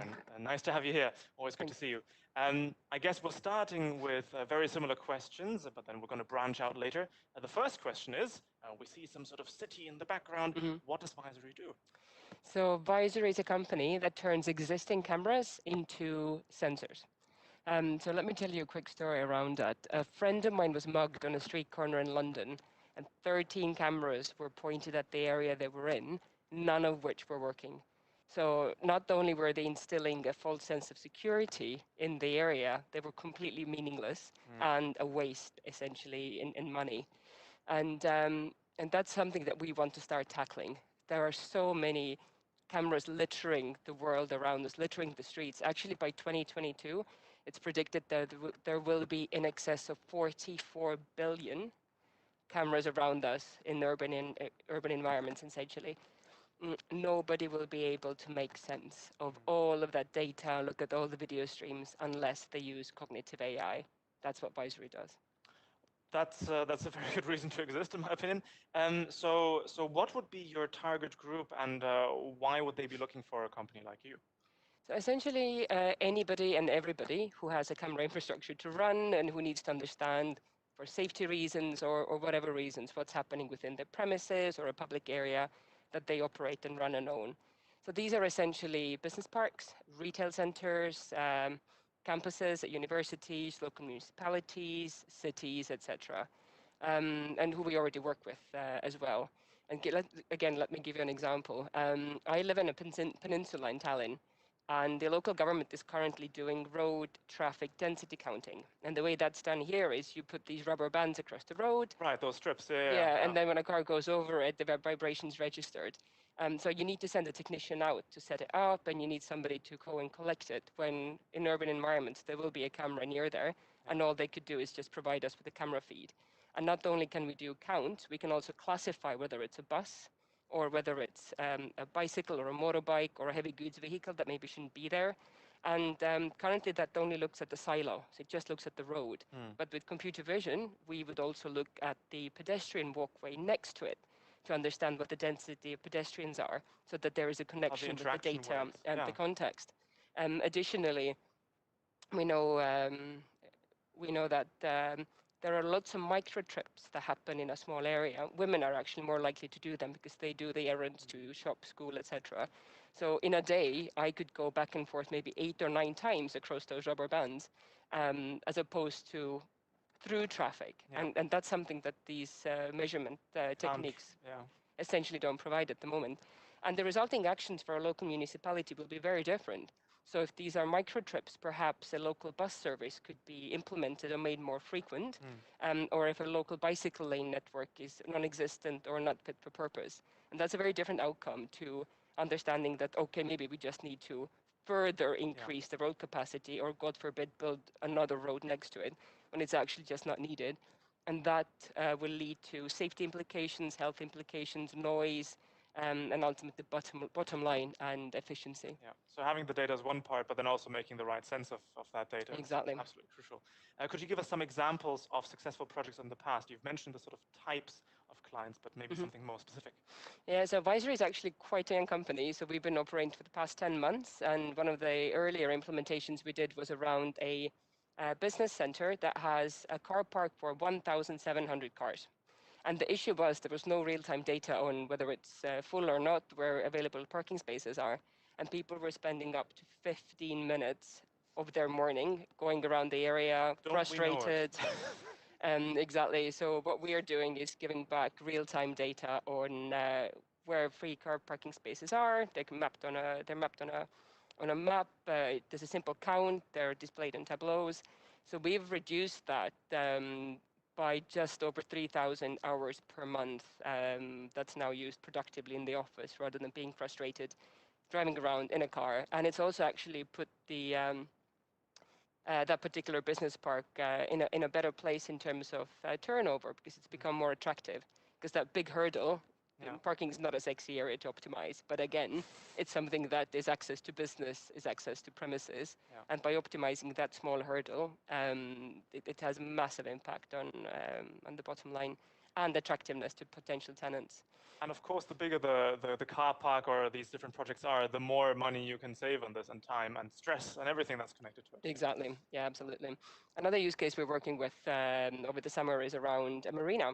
So people have been in their various states of drunkenness, thrown bricks at these yachts and speedboats. Again, something that unless you're looking at the camera stream 24/7, you wouldn't necessarily notice. So our algorithm is able to send a ping or a note to a security company and say there is suspicious activity detected here. Do we need to act or not? And then a human being can take over, double check, and send a squad out and actually deter and stop, prevent essentially further harm from happening. Yeah. Sort of time for a tiny elevator pitch. What makes you different from other companies in the field? You're not the only company, but how do you stand out? So there's 3 key things that elevate Advisory from the competition. First is we use existing infrastructure. We are not a hardware company. We don't provide any sensors. We essentially take whatever infrastructure you have, and Advisory works on any camera in the world. So that's one key thing. Secondly, safety, security, and being anonymous. So we had the full GDPR audit done in August. So we're a safe, secure, a non-surveillance type company. And thirdly, we don't just provide statistics and dry data. We look at behavior and intent within the environments that these cameras are located in. I think this privacy aspect in particular is something that's very important, especially to people that might be watching from Davos or Switzerland or the German-speaking region, but also across the EU and other parts in the world. Where do you see Advisory in 5 years? What's the sort of next few plans? So for us, our vision and the dream is to become the #1 video analytics platform in the world. And we want to improve the physical space that we live in. So by being able to look at data in its natural context and give that data back as an actionable insight to a shopping center or a local municipality, we are hoping that urban environments will be designed in a more inclusive way to the people who actually use it. And we want to remove all the assumptions, just like that car case, from decision makers, so that the physical environments we live in are better, safer, more inclusive, and along the way, hopefully increase the bottom line for our clients and increase efficiency as well. Sounds like a win-win situation, doesn't it? So how will Visory improve people's lives? You already touched on it. What are the sort of direct effects of that? So my uncle was in a wheelchair before passing away a few years ago, and he had a lot of the city still in Tallinn is inaccessible to him, and then we don't have the data of how many people like him would be there using the services, spending money, going out and about their day. So that's one small thing that we would like to, look at and give data back on to improve accessibility for everybody, because it's one of those words that's bandied about, but not really properly implemented in a systematic way, because again, we lack data, and the data is in silos. So we want to weave all of these different layers of data together to provide back meaningful insight. That's the change we want to bring about. Well, wonderful. It's been great to hear from your side about Visory. It's been great to hear about Alvatech, and in general, you can see probably that we have well, many smart solutions in Estonia. We are working here from the Estonia Briefing Center, where we are telling policy stakeholders, CEOs, and so on around the world how digitalization works in Estonia. And I think this has also contributed to this environment where companies such as Alvatech, such as Visory, can really do their work and help make the entire world make it a better place to live and be. This would be all from our side. We thank you so much for your attention. Florian, may I jump in here? Of course, yes. Because we have 3 minutes left, or 2.5, and I was really interesting, and I apologize for that, but I forgot the name of your charming presenter. I'm interested, could you give us a kind of an elevator pitch? I am the CEO of London Tube, and there are thousands and millions of cameras. Why should I choose you? So the question is, did you hear that, or? No. Okay, so the question is, if she's the CEO of the London Tube network with millions of cameras and billions of users and so on, why should they choose you? We've actually met with TfL. We had 2 meetings with them in January, and they have an excess of 10,000 cameras, all from different manufacturers, different quality, etc. So we already ran tests, and we know that our system works there. So that's the key thing. They could utilize the existing infrastructure, and they wouldn't have to do any kind of massive capital expenditure costs. So that's the key thing that we spoke about before COVID obviously came and took all the passengers away from the tube. Yes, and also I guess even though the UK is leaving the European Union as it stands, they will still have something similar to the GDPR in place, as many other countries that are cooperating with the EU in one way or form. That's the reason we've been actually in Europe and looking at GDPR, because it's one of the highest standards of safety and security you can build. We've said no to investor money from Russia, from Ukraine, from China, from quite a few places, again, to maintain our integrity in that. So that's a key thing for Visory. No, sounds super. Sounds super. I have another question, because we have a minute left. It's like, and you have to translate this. GDPR, of course, it's super interesting and also very, very exciting that they refused money from some countries. Are the competitors also using cognitive AI in their camera systems? Are the competitors using cognitive AI in their systems as well? I guess the system itself is sort of similar. How does it work? So we've essentially built an AI brain, and we're exposing it to different kinds of environments, and it's a self-learning system. So that's what differentiates us as well. So rather than manually input business rules and then do deductions based on that, we allow the system to look at any given environment. Let's take a junction, for example. So rather than putting in U-turn lane, bus lane, pedestrian lane, After 2 weeks, It the would know AI will what's tell what. us what's a bus lane. It will Yeah. tell us what is a U-turn lane, and it also immediately then understands what's a deviation from that particular norm. Yeah. So this is something we've been using locally here to monitor social distancing, to trajectory mapping, that kind of stuff. And we'll hopefully carry on doing this in the next quarter as COVID, the second wave is upon us. And we're working with some retail centers here on pilots, especially before Christmas shopping period comes, to make sure that it happens in a safe and secure way. Yeah, Black Friday, Christmas, it's all Yeah. upon us. Sooner or Thank later, you isn't it? so much. Thank you so much to Estonia. I see our time is gone. It was really super exciting, and also we are so happy that we were able to really have you live from Estonia. And for all participants, please stay with us in 5 minutes. We have a keynote from UBS Y think tank. And after that, there is a coffee break. And then we are again live in Estonia at 3:30. So stay with us. Florian, Estonia Briefing Center, and all the participants, thank you so much. We are very, very happy having you here for the second time at the Davos Digital Forum. Thank you so much. Thank you. Stay safe and healthy. Thank you.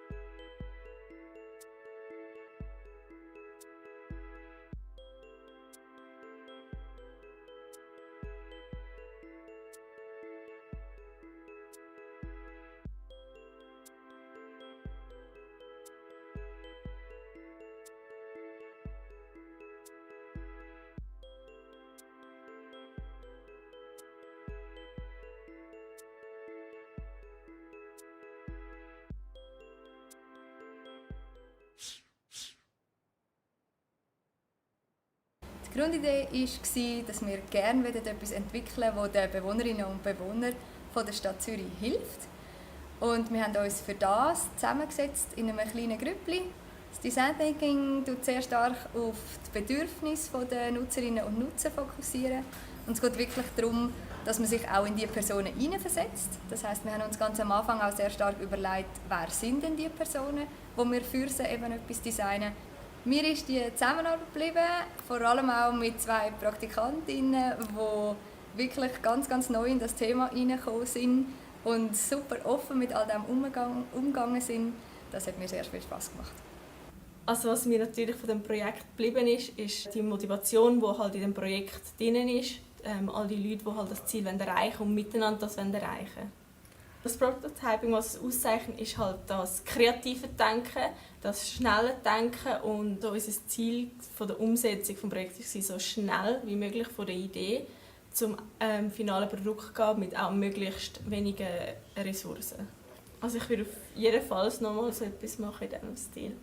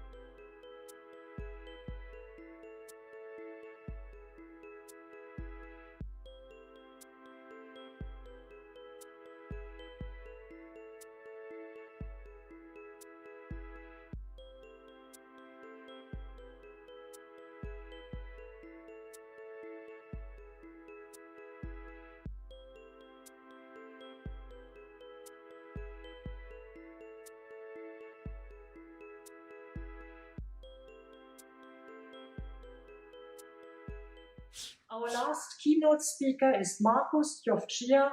He runs Y, the think tank of UBS. So welcome from Zurich, Markus, and listen to his last keynote. Hello everyone, my name is Markus Jovcia. I am a future archaeologist at UBS and founder of UBS Y think tank. Welcome to my session.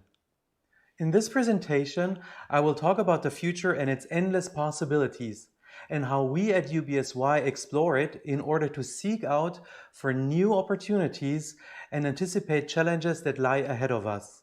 Before we can get started, a short disclaimer though. UBS Y deals with the future on a time horizon of 20 to 30 years from now, so mid-21st century. A world that potentially looks vastly different than the world we know today, with more than 10 billion people living on planet Earth and the effects of climate change more visible, like for example, the rise of the sea levels and also changing climate conditions in habitable zones will make people live in different spaces and completely differently. And also this paired with medical progress and also technological advancements beyond our imagination make us deal with a lot of uncertainty. So many things we explore at UBS Y do not necessarily reflect the strategy and the opinions of UBS Group AG. I want to start off by showing you this wood carving from the mid-19th century, where we see a Pony Express rider who is riding along the route that he's usually riding, bringing letters from A to B, and suddenly one day he sees how some people appear there along his route, putting up these wooden poles and connecting them with copper cable. Now, as we can see on the picture, he's greeting them friendly and minds his own business because he thinks that whatever they're doing has nothing to do with his business. It also appears to him that they will not help him riding along his route, providing him shelter or providing food for his horses. So obviously for him, they have nothing to do with his business or whatever task he has at hand. Now, looking at this in hindsight, of course, we know that these people were putting up the first telegraph networks across the US, which then later, of course, led to the telephone and then the internet. And as soon as the first telegraph networks were completed in the US, this business that this rider was in diminished very quickly. So what has happened here? So something obviously that for the rider looked like it had nothing to do with his business, in the end had everything to do with his business. So what has happened here is that on a metaphoric or more philosophical level, this rider was never in the rider business, but he was in the messaging business, as well as these people who were putting up the telegraphs. So the lesson learned here is that it is very important to philosophically understand what you are doing with your business, because what you are actually doing, like in this case, riding a horse and having an infrastructure to basically sustain this riding of horses, to breed horses, to buy horses, to have trained riders, to care about the street infrastructure, is vastly different from what the telegraph networks and later the telecoms were needing. But again, from an end user perspective, the telegraph and later the telephone were the future.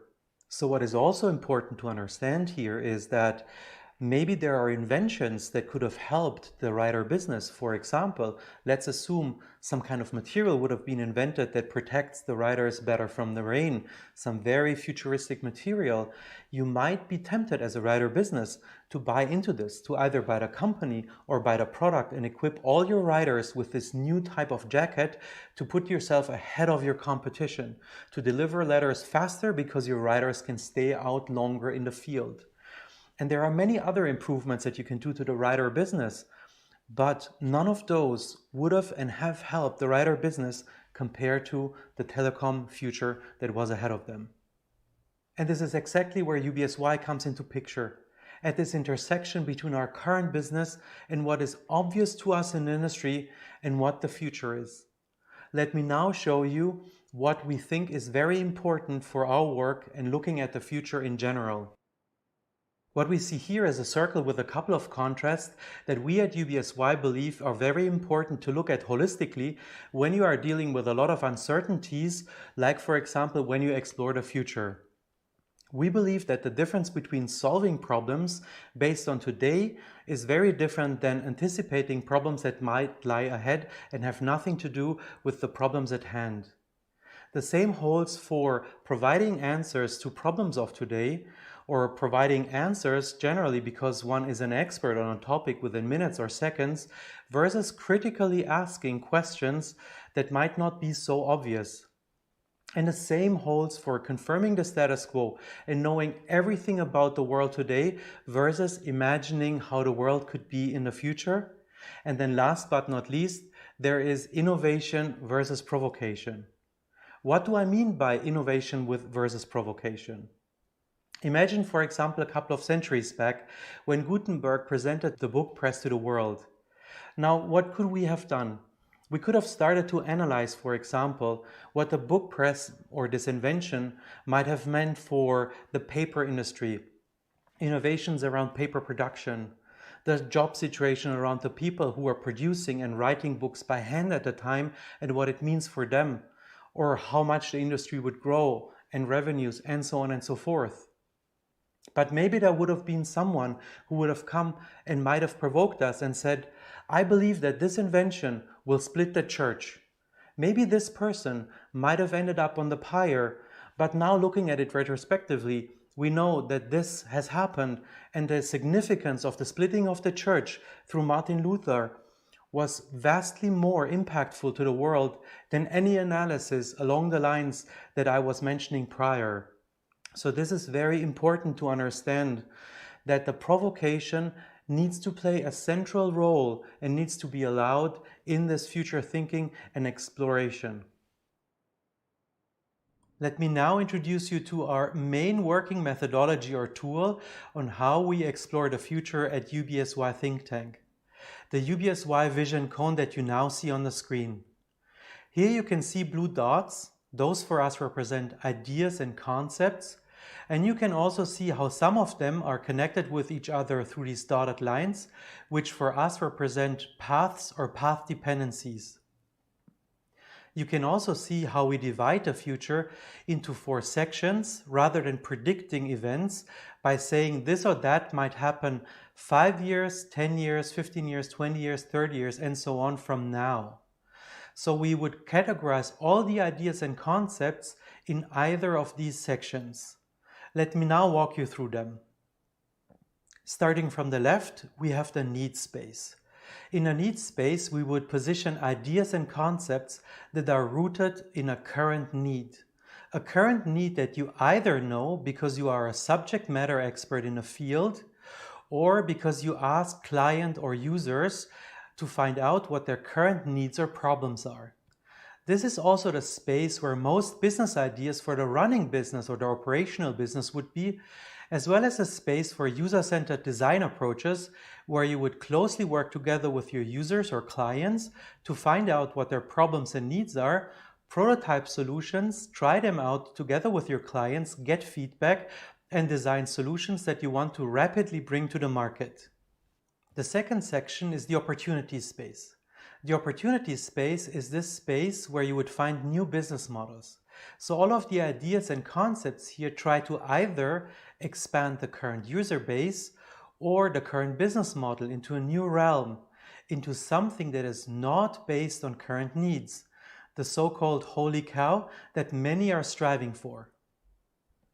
On to the third section, the possibility space. This space contains all the possibilities, either things that are possible now or the future, and therefore it is infinitely big, and also, as you can imagine, full of uncertainties. Now, in order to come up with these new ideas, we believe it is very important to draw upon the power of imagination. And one way of doing so is by building up a team in such a way that it covers the full 360 degrees of that circle that you've seen on a previous slide. To combine expert knowledge, so to say, with the right side, which is the more creative, dreamy one, and at the same time allow for provocations. What is also important to navigate uncertainty is something that we call the sense of possibilities, as described by Robert Musil in his book, The Man Without Qualities.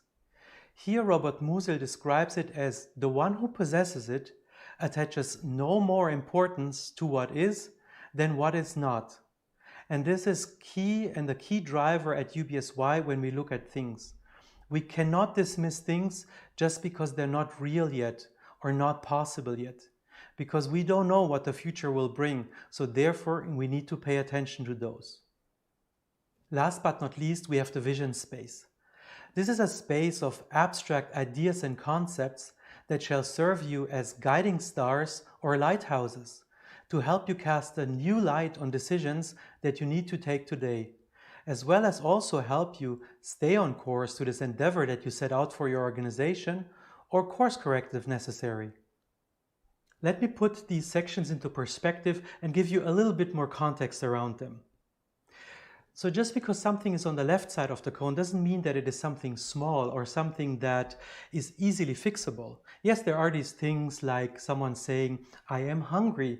And then depending on where they live or what time of day it is or their life circumstances, this might be something that is as easily fixable as they walking to a fridge full of food. But if we would look at the topic of hunger in general or more abstractly, we could also think of world hunger. World hunger is also a current need or a current problem that we know of. Now, if we want to solve world hunger, we can see how this problem becomes a daunting task, and a task that will involve lots of resources and potentially take decades to fix. If we now try to fix this problem by looking only at the present and extrapolating the present, plus throwing in a couple of predictions, we will come up with a couple of opportunities on how we can tackle world hunger. And also, we might be able to extract a vision from that.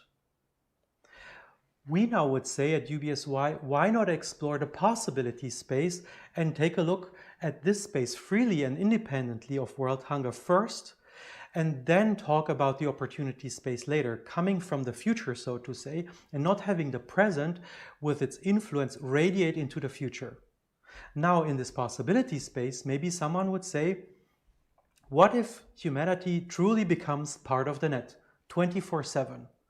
We will be part of the net with every object and every living being on planet Earth. Now, at first we would think, what does this have to do with world hunger? And we would think of data and privacy issues first.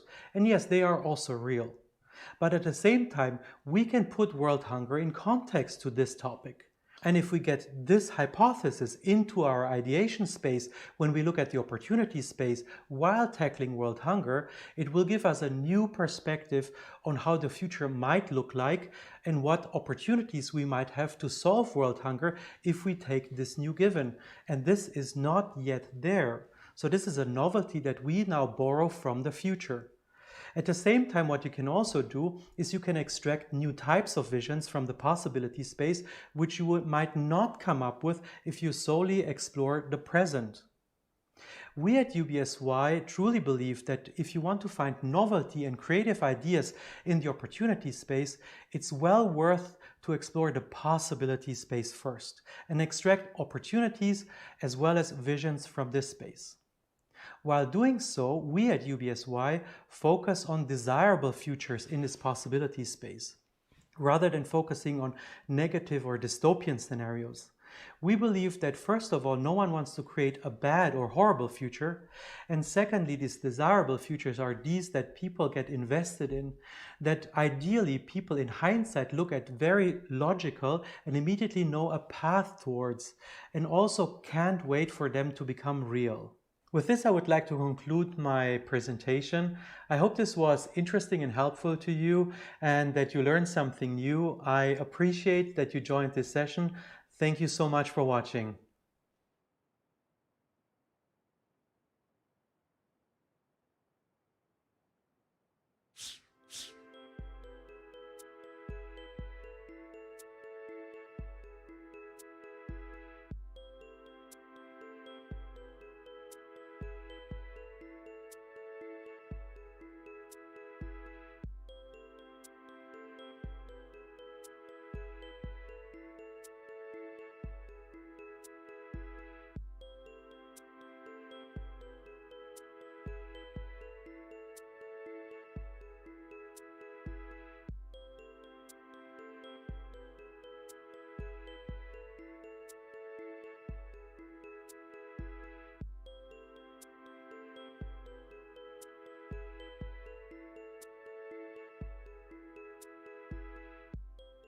Ensure secure and reliable exchange of mission-critical data in an adverse, complex, and dynamic environment.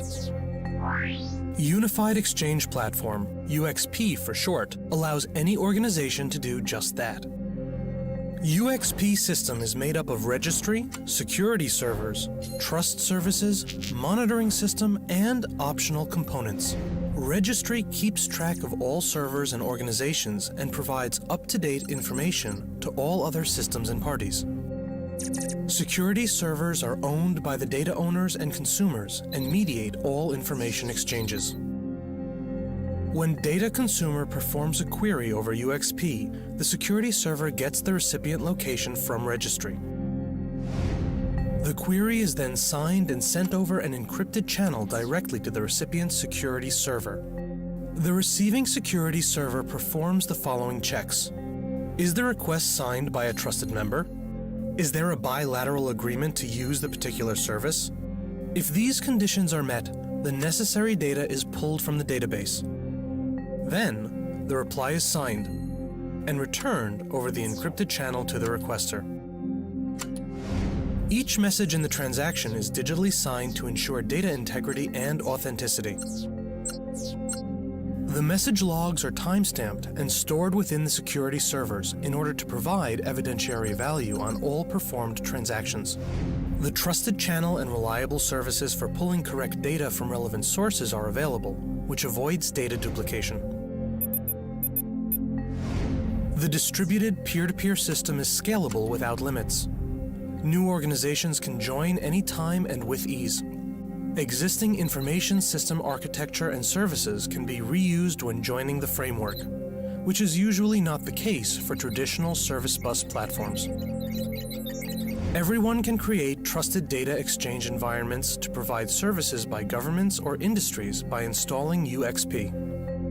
UXP was developed by Cybernetica, the European cybersecurity company whose products and solutions for mission-critical systems are deployed in over 35 countries around the world. Find out more at cyber.ee/UXP.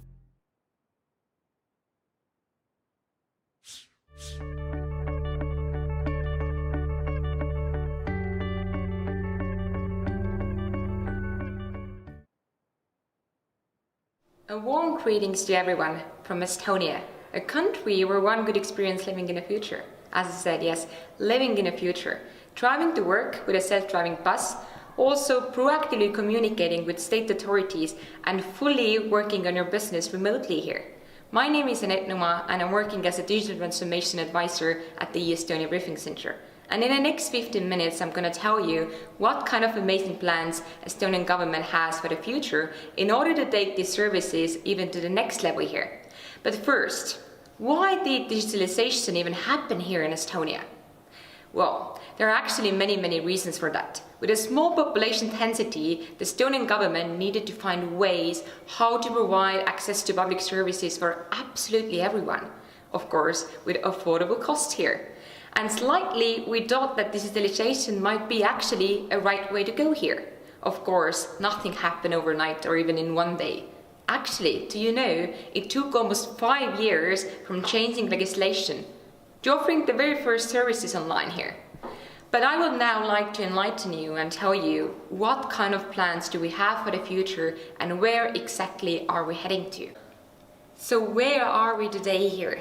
Today, 99% of the government services are already based fully online here. And by the way, 98% of people already have an electronic ID card here in Estonia. And today it's fantastic that the entire country is fully covered with very great internet connection here. So I would say that more than 20 years of very hard work has finally paid off here in Estonia. Estonian government has now introduced proactive event-based government services. So the logic for proactive government services here is actually quite simple.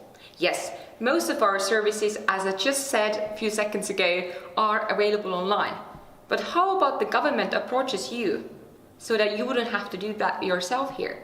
This would also decrease the level of bureaucracy, both for the people and of course also for the state here. So the first of these services is actually already available online from October 2019. Since then, the parents automatically get notification after their child has been born to ask which bank account they would like to use in order to receive the family benefits here in Estonia.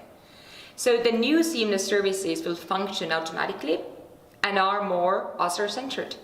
And another big trend is that seamless services and life events centered around particular situations bring different kind of information from different authorities and databases to just make the life be easier for us here. So this means the maximum one interaction, or even in a perfect case here, based on one existing data, everything will happen automatically here.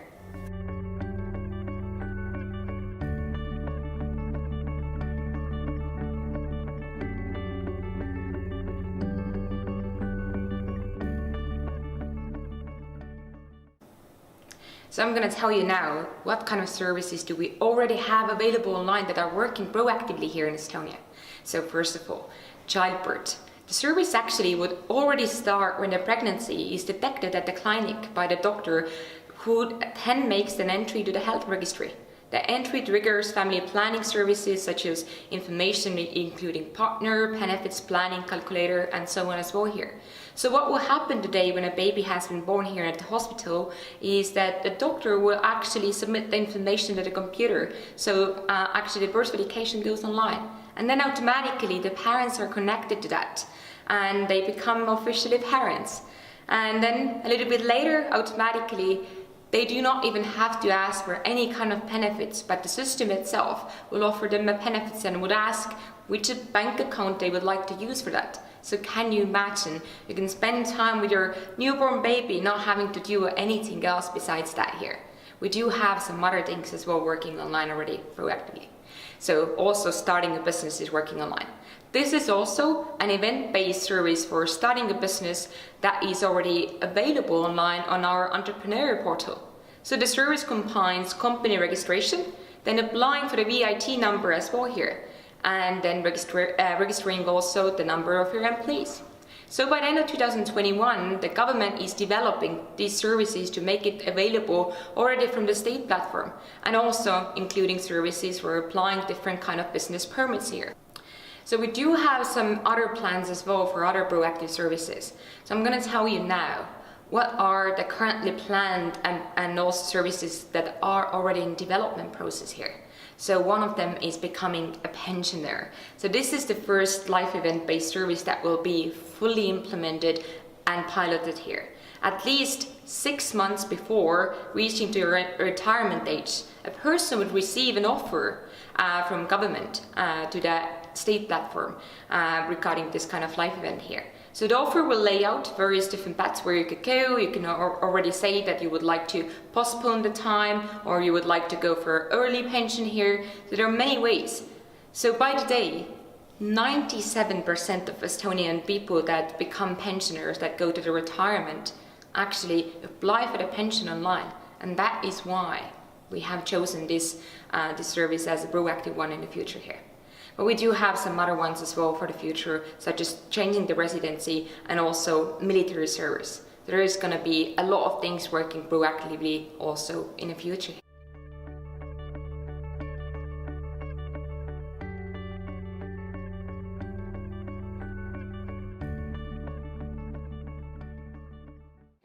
And now I would like to tell you about another very exciting topic here in Estonia, and this is AI.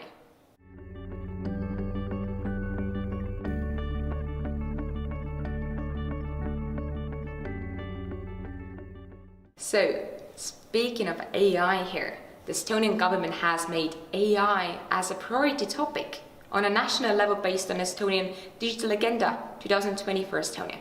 So the general objective here is to have at least 50 use cases. You heard it right. 50 use cases by the end of this year here, which will be replaced by AI solutions. So the government has launched even an expert task force here, led by the government office and also the government CIO.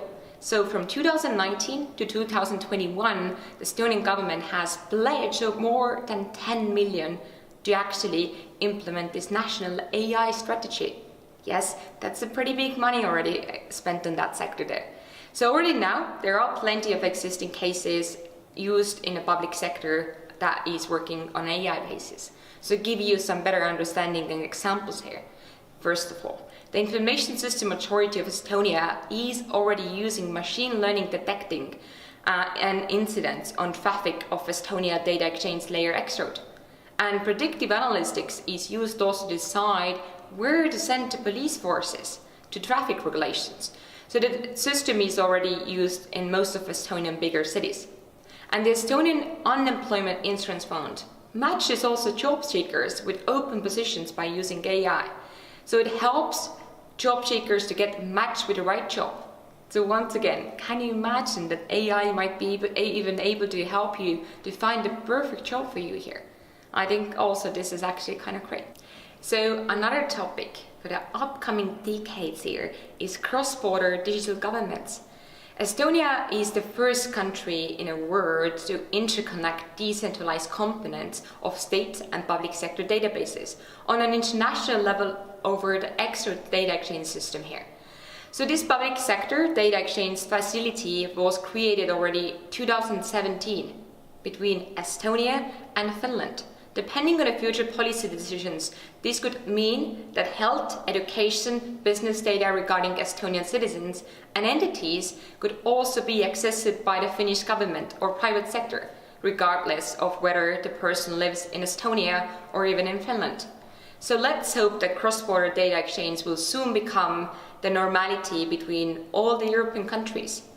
And so imagine for a second what it would be like, as we previously discussed, when e-prescriptions would be available across the entire European Union here. We do have a chance to actually get our prescriptions already from many other countries in the European Union.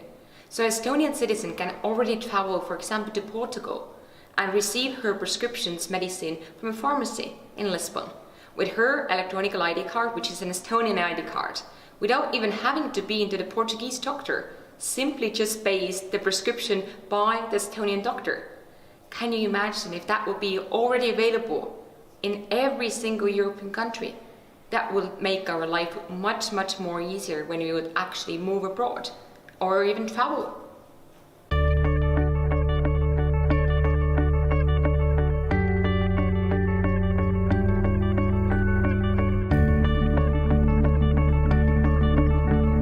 First, digitalization is never about technology.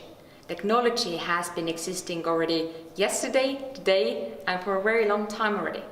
So ideally, what you actually need to have in order to make these changes in your country is the leadership that is actually determined to make e-governments as a reality.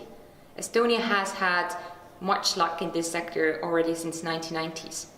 And this is why we are here today, where everything is working fully online. Second, very important aspect to remember as well here is that whenever you design something, try to always keep that very short and simple. Because people that are going to use the services are in very different age groups, starting from people that are 15, people that are 85. They have completely different background, and that's why everything needs to be working in a very, very simple way. Secondly, what is very important aspect here is transparency, because this must be the case in every situation of the crisis. So more generally speaking, transparency also helps us to avoid the data losses and corruption inside of the state authorities here. And people would actually trust the services much more when everything is actually transparent and understandable for everyone. So also, shared platforms such as X-road system have speeded up the development of new services here in Estonia and has made it easier for the new players and also stakeholders to join the data exchange network. So this is more simple, cheaper, faster than any kind of other system that we would use here.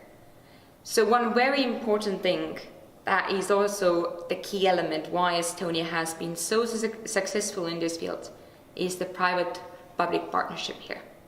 So whatever we have been doing here in Estonia has been fully together done with our private sector IT companies. They have more resources, they have more knowledge, and they have experiences, what we don't have here in the public sector. We have been working fully together with these wonderful ICT companies who have been developing all of these solutions to us. So I'm encouraging all of you there to actually start working together with the private sector to creating much better tomorrow. So I hope that you had a great time with me here, and now you understand where exactly Estonia is today here, and where are we heading to, because I would say the future seems very bright. So enjoy the rest of the conference and have a wonderful day.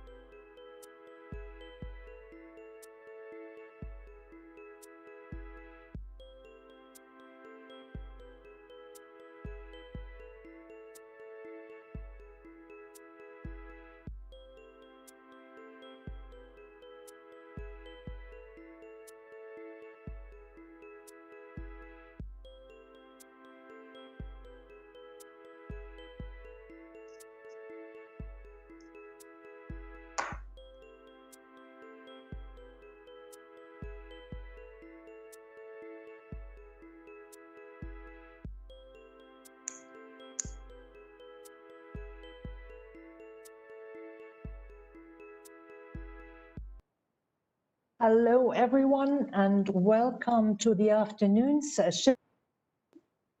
Before I introduce my live guests from Estonia, all those of you who have problems accessing via the normal link we sent to you, just go to our webpage. There you see all the links to the YouTube live streams.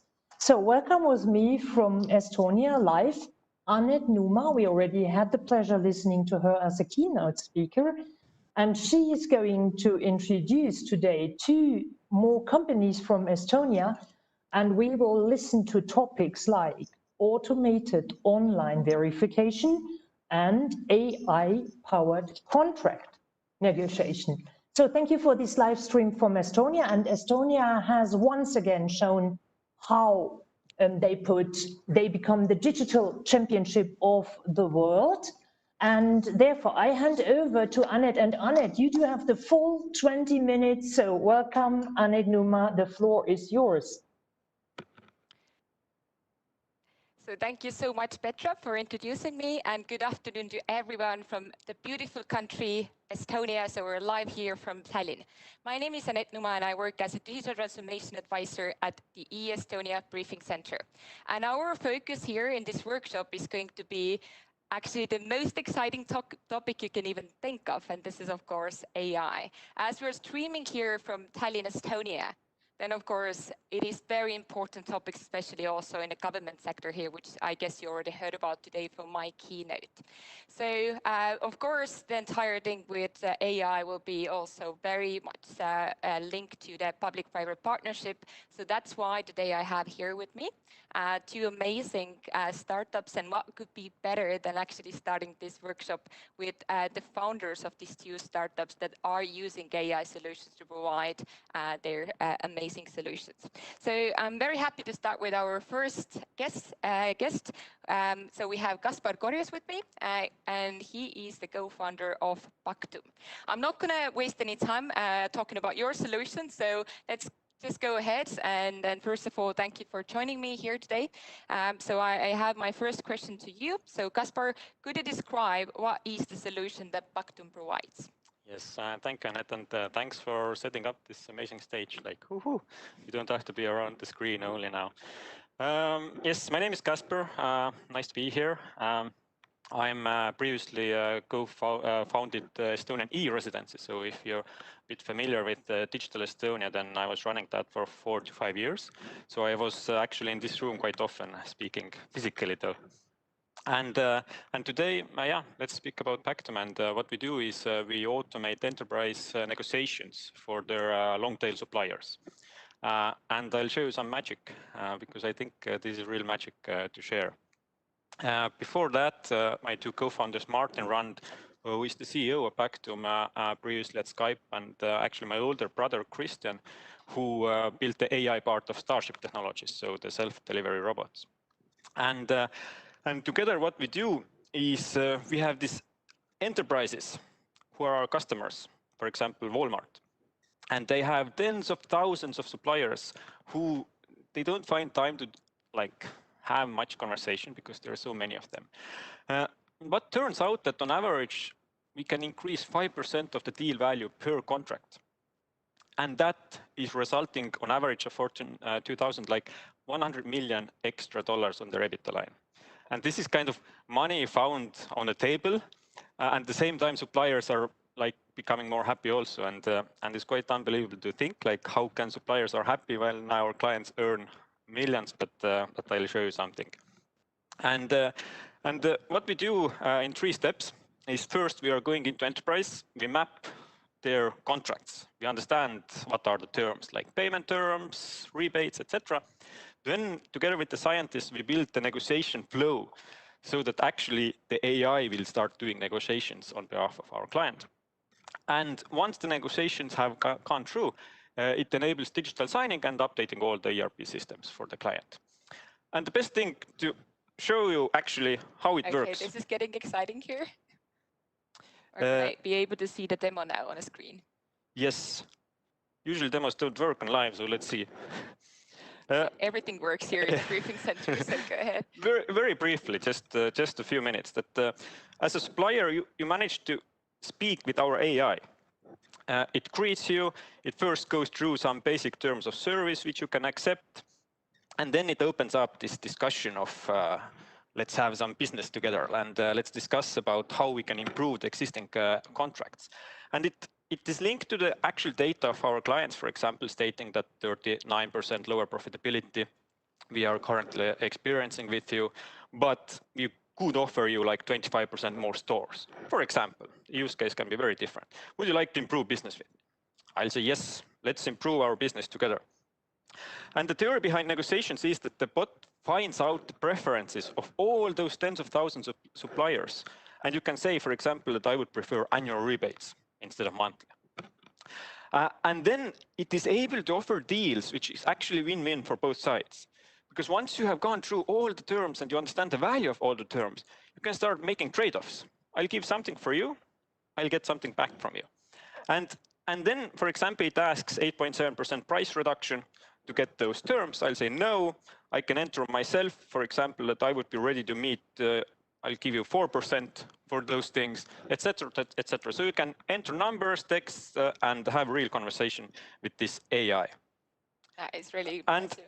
And as a result of this discussion, what happens is that our clients see this panel where there are like negotiations started, negotiations ongoing, agreements reached, and they can see the value improvement per deal and what it means in dollars.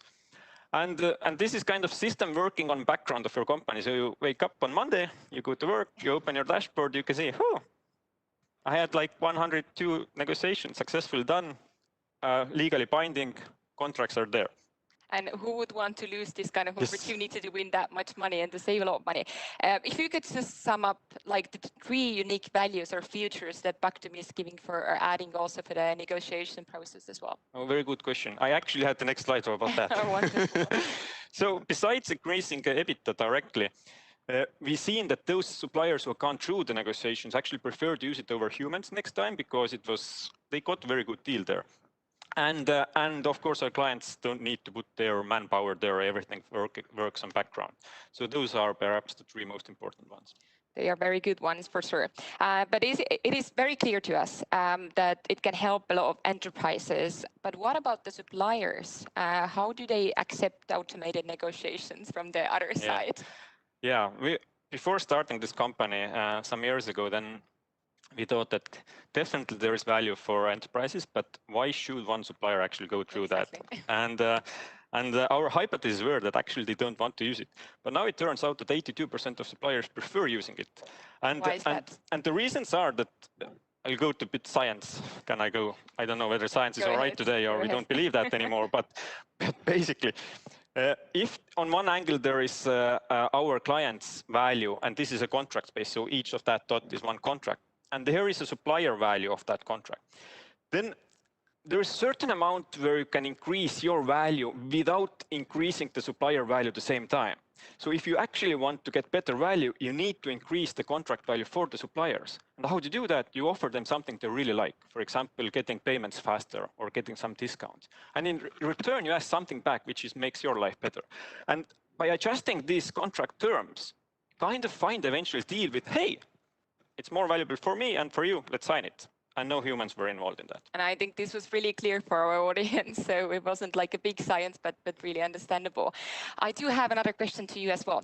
So could it also be used in way more complicated cases, like trade negotiations? I don't know, let's talk about like the US and UK would like to do trade negotiations. Could it be used also on that level? It's a very good question. When it comes to trade negotiations, then instead of a single contract where you had 20 terms, you have hundreds of different terms to discuss. And if there are so many stakeholders, so what's the problem of human minds is that we are thinking in very narrow-minded, considering only the things what is important to us. So we are not able to do trade-offs because I don't want to lose that educational system or I don't want to use that healthcare system, etc., etc. And then eventually you can't make those trade-offs, which makes the deal better for both parties. So actually, if let's say the new president of the US and the UK prime minister could enter their kind of terms and preferences into an AI, which then manages to put together magically the better contract for both parties, knowing those preferences without revealing any data.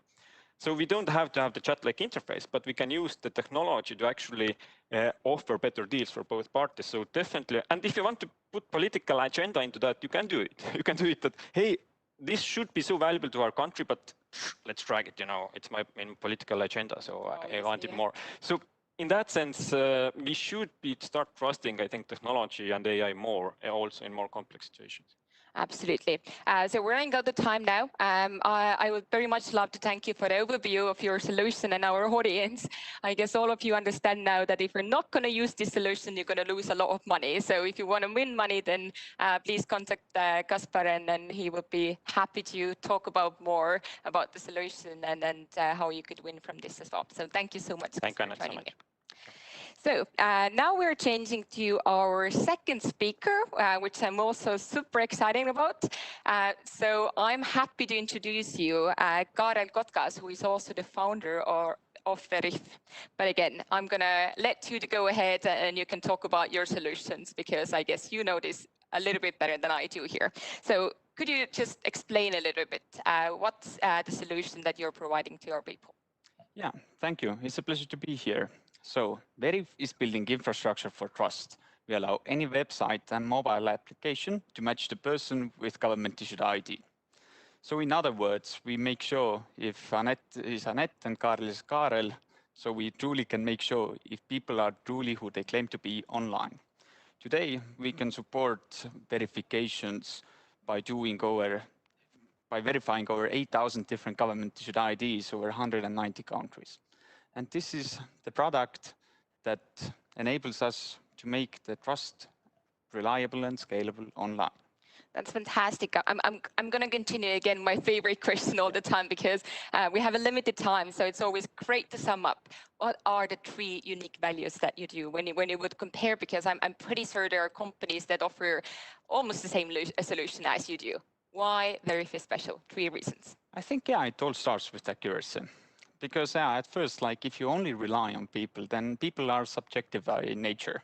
Our human-aided AI decision engine enables us to give out objective answers by leaving out the subjectiveness of people. That also means that online identity verification is even more secure than physical face-to-face verification. I could agree with that. Yeah.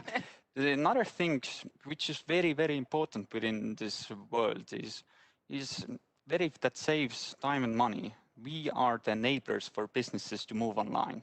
The companies that were previously in physical locations now can get over the trust barrier, because you can trust only the ones who you verify. And thirdly, I believe it's a lot around scalability. We support borderless world by making sure that your services online are accessible. And especially these days. Exactly. And especially these days, it's very important to keep the world going and making sure that all the services are accessible for our people. But you started providing your solution, I think the first one was for the banking sector, if I remember correctly. Yeah. Could you maybe talk about this a little bit more? Like you were providing this for the banking sector. Which are the sectors that you're providing the solution right now? Yeah, you're right. So now a bit more than 5 years back, we started by providing the solution for traditional banking sector here in the Northern Europe. So you can imagine as a startup, they are one of the most challenging and demanding customers. Obviously, yeah. But on another side, it was a very great time to start with them, where they needed to provide to their regulators that this approach of verifying people online is truly more secure than physical face-to-face verification. And on another side, also changing the way how people think. You don't have to go to bank anymore, bank comes to you. And it makes services more accessible and cheaper for the people. This was the first banking segment and the start. Then we understood that identity verification isn't only for complying with regulations and to build up trust. It's an essential part of every business online. Following with fintech companies like TransferWise, Mintos, TransferGo, and the marketplaces where they need to use and verify their people. Going further with mobility sector, and this is how it has grown over the years. But if you think about this for a second, what's the craziest sector that you would think about that you could this sector will never going to use our solution, but today they're using, because I know also that schools are using for the exams, at least in Estonia, starting from the time of the crisis and remote learning. But if you would just think about like your own favorite sector that you would be like, oh my God, they're using our solution. I believe, yeah, for me, it was like very important milestone for us as a company as well, when we were able to start providing notarized contracts that were able to be done from distance. Previously, it meant that, yeah, it's always like meeting with the people in one single physical room to get the notarized contractual relationship done.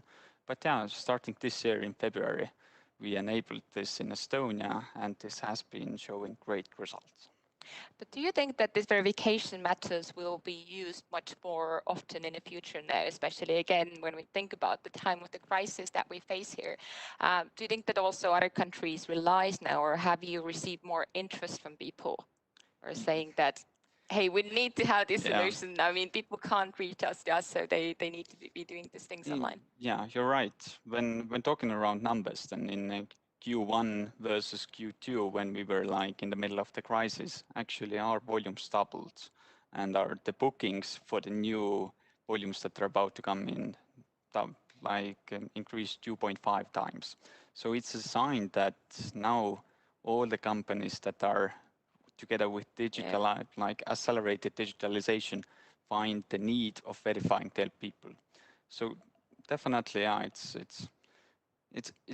sad to say that the world had to become more digitalized due to the reason as it has been having. But on another side, yeah, it shows how much more digitalization now happens, and Veriv in this position is powering the companies to keep the world going.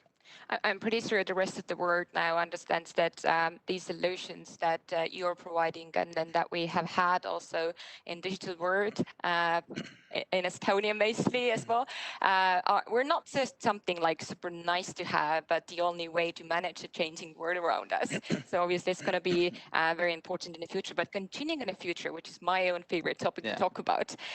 So could you also talk about your own future plans for the company? Yeah, happy to. I'm pretty sure you already have some plans. So our goal is to make trust reliable and scalable. And at the moment, the best source of verifying people's identity is to match them with the government-issued IDs. The challenge on a global scale is that the government-issued identity standard is very different from one country to another. And to get it all on an equal standard might become challenging when working on scale. What does like passport mean, I believe, for the first 18 years of you, that you're a daughter of your parents? There's not so much interactions that the government has with you in the early days. But on another side, if you can verify yourself once and start using different online services, you're going to have the pattern of trust that is building a stronger source of identity that even the governments can provide. So we are working towards the future where by 2025, passport will be issued by Veriv, not by the government anymore. I can't wait for these days, honestly. But if you would think about your customers in general, like, do you think that you have more customers from the private sector or from the government sector? And if from the government sector, then is it only, I know that the Estonian government uses your solution, but are there any other governments? Of course, I'm not asking you to name them because they might be very classified information, but maybe you can bring some examples. Yeah, mostly it's all about like providing at the moment private businesses that are having majority of within our customer list. So those are internet businesses, as pointed out. But it's interesting to see increased need for identity verification also from the public sector, like already universities where we provide them remote examinations that are public in Estonia. But on a global scale, we see increased need towards the immunity passport, payment protection program, and so much more. So it's interesting times in cooperation with the governments, but it's early to tell like what is the one that is going to become big. Thank you so much, Karel, for answering my questions. I really had a blast talking to you here today, and thank you for joining in today. So from my side, what I would like to say from the at the very end is actually to ask from you. And I guess after listening to these two presentations today or these two interviews today, do you think that AI is likely to be either the best or the worst thing that has happened to the humanity?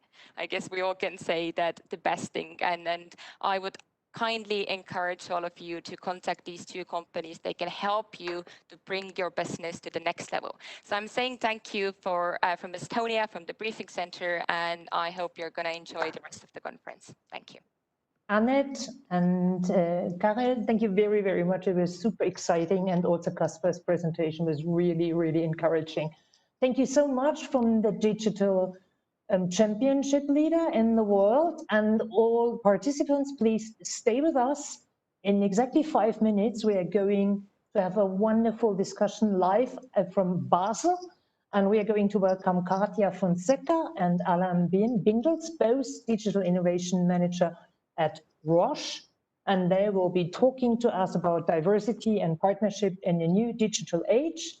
Thank you very much to you, and take care, stay happy and healthy. Bye, Estonia. Bye-bye.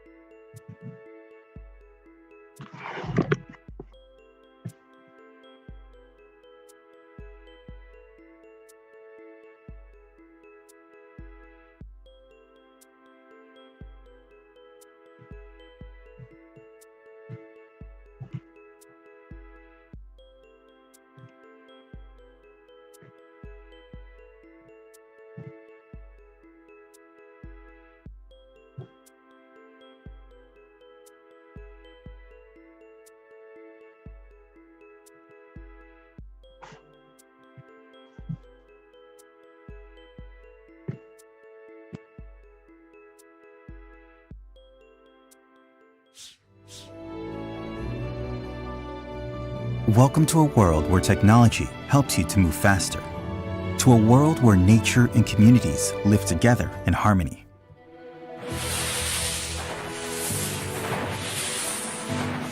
Welcome to a world of breathtaking views, where technology brings villages into the future and provides new experiences.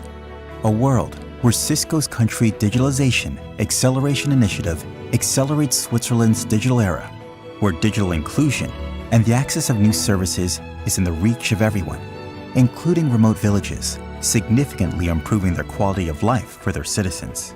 Mountain Lab in Adelboden represents a first of many initiatives to accelerate the digitalization of Switzerland by delivering video and connectivity in co-working spaces. Adelboden, a place where people can live with quality and still connect and access world venues, where local business can internationalize themselves, connect globally, and attract new generations to work in a way they love with the mix they want. Let's create the future of Digital Village together. Be part of the journey. Reach out to us to learn more about our solutions and partnership models. Discover Cisco Country Digital Acceleration Strategy.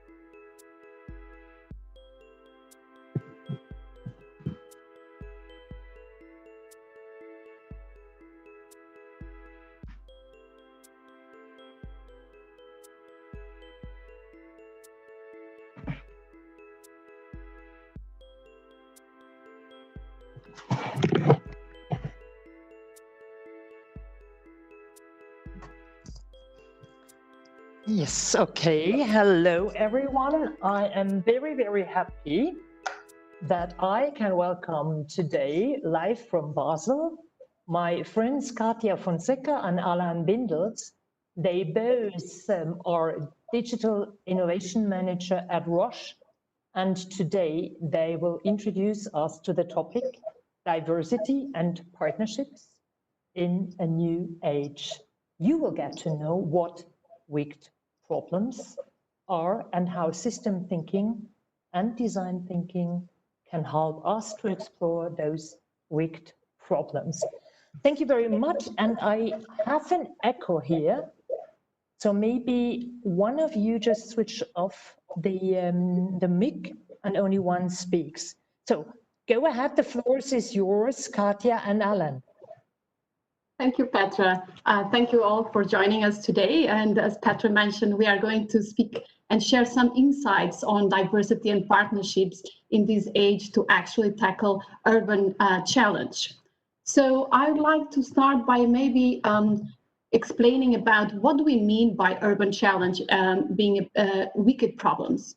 So wicked problems are defined by a set of characteristics that I would like to focus in some of those because they will be important when we talk about how can we tackle these problems. So wicked problems are complex problems because they are multi-causal, they involve many stakeholders, but most important, it's about why these problems, they do not exist in isolation. They are connected to other very important problems. And that complexity is really amplified. So if you think about cities, cities are complex. They involve many systems, and they actually involve systems that are connected. Just think about the example from what happened in the island of Borneo. In the 50s, the population actually asked for support to the World Health Organization to actually eradicate malaria.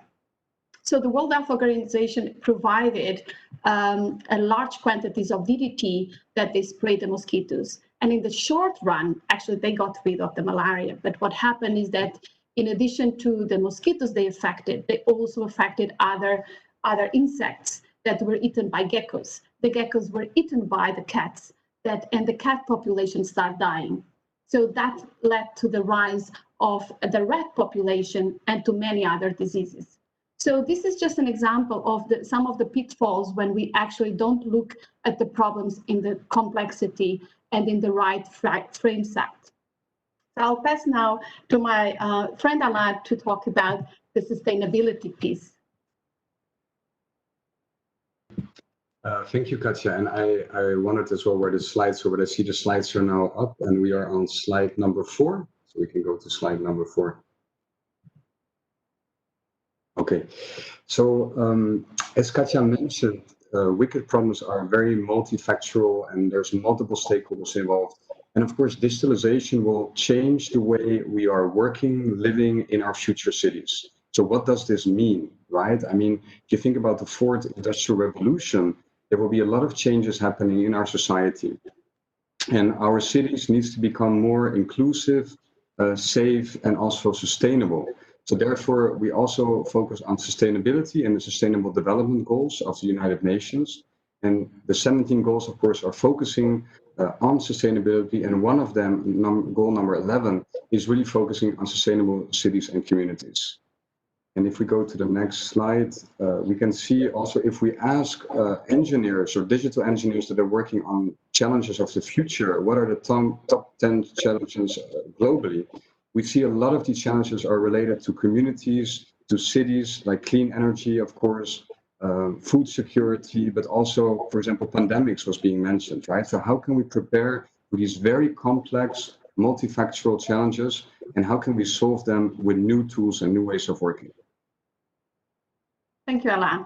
And because these complex problems are very hard to tackle, we actually would like to introduce you 2 concepts, 2 frameworks. One is the design thinking and the other is about systems thinking. And we will bring that, again, connecting to the fact that we need to look at each of the challenge of the urban challenge in the context of where are they happening. So if you think about a traffic congestion problem. If you are looking in LA versus a big city, Nigeria, it's the same problem that you are tackling, but actually in a completely different context. So that's why we are bringing these two frameworks and mindsets from design thinking and systems thinking, because we really need a complete shift in the way we tackle problems. Yes, and if we think about design thinking and system thinking, right, everybody is a designer. And this is something that we, myself and Katja, strongly believe in. This is also something that was mentioned by Tim Brown, who's one of the gurus or one of the founders of the design thinking approach that's currently being used in many different industries. So if we equip citizens, governments, and stakeholders with the right tools and the right approaches, everybody can become a designer and solve these wicked challenges. Another thing that we also became aware of when we were looking also at the World Economic Forum, like a lot of these challenges that are faced in society, right? I mean, you already heard from Katja a few examples. They will not necessarily be solved by governments and by country level. It's really local communities, local cities, groups getting together, right? Citizens together with maybe governments, local governments, with NGOs, with corporates. Together they will solve these challenges in their local community. So we need to activate as well local citizens, local communities to really solve these challenges. We cannot do this alone, but we need to activate many citizens in these communities to do that for us. And as I mentioned before, imagine that we would start working and thinking like a designer.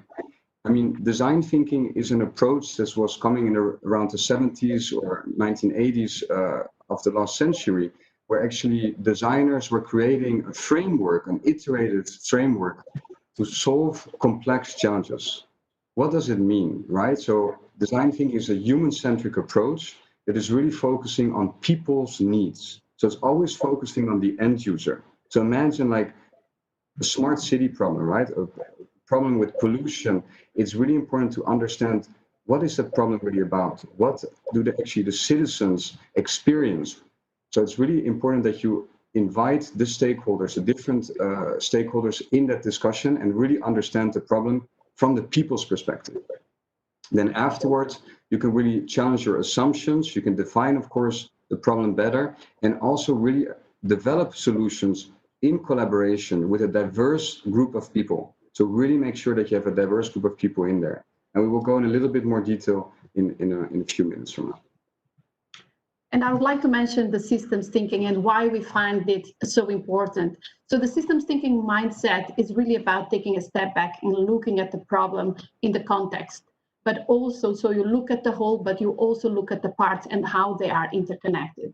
Just think about, for example, homelessness problem, right? So in that problem, you think about, well, lack of housing. But then you can look at the socioeconomic and educational level in that context. For example, are we talking about mental health problems, drug abuse, substance abuse problems in that city? What unemployment rise? So you are looking at different components of a problem, and that's what systems thinking is about, is looking at the different connectedness of the components that lead to that problem. So we will come back to this a bit later. And this is just to give you an example, the complexity, and that's why we call CT the system of systems.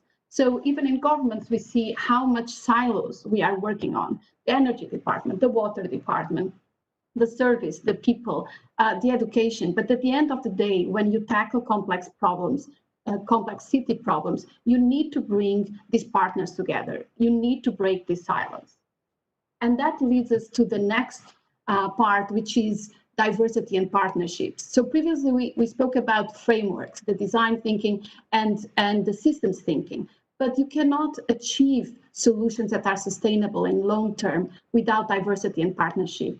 And why they are essential? Because we already mentioned that city problems are actually multi-component problems, and then you need collective intelligence. You need to tap into your citizens to navigate this complexity and use this new digital age where we can actually be connected across the world and the organizations. So why diversity and partnership then is important? So these different perspectives, bring the solutions to be more sustainable and really applicable in different parts of the world. You tap into the crowdsourcing of citizens. You make use of the expertise around the world. And of course, you need to involve the governments because they will be part of setting up those solutions and scaling them up for a larger population. So make sure you really involve these different partners, public, private, NGOs, governments, academia, when you are trying to tackle a problem and design solutions. Yes, thank you, Katja. So imagine that you now leave this forum, this amazing digital Davos forum, and you want to start tomorrow. So where can you start? What can I do next to really make this happen in my city, in my local community?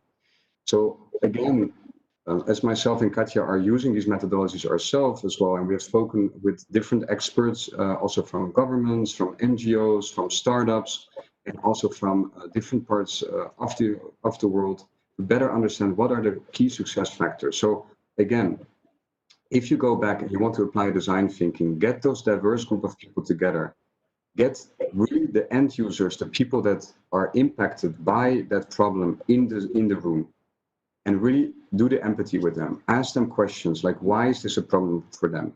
For example, if you think about pollution, right? You would get, for example, citizens, you get maybe transport companies, infrastructure companies involved, corporates, local corporates that are also very much affected by pollution or actually creating pollution. And you really try to understand, okay, what is the complexity of this problem? What are the different stakeholders saying? Then once you have defined really what is the problem about, you again get this diverse group of people together and co-design with them in the ideation phase, brainstorm really on solutions. And again, do this in a very iterative approach, right? So you really create these solutions, these ideas, you test them directly again with a prototype, with the customers, with the end users. So rather than waiting for months and investing a lot of resources, do it in a small pilot, do it in a small experiment. So you show the mock-ups, the experiment to the end users, to the companies, to the stakeholders, to the governments, and say, okay, this is what we want to do. What do you think about it? So they will give you feedback on your idea before you have invested months or years of development time. So do this iterative approach, getting feedback on the ideas as quick as possible. Other tools and templates, of course, are available. So most of these tools are open source. So if you go online to Stanford University or to the Open University, as you can see here, this example, there's many tools you can find online and you can start tomorrow. We also would recommend, if it's the first time that you're using these tools, maybe upskill your employees or your team with these new tools. Get maybe a coach in the beginning, get somebody from a local community that really can support you, and use these open source tools to really build the value proposition of your idea, to understand the customer needs, and to also test again your prototypes in a very easy way without too much investment, right? This whole approach is about doing it fast with not a lot of resources and making it easy for end users to give feedback to your ideas. So all of these resources are available, and we would really recommend you to tap into these available resources that are online. So we run also many interviews to different partners, both from academia, from European Innovation Council, and what did we learn were the success factors. So start local, start with your community, because as Alain mentioned, this is the advantage of actually understanding your customer, understanding the context, and actually don't need so many resources. But at the same time, really tap into your citizens, the ones that are passionate and they have the skills and the expertise. You also have to learn how to fail fast, but because you start in a small scale, you actually learn from it and you reiterate and refine your solution. So why it's important to have platforms, and why we really recommend that governments actually stimulate and incentivize these virtual networks, because in these platforms, in these virtual spaces, you can actually reach out to people across the continents that have already developed solutions to tackle similar problems. So you don't have to reinvent the wheel. Of course, just make sure that when you tap into other solutions that you make sure that they are adjustable and refined for your specific, your local problem. And make sure that you also bring the right partners and incentivize, because as we said, we need to have both private and public working together. And for that, you need to understand what's in it and how can you actually show the right data and the right value proposition using the two methodologies that we mentioned. Would you allow me to jump in with some questions? Absolutely, absolutely. First of all, it is really, really interesting. So we are living in Switzerland. We have language barriers, we have cultural barriers, and there is a question from how do you deal with these cultural barriers in design thinking? And also, you mentioned something that I think is really super interesting, how to break up the silos. Where do you start? If you do this in a city, do you start with the mayor? Where do you start? But I would like to ask you the first question, how do you deal with cultural barriers? Yeah, I mean, of course, ourselves, we also organize like these type of workshops, right? Like design thinking or system thinking workshops where we have very diverse backgrounds, people from very different backgrounds, cultural differences. And it's very important to give everybody the space to also speak up, because not everybody is used maybe to speak up in a big room with many people. So we often, break the groups up in smaller groups and give everybody the thinking time, to really think, what is my opinion about this topic? So we ask people to write down their thinking, their ideas, and then ask everybody to also share out their ideas, because it's not natural for people, not for everybody, to share out and speak up their ideas. So you have, of course, introvert and extrovert individuals. So you need to cater for both type of individuals, right? To make sure that everybody can speak and that nobody is left out. So this is one, of course, tip, which is for a coach or facilitator very easy to do. I mean, Katja, you want to maybe add? Yeah. I usually like the exercise of bring the elephant into the room. So what's in people's mind? What is blocking them? What is their worries? What's their assumptions? And usually from different cultural backgrounds, we do, as Alan was mentioning, in smaller groups, and we make sure that people actually connect in smaller groups first to get to know each other. But the most important is that if there are concerns, we always leave the space for people to actually share their concerns or their assumptions, because this is a lot of times where the problem starts. So we need to really start the workshops always with making sure that whatever are their worries, whatever are their assumptions, this is brought in at the beginning of the workshops. And we keep working, of course, throughout the days. But it's having, we also spend time to bring, what is the important thing to bring to this mindset? It's really listening and making sure that people listen to everyone in the room and everyone has the space, as Alain was mentioning. Thank you very much, Katja. I was have another question, and what I see is we just move into this direction. We need to, in the future, we need to have some kind of new public-private partnerships. So what do you believe are the key success factors? And again, I'm addressing the topic of silos that was mentioned several times today. So what are the key success factors for future public-private partnerships? I mean, for me, I really see opportunity also with digitalization, that we have more opportunities to connect with citizens, with different organizations. So in the past, it was very difficult to find the people, to find the right skills, and to communicate also with a large group of individuals. I think now with digitalization, a government or local government can easily even, through social media, through different platforms, share their challenge and really open up. We are looking for input from citizens, from corporates, from startups. So that's one thing, right? Make a platform, make it visible, make it available. And we have very good examples, of course, of this. So it's really about opening up as well to the society, and also and invite people to the table. I think that is very important. Yeah.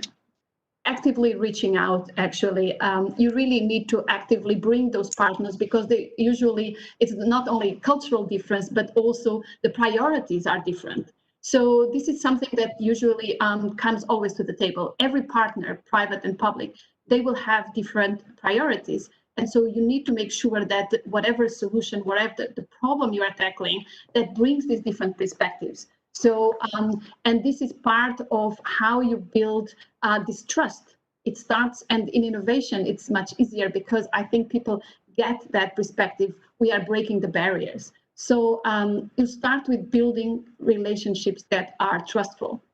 Yeah. And after that, you really can build on. Thank you very, very much, Katja and Alan. You see there was the right light flickering and we're sticking to our time. It was very, very interesting. Thank you very much for your input here.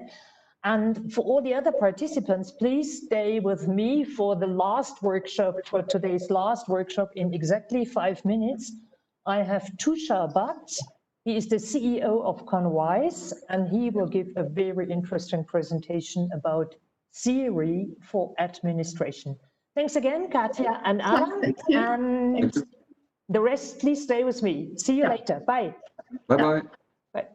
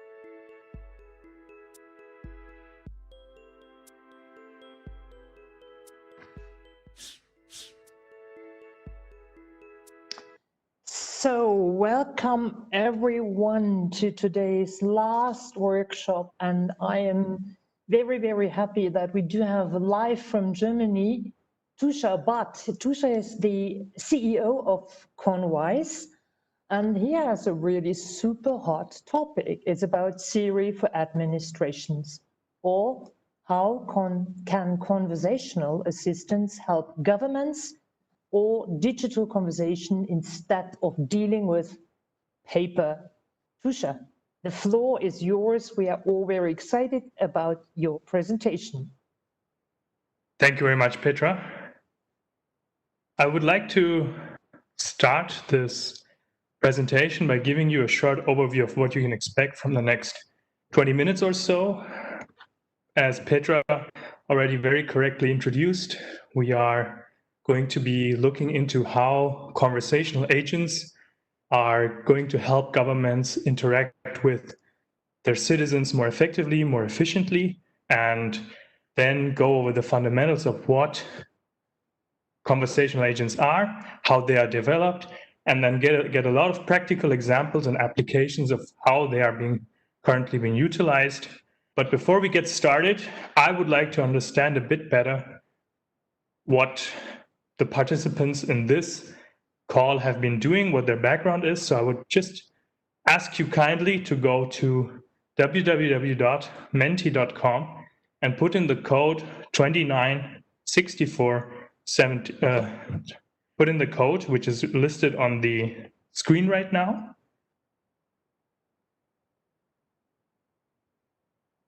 So that we can just get a better understanding of who's in this call right now.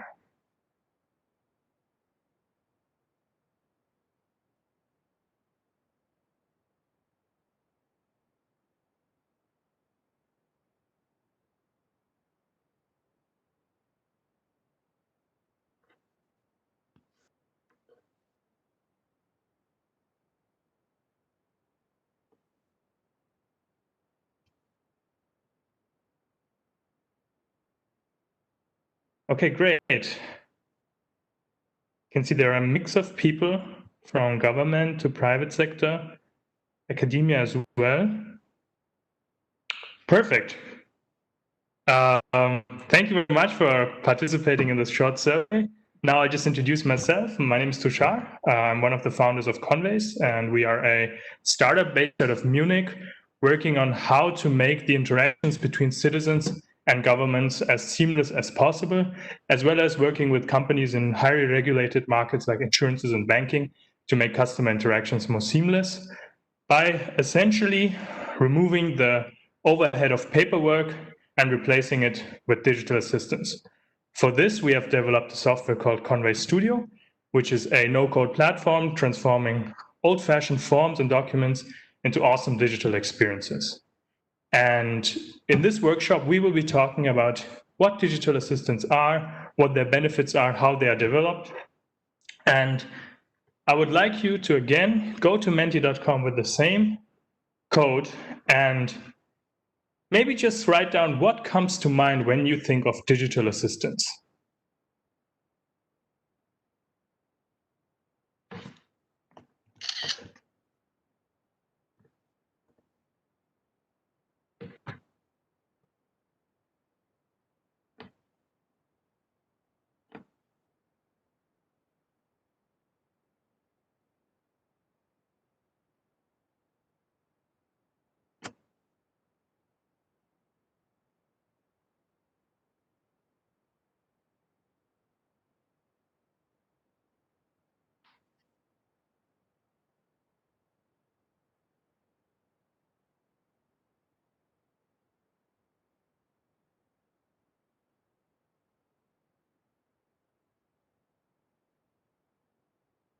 Okay, great. Support, not assistance, COVID as a very current topic with regards to conversational agents. I just lit it up for about 30 seconds more.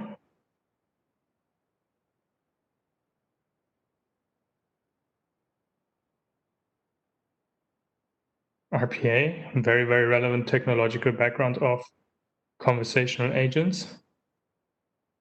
Great. So with this in mind, let's go through the fundamentals of conversational agents. Today, we are living in the day and age of digital conversations. Within a couple of years, we went from communicating through emails, phone calls, and letters to technologies like WhatsApp, Zoom, and Slack. But oftentimes, there's this challenge in governments and corporates alike that this type of conversation is not being held when interacting with this organization. Here, forms and paperwork are used to communicate, which not only leads to frustrated users because of the complexity of the communication, but also leads to frustrated employees. They have to create redundant tasks with a lot of manual steps, answer the same questions all the time, which does not lead to a very good work environment. And given the error-prone nature of forms, it is very much a challenge to keep up the data quality of the communication. Mistakes are being made, they're not being checked automatically, which then, through resubmissions, leads to high process costs. And this is exactly where conversational agents dive into and solve these problems. Generally speaking, conversational agents are a technology which build on two fundamental up-and-coming trends. One of them is natural language processing, which is the technology utilized to analyze user input, analyze the input provided by the user in order to converse with the user. And the other is robotic process automation, which was already one of the topics which was associated initially, which is great, because that allows us as organizations to not only capture the information by the user, but automatically process it and bring the information to the relevant stakeholders within an organization. So instead of using forms, this assistant is able to capture the information, answer questions in real time, while after capturing it, processing it, and bringing it to different relevant stakeholders within an organization. So fundamentally speaking, you need two different aspects when looking at conversational agents. One of them is this assistant management interface, which allows you to create, manage, and deploy assistants. And the other is the assistant itself, which generally speaking interacts with the end user. So how this process oftentimes looks is that a process is identified within an organization that tends to be quite cumbersome, which is supposed to be made more efficient, effective, and digitally active. Then a conversation is modeled through a conversational flow builder, irrespective of the solution, and it is connected with different knowledge bases. Knowledge bases, you can think of it as the brain of the assistant. It captures all relevant information which could be utilized throughout a conversational process. And you can connect the conversational flow also with various APIs in order to facilitate this RPA aspect, which we had talked about earlier. The APIs combined with the knowledge base and the conversational flow is then utilized to create this end user interface with the assistant. The assistant guides the user through the process, asks all relevant information for example, applying for a visa, while also checking the data and answering all questions the user might have throughout the process. Where do I have to submit it? What are the requirements in order to apply for this certain visa? How much does it cost? So all questions that come up throughout the application process. And in the end, at the end of the conversation, the relevant information is extracted from the conversation for further processing and then provided to the government in order to then, for example, state out the visa after the application is completed. So from a high-level overview, what this looks like is that where today paperwork, cumbersome, manual, redundant tasks are involved, the assistant in a scalable manner is able to take user input, guide them through the process online and in their native language ideally. And while doing so, also provides the administration of the government in the end with the clean process data, which then can be formatted and utilized for providing the application process.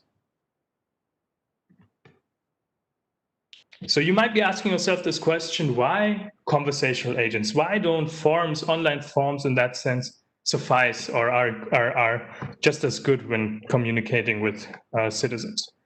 First and foremost, they're able to provide a personalized service. They're able to create a form of interaction where the assistant can actively answer questions the user might have and go in depth into the challenges they might face. Additionally, they are able to provide a transparency over the process. If a question arises more frequently without it being answered throughout the process, this is being made transparent through conversational agents because it gives the possibility to the users to ask the questions in real time, and it gets documented through, for example, an analytical interface which allows to identify where these holes in knowledge might be. So this is a novel way of providing the service while being able to understand where new challenges may arise.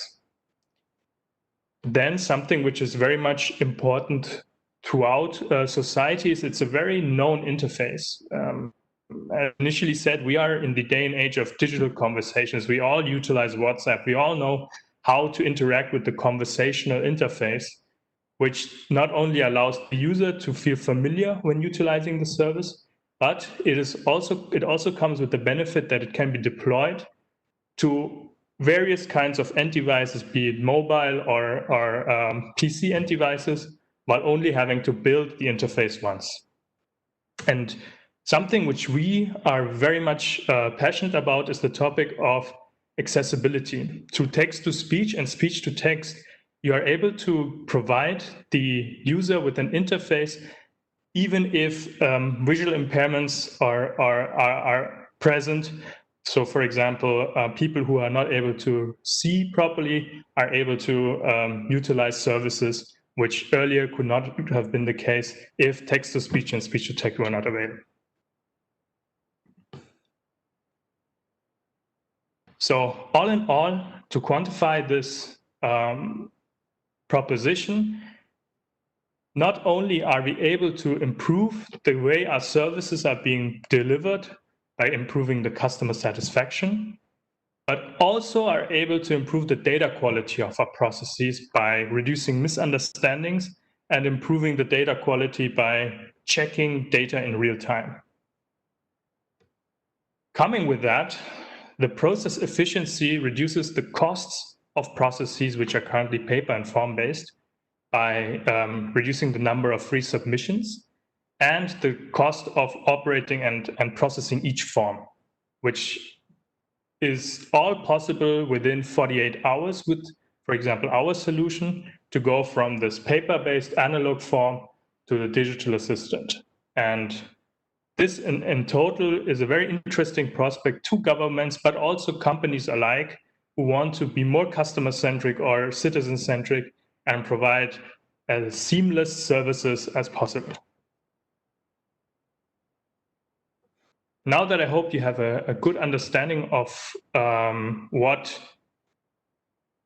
conversational assistants and agents are, I would just like to run you through the short development process. So how this usually starts is you have a process analysis. You identify processes within an organization, be it government or insurances or banking, to understand where your users have challenges with regards to communicating with you. This analysis leads to a set of processes, which then are transferred into this conversational agent through either the process flows or the knowledge base itself.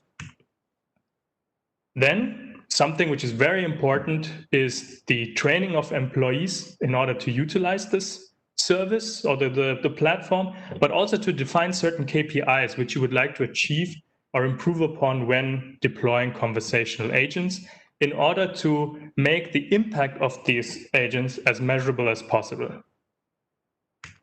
Then usually you have a technical integration. The depth varies from very simple website integrations to deep SAP and CRM system integrations, which then allow you to deploy the solution and monitor it, but also improve it continuously. As it is a self-learning system, with more usage, the more the people are utilizing the service improves and gives insight about where challenges may arise in the future.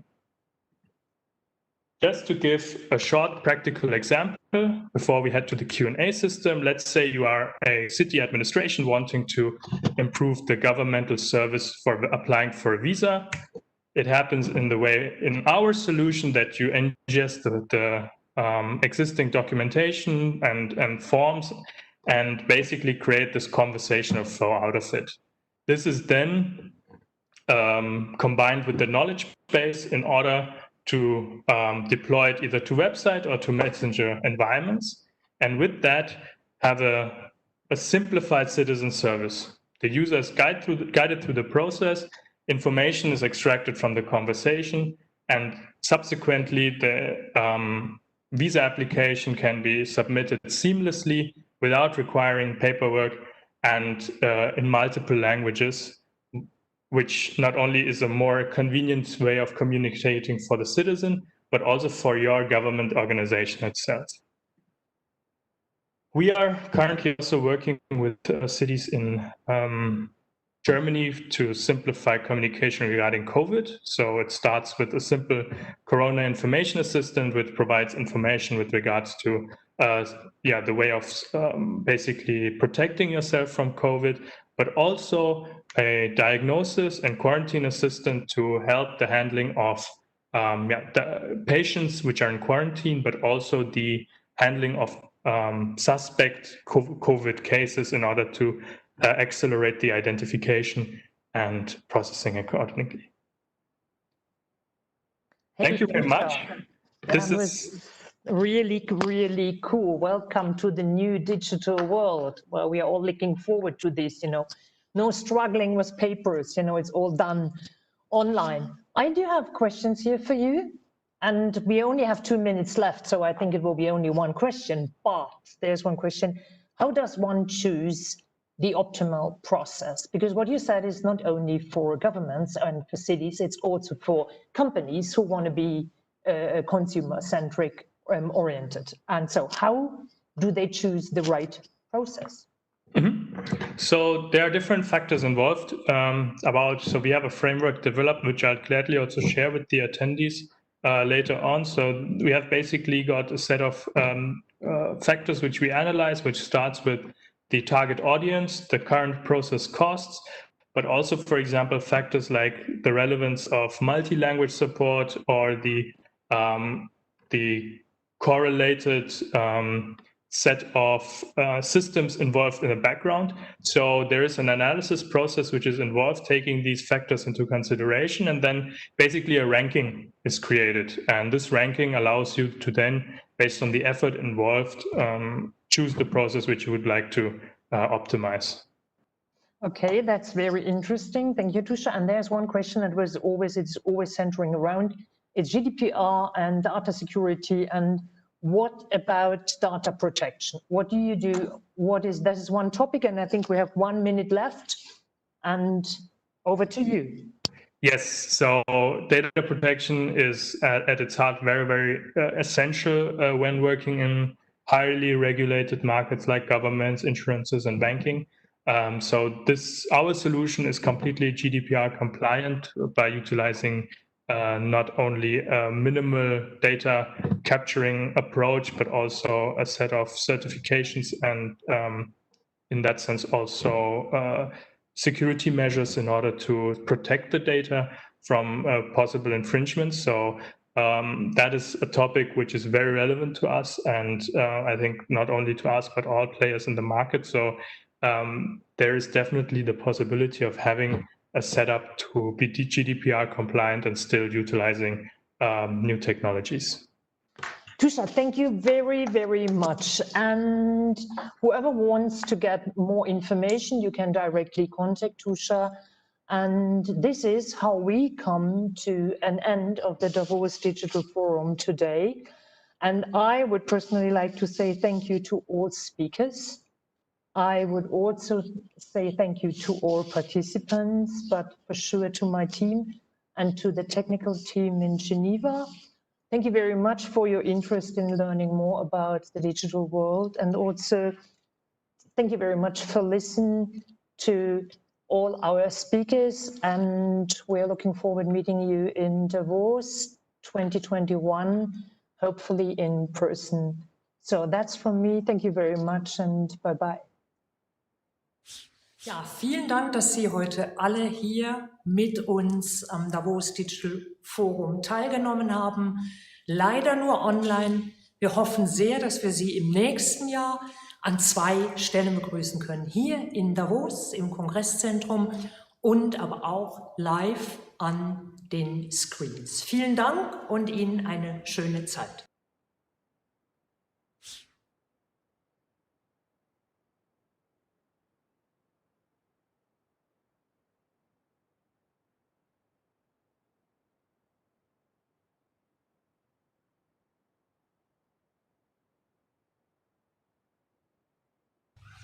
Ja, vielen Dank, dass Sie heute alle hier mit uns am Davos Digital Forum teilgenommen haben.